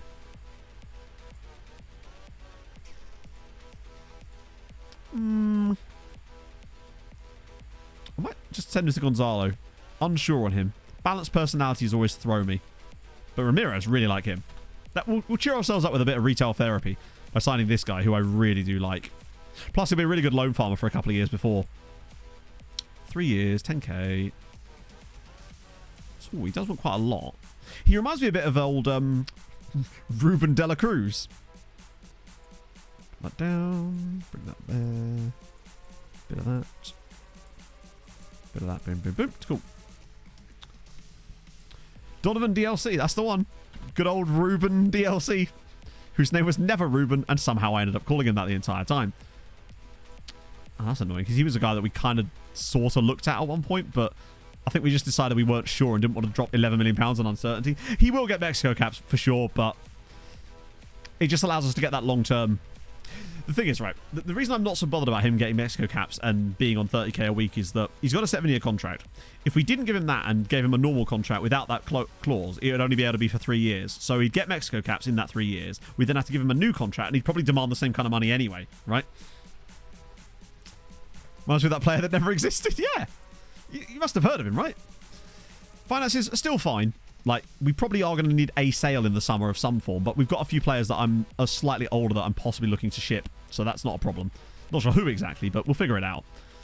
Oh, God. Sorry, that Champions League has annoyed the shit. But yeah, Konyaspor can get a draw against Juve. Tell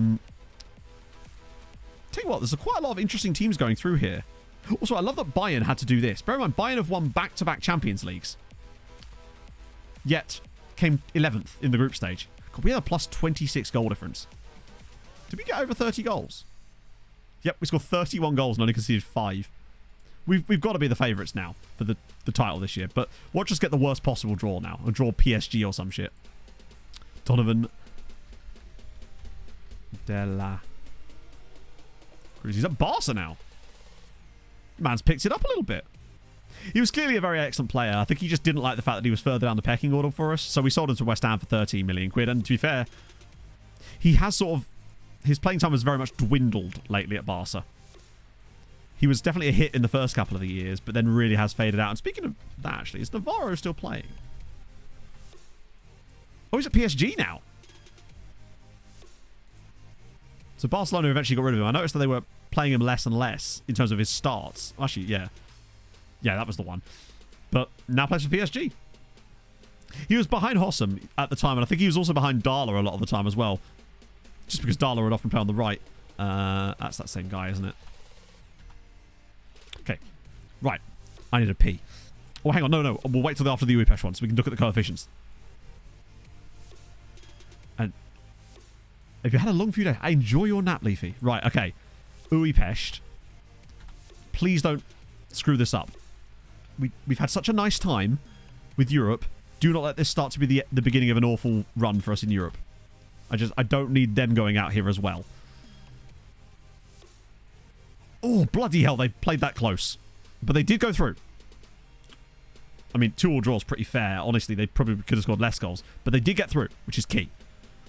Just narrowly. So, Leverkusen are out, by the way, which is great news. Feyenoord are out. Celtic are out. And PSV are already out. And Shakhtar. There's a lot of teams that have dropped like flies there for us. Which is really... Woo, really dope. Love it. Little look on you guys too. Say drop much. Oh, he actually has 10 caps. A lot of physical training. Correct. Conference League. Well, nothing's happened yet because it's not... Debrecen came third, so they get to bypass a round. But they did what we thought they would do, which is where they lost the first game against Brighton and then won the other 5. Admittedly, finishing above Brighton in the end, which is kind of dope. So we take that. That's them through. Right, coefficients. 16.1. So Spain actually haven't caught us up much there. We're still... Oh, God. If we play our cards right, we could potentially overtake Italy, but we were really going to rely on Halalash and Guillemot at least having, firstly, qualification there, which would give them a little boost, but also then just maybe getting a couple of points from the next round where they would inevitably go out, or potentially draw us, which would not really help, but would at least give us a nice passage through. Okay, so that's that situation. Right, I'm going to go have a quick pee break, grab myself my lemon Fanta, but I've got you guys a whiz quiz here with a mid-journey one for once, because I want to mix things up a little bit today. So yeah, just tell me which club this badge belongs to. Back in a second.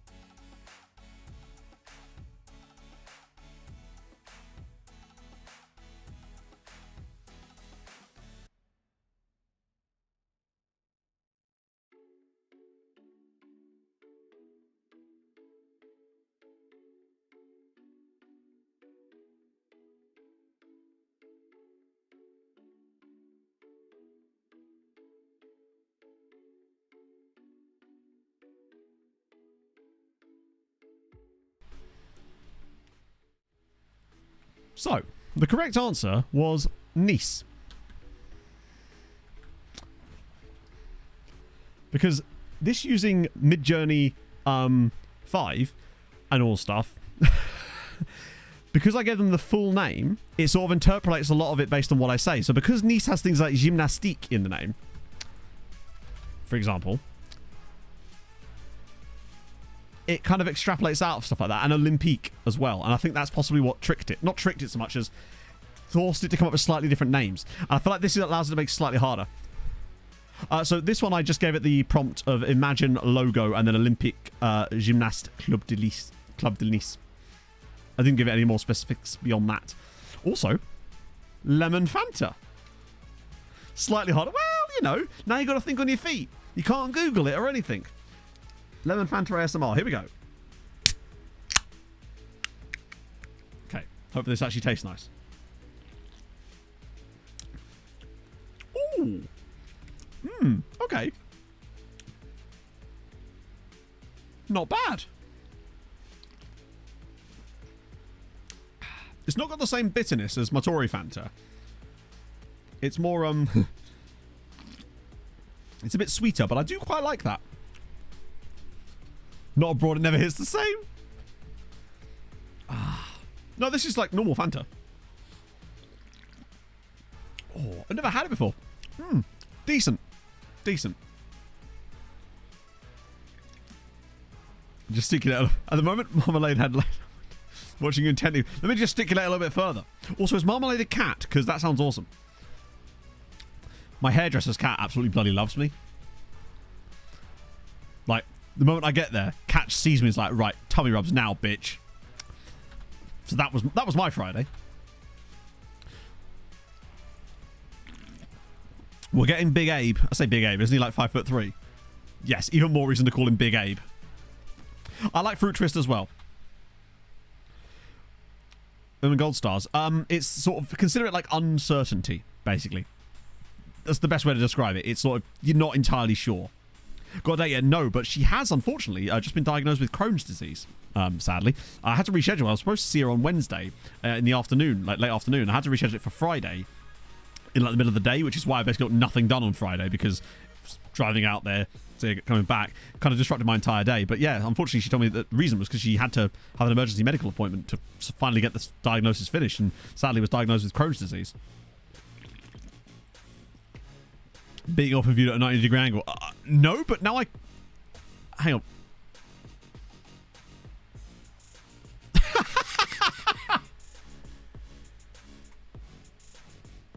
And now I'm not going to be able to see that. Ah, dear.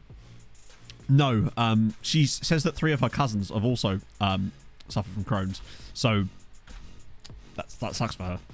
Really does. But at least she's like been diagnosed now and is being at least having treatment.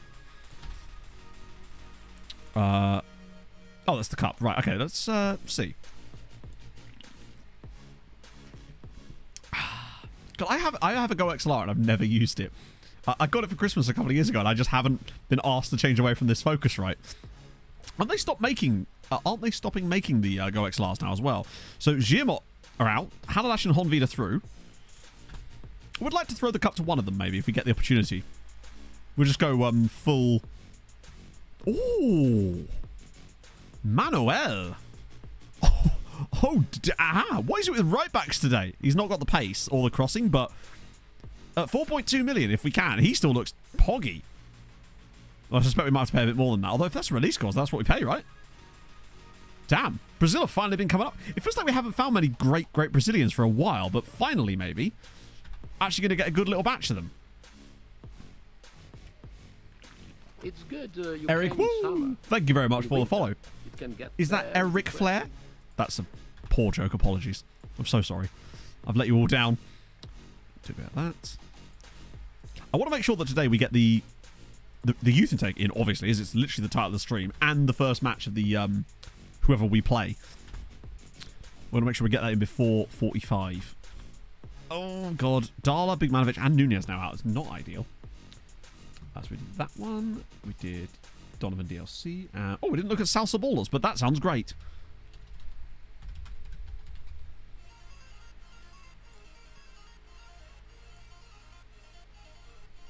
Good. You mean that? Hey, I changed the title now. Rob kindly informed me. I say kindly, as if Rob can do anything kindly, but. Excuse me.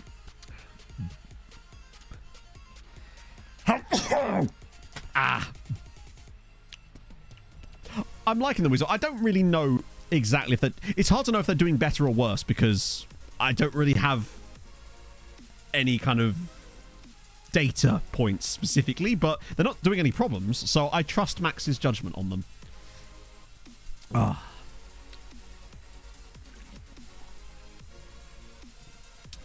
Oh, I was referencing Ric Flair. It was a very deep cut joke for the wrestling fans. It's a very suggestive badge, actually. Yeah, it's a spicy badge. Oh, what country were they even in? Is this Anguilla?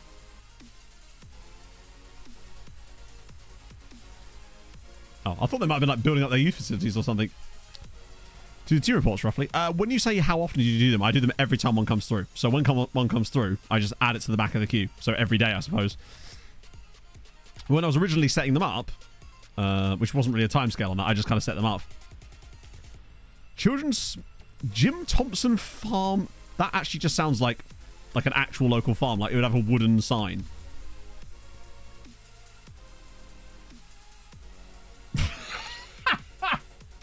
It looks like... Oh, God, I hate that the gym is off-centered to the right as well. That's really messing with my brain. Wait, this is a Thai team? It looks like... Yeah, as you say, children's smoothie brand. It's like you could see this on the side of a froob, right? You don't want to do a youth-only save there. No. Who is Jim Thompson? Oh, there's a colour version.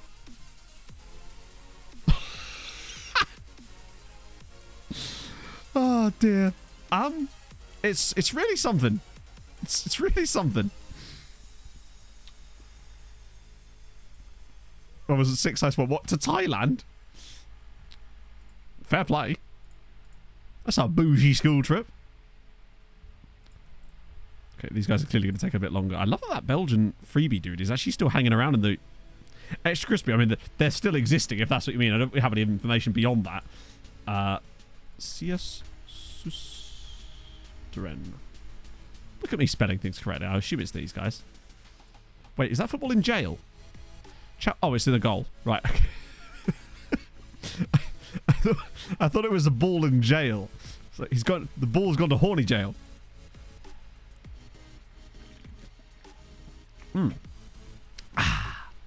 So there we go. Obviously they don't have any players or anything, but they do have Iggy Stassen, good. Iggy Steinman, the Iggies. What in the Dutchness is going on here? Borderline op de Veld. Love that. Just apostrophes. Just absolutely indiscriminate use of spaces and apostrophes. Is there a 3? Oh yeah, Iggy Van Horn. The 3 Iggies. There you go. Just need Azalea and they'll make a bunch. So Juve through. Benfica through. Oh, an all Portuguese knockout play. So that can happen then.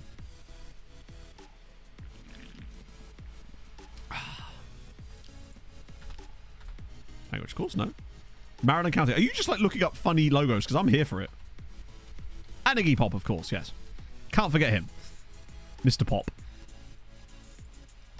Is that just the Maryland like state flag? Or is this like a... Wait, is that a Liberian... Hang on, what? Oh, it's Liberia. Right. Bear in mind, I was ignoring all of this. Looking at this and going... I saw that, I thought, hang on a minute. This is one of those Liberian county flags that are absolutely gopping, isn't it? Oh, dear. Liberian like state and county flags are truly an excellent use of your time. Gross Bardorf. Is it because it's Grosch Bardorf and I can't put that letter in, maybe? I'll refund your points for now because that doesn't seem... Am I typing it wrong? Slacker boys. I'll look at your version. It's probably funnier. Higher res. What is that? Is that a slug? Oh, it's a snail, isn't it? Of course, the badge is forming part of... Why would you want your football club as a snail to be the representative of the team? Are they just like notoriously slow? Because that seems like that would be a bad thing. Given what we know now, that seems like the exact opposite of what we'd want. I mean, don't forget, there's obviously that team in Finland that's like, there's the Mickey Mouse, there's... Yeah. Very slow progress up the leads, yeah. Picking the cricket, England or the rain? I don't know. What are the rain like? What are they been... What's their batting average? I don't fucking know anything about cricket. How big do they bat? How big's your bat? Who has the biggest bat? New vid 5 minutes ago. Wait, who's new vid 5 minutes ago? What?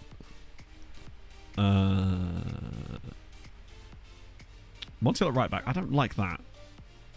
I'd rather play Chichero at right back, honestly. Give Monty a bit of a rest. They're really strong down in Africa. It's true, yeah. Shake. Russell. Ooh. Which one are we looking at? Never mind, I know. I hate to be that guy. Except you're all thinking, it reminds me of the sort of thing you would see on a memorial Facebook page for someone's, like, cousin who passed away. What a time to come in as I'm saying that. what a time to join us. Yeah, it does look like a flyer for a child's funeral. Sorry. Welcome in, everybody, from Clates. How's it going? Don't mind us. We were just looking at some rather egregious badges. Oh, no, I moved on. Bonjour, everybody. Welcome in. Thank you for the raid, Clates. It's a Facebook profile picture for someone that's passed away. That's what that reminds me of. Rip sending one up. Oh god, he's with the literally, yeah. Oh. What was I want to go back in time now. What was the really funny one from a minute ago? Oh, the one with the snail. This one with the snail badge. I've got to set the mood accordingly, right? You just see what I mean? I've never seen this one before. Oh, hang on, you haven't found a worse one. Dominic. How are you finding these? Right, let me make sure I type this in exactly right. Dominique Savio. Please tell me I've got the badge. This is my badge pack. Savio Sports Club. Oh, it's got to be this one.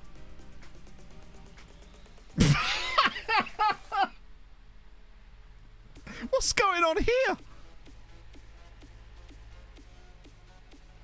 Or rather, who's going on here? It looks like a propaganda poster from Fallout 4. Like, wait, is it actually? It looks like a streamer logo. It's Maggie Thatcher FM chat. Greatest new streamer. Is he running for mayor? Oh dear. Never do a save in Newcastle. That is an experience. Is this India we're in? What in the world? It kind of looks like the... Right, okay. Hear me out. Just ignoring the rest of the badge, if that's even possible for a second. It looks like the sort of picture you would see on, like, either artwork or random ceramics that your grandparents would have in their house. That's what I'm thinking. Sexy Poxy is obviously the classic. Everyone loves a bit of Sexy Poxy with the wonderful the pants. Standard.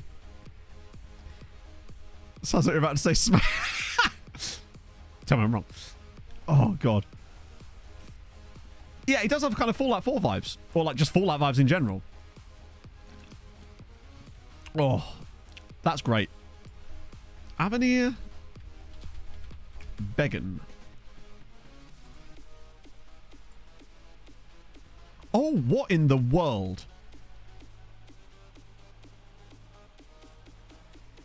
Question.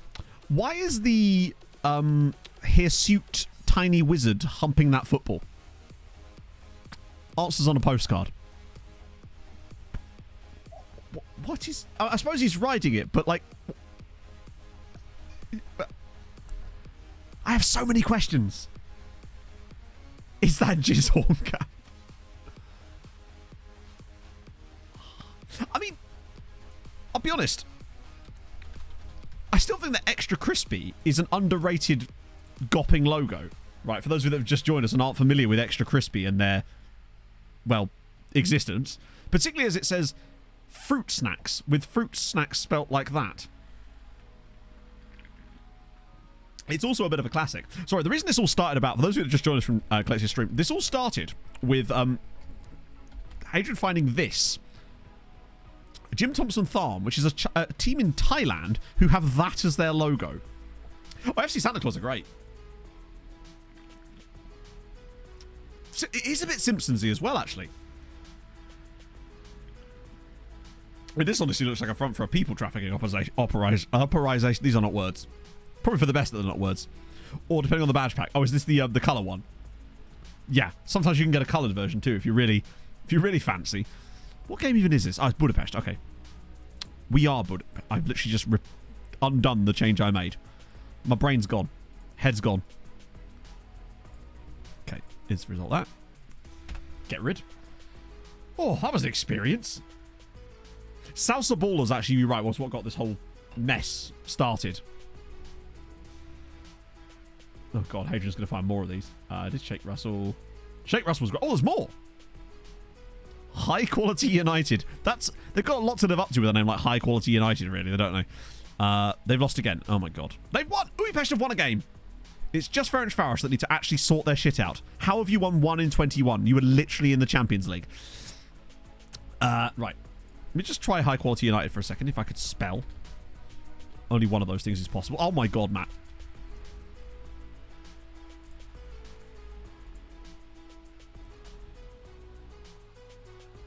Is it just me? Or does it kind of look like the ball is a meteor here? However, the fire and flames are behind it going upwards. It's like a collision between... Which also brings me to another team that reminds me of this, which is the Pago Bay... Ah, wait. I think I saw them. These guys. Pago Bay Disasters of Sidelines, because they have a hand grenade in their badge. Second legs. They both lost. Shiamok got humped 5-0, and Haladash managed to lose on penalties. So that's fun. Raul Jimenez to replace Mitra. That is not a replacement at all. That would not be a signing that I would be happy with at all. This is their stadium. See, that's actually alright. Maybe they should spend some money on the badge. I mean, just far be from me to tell them what to do, but, like, maybe. Just find a guy whose graphic design is his passion or something, at least. Sport Club 25. Alright, what we got going here? It's like this guy is protecting Sandhausen's badge in some way. Oddly. What else we got? Oh, we did that one. Wait, hang on. Was a guy called George Telegrapher? Oh, it's a team. George I quite like that, actually. Oh! I have to look after the stream, Millie.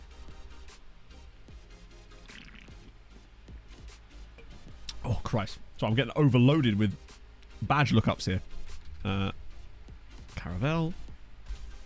Caravel, also the name of a... Which one are we doing here? Independiente Caravel. Okay. Let me type in more letters. I hate typing in Independiente. It's just too many letters for my tiny brain. There we go.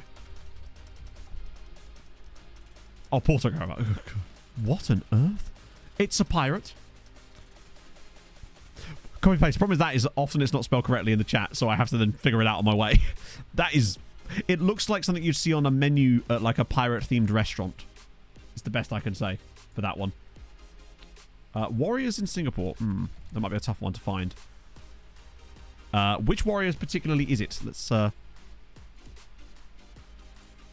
It's a lot of Warriors. In fact, there's even 2 in Singapore, but I'm guessing it is very much that one. That's kind of just dope, honestly. Who would want a rhino on it? Cannon Yaoundé. Oh, spelled wrong. It's just a cannon. It's decent. It's a good, solid cannon. Avoca FC. I'm guessing it's this one. No, I don't have a badge for him. I don't have a badge for Avoca. I'm going to need your judgment on that one. Sidis Sports Club. I'm guessing it's these guys. No, wait. That might be wrong. That's quite a cool badge, but I don't know if that one's in there, actually. Or a bunch of points. Gone back United. Right, I've got to actually move at some point. Oh, my lord. That looks like an anime character. That is a good shark right there. Very solid shark. God, I'm gutted I have that one in there. I love how they've incorporated it into the badge, actually. See, they've actually taken a bit of time on that one. I'm rate that for them. Right, now I've actually got to try and push this down now. We already looked up Sexy Poxy like 2 minutes ago. So I'll refund you points. Now we'll get the youth intake in. We will get the youth intake in, I promise. That is a cool-ass shark. Youth intake is March 9th, so we're fine. It'll either be... Shock, is it? Really? Shark, yeah, it's just a cool shark. Okay. Brassilens. Ah, these guys. Is that a dragon? Yeah, no, fair enough. That's... Oh, it's a crocodile. I feel like that crocodile is the sort of thing that would tell me to clean my teeth as a child. Like the sort of thing you'd have on like a pamphlet that would be at the dentist for children. The best way to describe it. FC Shuttle Goal. We're never going to get to the thing we have to do, are we? Apparently they've got a big stadium, yeah? Haven't you heard? They're massive. Right. I want to make sure I don't skip any scout reports while we're in this. Which I no doubt have. Okay. New work already. Is it really? Damn. Okay. Right. Let me just quickly check out. Christ. FC show. Why am I not being able to type here? FC show. Yeah. There's 900 clubs come up when I type that in. Fuck's sake. God, I wish FM could actually have a proper search function. There we go. Wait. Is it that one? Like, which one is it? Because I'm not seeing an FC show.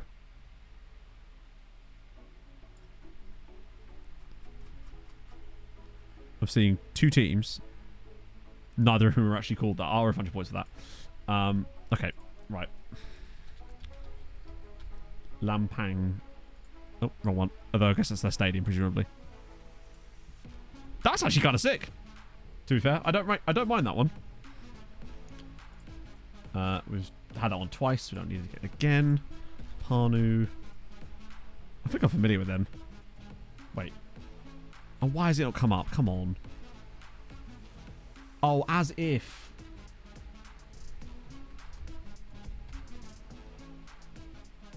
I'm not getting anything for that. I know they're an Estonian side. I do know that, but I know I haven't got the in it, but like it's just weird that it doesn't, like, because it's clearly coming up with that, so it knows what I'm typing in, but then when I add the extra letters, it doesn't show it with anything, which is just bizarre to me. Let me just type for Panu, search for clubs, and then look for Estonia. Wait, what? They're called Paida. Oh, wait. So who am I looking up then? I'm a bit confused. All I know is we really do have to get on, otherwise we're never going to get to what we actually supposed to do today. These guys here. Oh, yeah. Yeah, no, sorry. I've seen this badge loads of times. They're in like Europe quite a lot, aren't they? More important. Okay, I'm not going to do any more after this because we actually do have stuff we have to do. Calamap, thank you very much for the follow. Yeah, it's a cool badge, but these aren't particularly funny. These are just badges. Now we're just looking at badges. Blau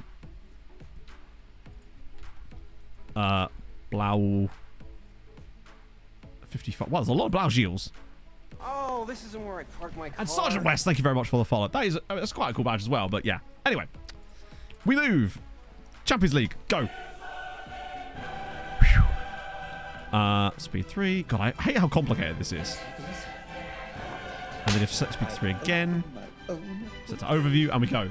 See Underdog, thank you very much for the follow. My database, if I start 6th tier in England. Which database do you mean? I don't have a specific database. I mean, I have the database for this save, but that's to do with Hungary and not overall, right? It's just paused. I must have accidentally paused it. Only players loaded. If you're only doing England, it depends. Depends what your plans are, I suppose, really. Okay.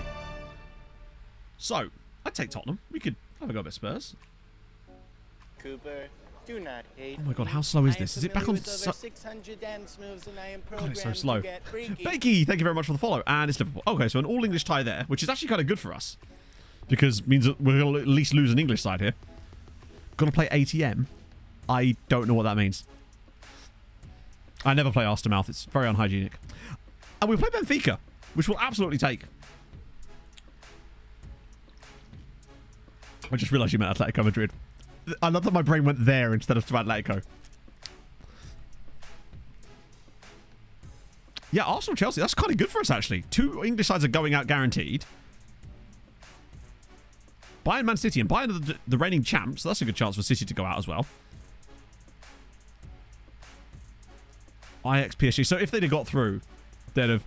usually, if I'm thinking football, I would have thought about Atletico Mineiro, I suppose. Yes, Real Madrid, Juve. Okay, that's okay. We'll absolutely take that. I think that probably means we would play the winner of Spurs Liverpool. Yes, potentially. Although usually it's more likely it's based on this. So yeah, it would be that. Because the game doesn't know how to sort things properly. So yeah, it'd probably be playing Spurs Liverpool. That's fine. Liverpool are a tough side, obviously. But Spurs... It's going to be Liverpool. Because it just is, isn't it? Oh, God. So when is that game now? Is it before or after the youth intake? It's just before the youth intake. Okay, that's fine. So now we know what we need to get to. It's not a problem. Plenty of time. It's right there, actually. God, they really don't give you a lot of turnaround time, do they? It's like, congratulations, you're going here in 3 days. Good luck. Well done on sorting out your logistics. You're going to need it.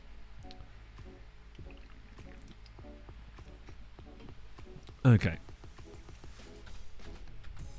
So we'll not throw. We'll rest for Giamot, ready for them. Finish P20. I mean, hey, I was at least pleased for him in qualified to actually get into Q2 for a start. He definitely looked, considering he's only just got back to the car, I think he did a pretty decent job, but you'd sort of expect him to, wouldn't you? Right, youth prospects. Van Dam, Carpenter, Macheri, Griffiths, Palacio. Who? Okay. I found a new player, apparently. I think I'd rather do, honestly, Ataliba again. Give him another chance. And, wow, that is a really rotated side. Good. That's what I wanted. We must genuinely... It's not even just the plane part. It's like all the other logistics of all the stuff that has to be carried, right? Okay, cool. Right, get Jim out of the way. Boom. And... Oh, Kenyatta's even in this. Wow, hang on. He's allowed to play in this? He's 16 years old. Fair one.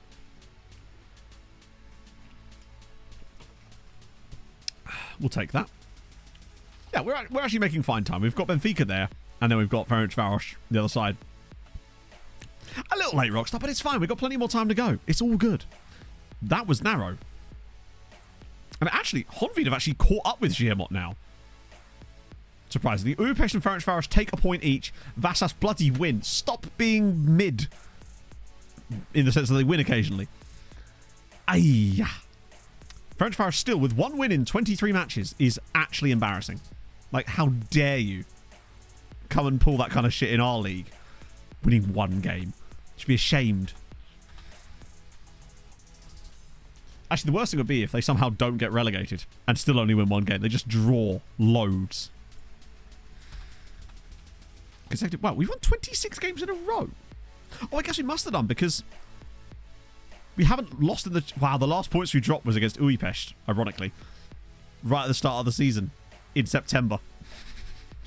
We've been on quite a good run lately. I hadn't even noticed how good we were doing. It's because usually it gets broken up by all the... Oh, hang on. Okay, it's up to 16 million now, chat. Are we now in the sort of realm of wanting to take this now? Because he's worth 80, but he's not worth 80. I kind of wonder if we just take the 16 million, because I think they're getting to the point where I don't think they're going to be able to sell him for very much. And I think, as you say, it will just reset. I think we take the 16 million quid. Because that will bring his total transfer fee to 75 million for a player that we doubled our money on him.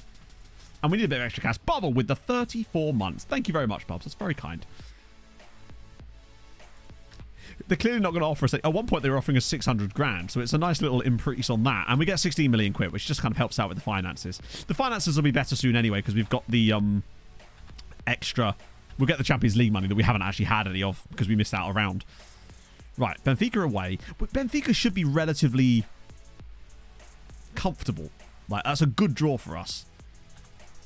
But, you know, weirder things have happened. Watch us win every Champions League game in the groups and then lose to Benfica on aggregate or something. Wow. Boca Juniors only have one player in their... Wow, okay. Bit odd. Kishvada lose to Bretson win. So now it's just getting bizarre in here now. We've finally got a bit of a gap again. But they've done pretty well this season. What for ever? Wow, they've been in Europe in years. I mean, hey, if it happens, Lord Richard. But I always feel like sometimes that they don't sell as frequently when they have that clause because it's like the game knows. But it literally does know, I suppose. But I wonder if there is a factor there. If they're maybe less likely to make the sale because they know that clause is there. I was kind of hoping we might be able to get him down so low that eventually I could buy him off them and get a 50% discount and then just sell him again in another year. But I figure that might have been a little bit too cheeky even by my standards. Not that I really draw the line there. I have no standards, as you know. Monthly loan. Who's the top scorer out on loan still? Wow. It's not been like as emphatic as it's been as of late. Compared to what we normally have. There's usually someone on like 70 goals by now. Right, at least... Oh, wow. At least you found that there's a couple of right backs that look quite decent. And we've got Yao. In fact, speaking of Yao, has he played any games yet? I'm really interested in this. Oh, no, he has. He's played a cup match off the bench for basically no minutes. I think he might get recalled in the summer. If they're not going to play him, we need him to be getting football. He seems too important to not get him football. Currently, anyway. Unplayably annoying. Similar to actually won 3 Champions League now, last 5 Conference League. Wow, fair enough. Player values just won't increase at all. That's really strange, George, because like we've actually not had that issue with player values. As you can see, like our best player is Blaz, and he is worth. Still, for me, that's less than he should be, but it's weird that that's happening to you. That's so strange that you're because we've got decent player values now, but I do find the player values thing is still very, very bizarre. Well, if you've won Champions League, you'll have worldwide rep. I wonder if what's really helped our player values is actually having Kishvada and Haladash both get continental rep, and it's boosted the rep of the entire league overall. Arsenal flip guy. Which one was that? I can't remember what his name was. Right. So we want Mihail, Ingram, Baumeister, Durin, Velasquez, Yamin, Teixeira. Oh, because Montiel's injured, isn't he? Nunez is injured too. Shit. Fuck. Developing nation versus developed nation. It could be. I mean, bear in mind, we are developed nation in this save because we changed it. Glad we did, honestly. That would have been a nightmare, I think. Okay. There we go. The guy we're picking up. Wait. Well, we haven't signed him yet, so I don't know. No, we're not using any... Bear in mind, I started this save in November. So, pretty much like a week after the game was released officially. So, I haven't got any of that kind of stuff on it, no. But no, the Arsenal guy, we don't know what he's like because he hasn't signed for us. Well, he hasn't signed for us till the summer because he's a flip player. So, we have to wait till his contract expires. What? Bird's feet?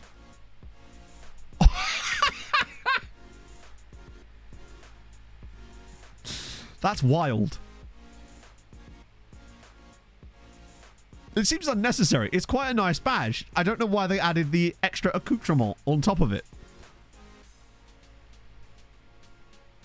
It's literally like they got the design back from their graphic designer and it was all really good. And then someone in the team just kind of went, yeah, I can do better. Give it here. Let me give it a once over. What I meant, Basil, is the flip guy from Arsenal. We found the flip guy because when we sign the flip guys, we find them in January and then we get them on pre-contracts and sign them in the summer. So we've signed him in the sense that he has agreed a deal with us, but he won't join us until the summer. Needs more bird. Yeah, just needs a bit more bird.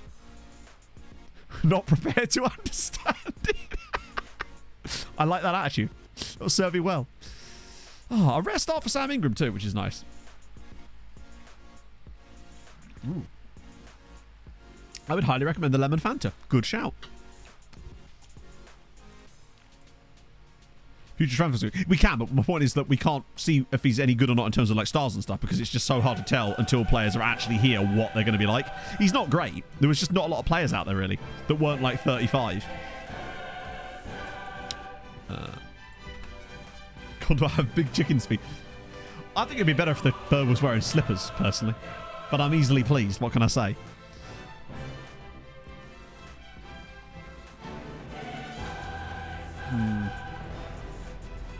This feels like it should be straightforward for us, but I could just never tell. There's always a little banana skin. We haven't had any banana skins this season yet. Like, we've won every Champions League game to date. Surely at some point that's going to end. Then again, what I will say is the last time we did that, I think we actually ended up going out quite early. Like, we won 10 games in a row in the Champions League and then just went out in the next tie really easily. Just out of nowhere. Oh, that's an aggressive one, right? We need a big header here from... Oh, we got it, actually. Let's slip him in. Ah. Missing a few players there. Oh, it's in, and Ingram! Oh, Blaz. No! Oh, close one. That's better, though. Good start. I'll take that. Aggressive and a bit daft. Aggressive and daft, you say? So sort of like a drunk bloke in a bar fight, I guess. Is that the closest comparison we can make to a condor? Big wingspan as well. Don't understand the concept of Budapest? Then, my friend, I think you misunderstand what a city is. But don't worry. In time, you'll learn. During coming through, slots home 1-0. Come on. Lovely. It's good. We take it. The biggest drunk bloke in the biggest bar fight. It's 3-6 actually. God damn it. Wrong again, Matt. I live most of my life that way, in fairness. Right, we'll take that. Even if I felt we were going to get through regardless. I'm sorry, Proxy. It's spanking. It's 1-0. The spanking is yet to come. Although, that is less than ideal. Here's a fun fact. Okay, Kevin's done quite well this season. I think he deserves a chance to play. Rockstar UK, thank you for the follow. Not the energy drink by any chance. Not that I can drink energy drinks. Oh, an injury for Liverpool. It's been quite a poor game from them. I would have expected them to slowly just sort of grace past Spurs, but maybe Spurs are actually better than we've given them credit for. So they did lose to Giamot, so maybe not. Zinzalinovic, thank you for the follow. Ah, shit. Ah.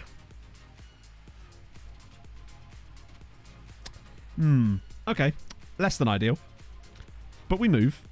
It is but a mere setback, but I don't really want to drop any kind of coefficient points in games like this, even if we do progress. Okay, here we go. Back post, and Pretzel, and it's in. Cool. Oh, he's offside, isn't he? No, he's not. Kenny with another assist. Lovely scenes. Okay, so Pretzel with a rare header, actually. Doesn't score a lot of goals for us, but we'll take that. Instant response. And... is that his only... oh, this is literally his first goal of the season, so yeah, he doesn't score. Oh, God, not again. The game's going to go off the rails now. It's just going to be end to end. Hopefully it ends with us scoring another goal to put them to bed for a little bit. 3-1 would be a bit more difficult for them to come back from. It would kind of give us insurance against any kind of silly nonsense. I feel like we always need at least a 2-goal lead just in case of that kind of thing. Back post stronger than near post. I don't know. We have rotations, so with corners especially, we have back post and near post.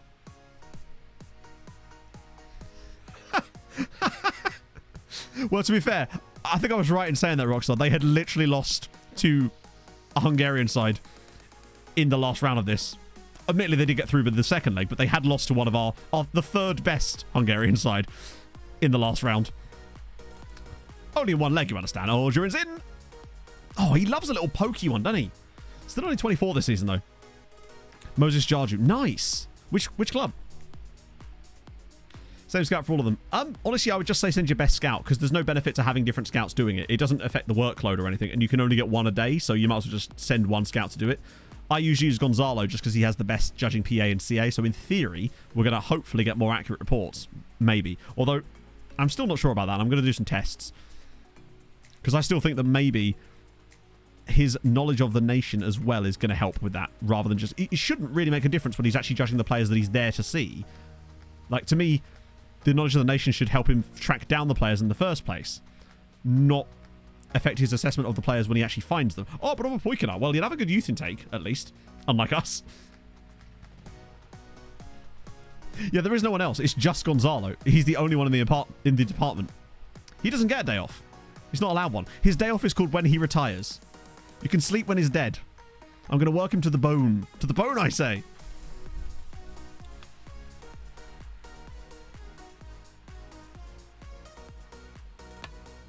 Oh, okay. That was convenient. Wait, offside? Nope. It's 4-1. Lovely. The bone. That's right. You heard correctly, Adam. Yeah, to be fair, sometimes we do send the other scouts to go look for players called Chinchilla and whatnot, but most of the time it is just that, yeah. Oh, I see why they thought he might have been offside. I actually thought he could have been offside there, honestly, but Durin scores again.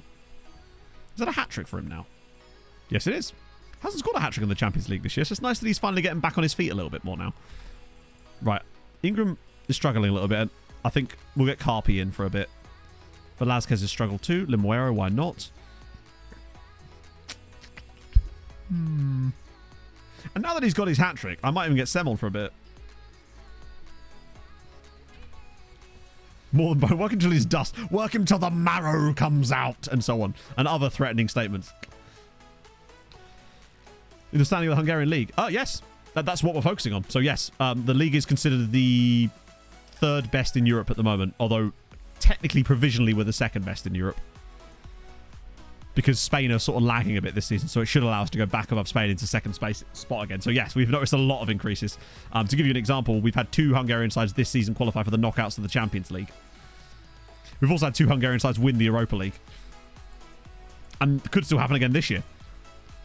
Since we've got 2 teams in the knockouts of that as well. Or in the round of 16. I wonder who they drew, actually. Because their first game should be this week as well, wouldn't it? So I keep forgetting we've still got 3 other sides in Europe with us this season. What a pass. That is filth. That is absolute excrement, but in a good way. The good kind of excrement. Like you've covered yourself in the good flavour of poo. I don't know what I'm saying. Regardless, that's a pass and a half. That is like De Bruyne-esque. Who was that? Was that Kevin? Oh, it's Carpenter. Look at that pass. He is oh, my goodness. Whew. I feel a bit unwell. We've got a semi after that pass. Christ. What? Oh, yeah. It felt like 20 vision. Holy shit. The good flavour of poo. I don't know what I'm saying most of the time. That turned out from being quite a poor result to being quite a very good one. Only a 7. Well, you know, I've seen better. I've been spoiled by the quality in this save. That is a very strong result for us. 5-1 away. That should pretty much be us through to the next round. And we now get to win the home game too. More coefficient points. Come on. Tries killer balls. I mean, yeah, that ball could have murdered a family. It was that good. That's true, Marcus. Yeah, you're likely to have some side effects to that. Oh. Okay. What animal do we reckon this is meant to... Oh, my God. I'm going to go with...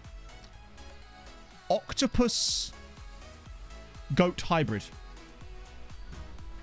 Oh, I reckon it's an Esquilax. It's a animal with the body of a rabbit and the head of a rabbit. Goatopus. There you go. Wait, you ain't heard of the Goatopus? Prah. Amateurs. Just can't get the chat these days. Puts on a show for Man United. No. He's putting on a show for us, you melons. Stop linking our players with other people. It's unfair and rude. Okay, is there any games on Thursday for us to look out for this week?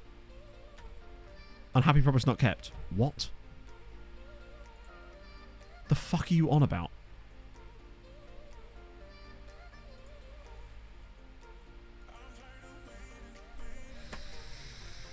Since... He complained here in December, and I said I'd play him more. The only game that he's not played in that wasn't a friendly and he wasn't suspended for was that one, where we rested him before a Champions League match. What a load of shite. Oh, that shit is infuriating. Oh, fix it. Fuck me. Rested for... This is why you can never get a star player contracts. I had no choice because it was the only way we could get him to extend his contract, but it is the most stupid shit ever. It's like, oh, sorry, I didn't mean to rest you against... To me, I should be able to rest a player before a Champions League match because that's quite important. And it's just like, oh, no, I must play in every single minute of every single game. I don't care who I'm playing. Oh, fuck off. It's really irritating, that. But what can you do about it? He'll get over it eventually. Do you think it is that it's considering the games against the second side as not playing? It's like it's a friendly. Also, if he wasn't suspended so much, maybe he'd play more. At least it's not as bad as it was last year when we had those. When we'd have 4 matches in a week. Pop down his playing time. That's not a bad shout, actually. Yeah. In fact, very good shout.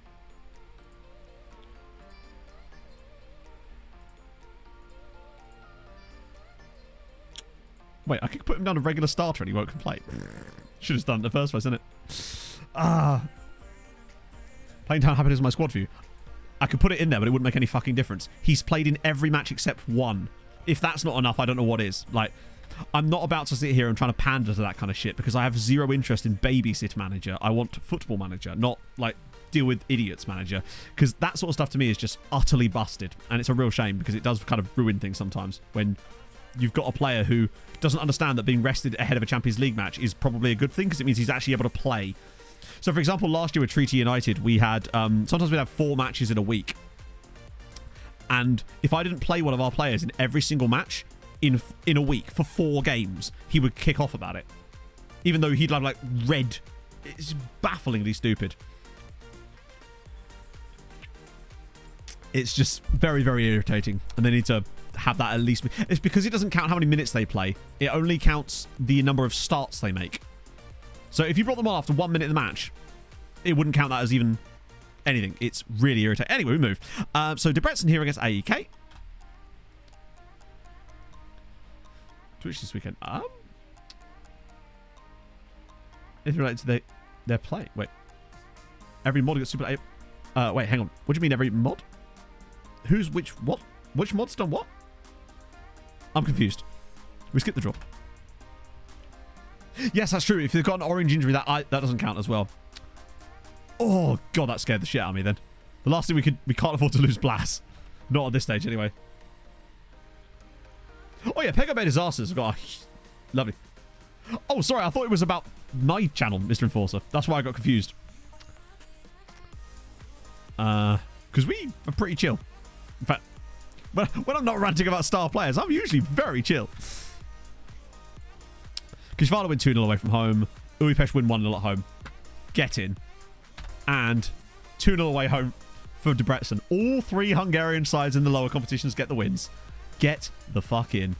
Which takes us to 17.2. We've literally matched our tally from last season. And we're going to second on the year. We go above Italy. Oh, we are popping off, my friends. With 7 teams in Europe, we're still popping off to this extent. Give that status. Right, so you'd rather sell your star centre-back, who's probably one of the best centre-backs in the world, than do that. I'm going to call bullshit on that, personally. So, basically, I was probably not going to sell this guy at random because he wouldn't give the exact one I wanted. I think a little bit of annoyance and trying to piss him off occasionally is worth keeping a player of this kind of quality. Just, I don't know. Like, you can usually work around it, but it is very annoying when they do it. Most of the time, they can be convinced out of it. We've only had one player that's actually had a problem with it, and that's him. Our goalkeeper was fine, because goalkeepers play a lot, so it doesn't matter too much for keepers, but it's when it's an outfield player, it can be an absolute nightmare. But yeah, star player as a contract thing is completely fucked. Hey, Callum! Release him. Basically, yeah, he's legend. I think it's because he's reached a certain level of elderliness, I guess, now. Swap for you do need that experience. That's something we haven't had so much over the last couple of years. Do you remember when we first doing the streams and you'd get people saying like, hey, you got to bring that guy in for experience? I'm like, that doesn't mean anything. Experience is not an attribute. The Youth League, we've actually only won the Youth League once. And the reason for that is because... No, the reason for it is because most of the time when we bring in all the really good young youth players, they end up with loans before they get a chance to play much for our under-19 squad. And as a result, they don't get a chance to kind of clap people about in the Youth League as much as possible. There was one year where we had a lot of players that were too young to be out on loan. So they ended up playing all the youth team games and actually did do really well. But most of the time, it doesn't work like that, really.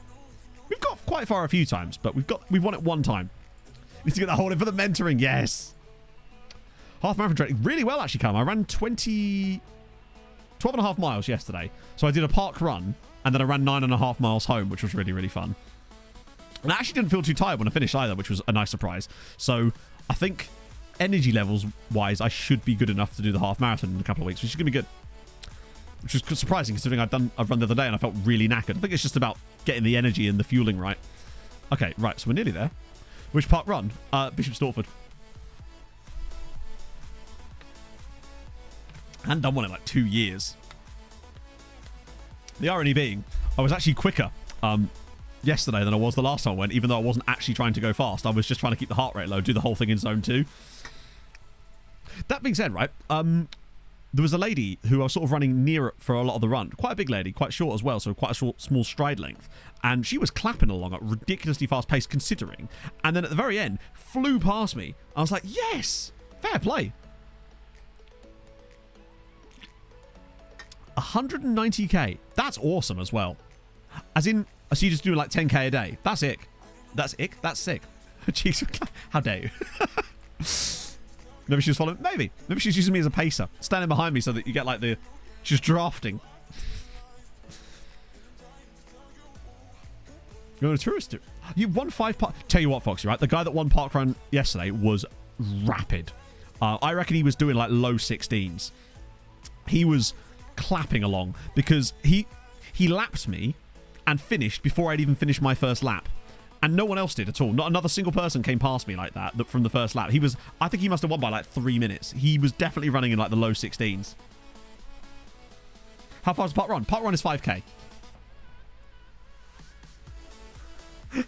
So I use clapping in a lot of different ways.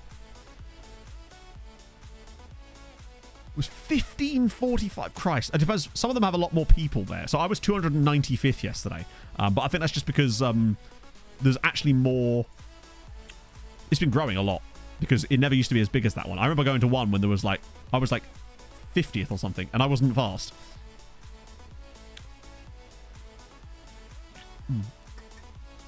Followed by it. That's insanely fast. Like, sometimes I can get close to like, well, I used to be able to get close to top 50 when I could run like a low 20, like a high 23. And obviously I can't do that now. This is rotation, yeah, because we've got Benfica in 4 days. I mean, it's a little bit of rotation. It doesn't have to be full rotation. Wait, did I do pick youth prospects? How is Velázquez a youth prospect? Bro is 32 years old. Her clapping. What? Why would you assume that, Pog? Fuck it, I'll let him play. Whatever. If he wants to play, I'll let him play. He's done well there. He has done well there. It's true. He being me. Right, okay, we get this out of the way, and then it's perfect time for youth intake. We finished on time. Look at me go. I mean, I'm still hoping to actually get a personal best in the half in a couple of weeks because weirdly, my 2 half marathon attempts that I did when I was like a stone and a half lighter, I had issues with my fueling and like my training with them, so I actually wasn't that quick. So I genuinely think I can do it. Okay, so we're out the cup. Farish finally win a game. Okay. Well then, in that case, one of you had better win the damn thing. Should have got electric. True. I didn't want to stand at the charger for too long. Bobby, thank you for the follow. I'm still down. I'm trying to lose weight at the moment. I'll put it back on a little bit, but hopefully with muscle. At the moment, it's just trying to get as small as possible. Although the last few weeks, I haven't really lost much. I've been eating too much pizza. God, imagine if Seged wins the damn thing. I honestly wouldn't mind if Farish won the cup and got relegated, because at least it would keep them in new. Whoa. I know we've looked at him before, haven't we? Although, maybe I'll look again. Hello. He might be the answer to our AP position. That's why you never simulate, only fast forward. What? At least over the last 4 nights. Holy shit, that seems a little too fast. Oh, yeah, it'd be funny if they won it, but it would also be really bad for us. Okay. No such too much pizza. Also correct, yes. Right. Okay, so the youth intake should be the next day. Well, no, because we'll see the thing about all the games getting rearranged. Hang on, what? Why do they suddenly care about the cup again? It's a preferred objective. Who gives a shit? Also, you all played in the fucking game. Hang on, he is leading this. You played in the game!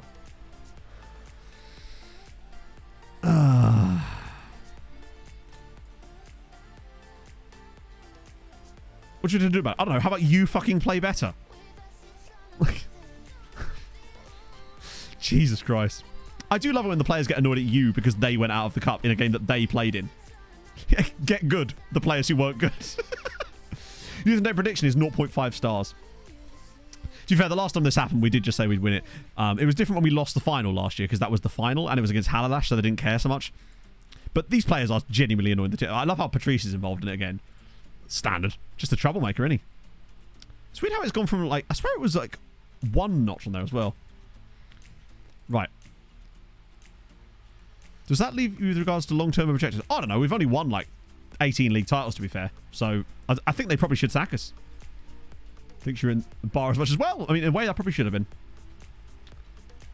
It literally is. Particularly as the guy that was leading the protest is a guy that started in the midfield in that game, who I wasn't actually going to start originally.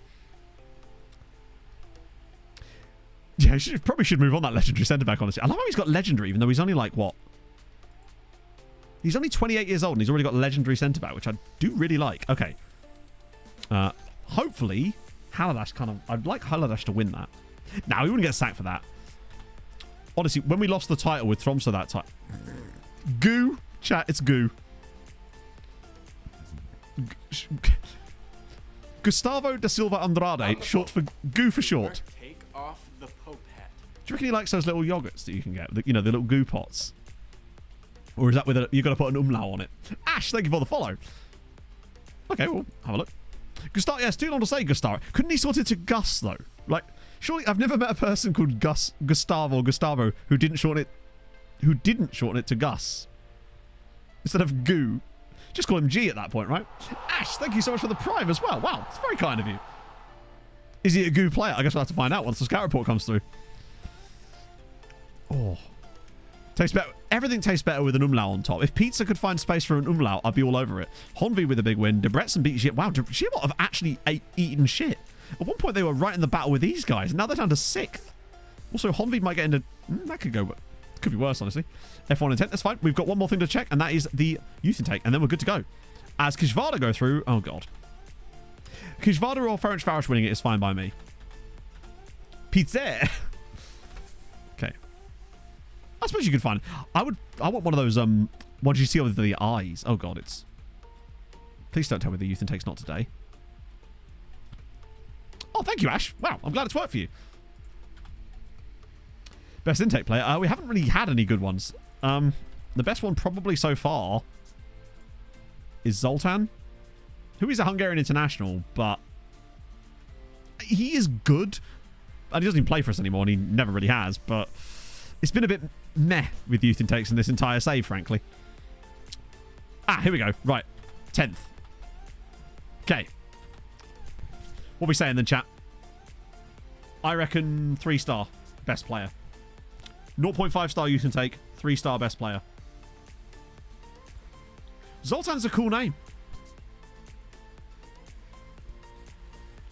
I'm saying 3-star. 4-star. That's actually, bear in mind, 4-star in our team is like actual Champions League player. I also love that this is still considered a half-star youth intake, but who cares, right? Adam Fiesch. Professional personality. Marking and passing are actually good. Adam is decent. Physicals need a bit of work, but he's only 15. Oh, he's got 3 determination. He has 3 determination. Admittedly, at least he has a professional personality, which I do care more about than his determination, but that is very low. Hey, he's a lot better than what we've had. Mentoring. Don't even say that word. I don't have a lot of words banned from chat, but I should ban that one. Frederick Royce here as well. Determination go up. It can in rare circumstances. Oh, we got an Austrian in there too. Also got Lizinel Ferreira. Yeah, it can go up, but it's not going to go up from 3 to 20, is it? Let's be honest. It would be minimal if we see anything, but at least he has high professionalism, which is good. But hey, he's still a lot better than what we've had lately. So I'm definitely fine with that. Could have been a lot worse. I was considering it as a half-star youth intake to have a 4-star player in it. When you consider that, like, what a 4-star player is in this team, we just find someone who's got 4-star current ability. So, as an example, Sem Van Dam is a 4-star player. Like, he's clearly got a bit. I think it'll end up being a probably will end up getting caps for Hungary, honestly. So that's kind of awesome. Right, let me see who I can send you lovely people over to. So we can all have a lovely old time and get off and watch the F1. Oh yeah, it'll definitely be a solid second tier player. Right, I rated David last time, I think. So, oh my lord, it's a bit light on Twitch today. That's why you're all here. Let's do Yeto. Don't think I've ever raided Yeto before, actually. In fact, oh no, I mustn't because I've followed him on Twitch. Ooh. It's rejected. There is a method, but I don't have time to explain it right. Basically, staff responsibilities and the development list, you'll have to make sure that they're both aligned with what you want and not what your dev set, what your thingy wants, basically. Snoop Todd, thank you very much for the follow. If you have enjoyed today's stream and you're new, drop a follow. I would appreciate that tremendously. I will be back on Tuesday. We should maybe have a video out on Monday. It depends if I can get it done on time. If not, there'll definitely be a there'll definitely be a Thursday and Sunday video. Oh dear. There's still hope for him. Yeah, I think he'll be a solid player, but he's not going to be a worldie potentially. So I will see you guys on Tuesday. Enjoy the rest of your weekend. Enjoy the F1. And I guess I'm going to enjoy the fact that I have more food than I thought I did, apparently, according to Pog earlier. So I'll see you guys soon. Hold your gun. Capybara. Let's go right over to Yeto. Bye-bye.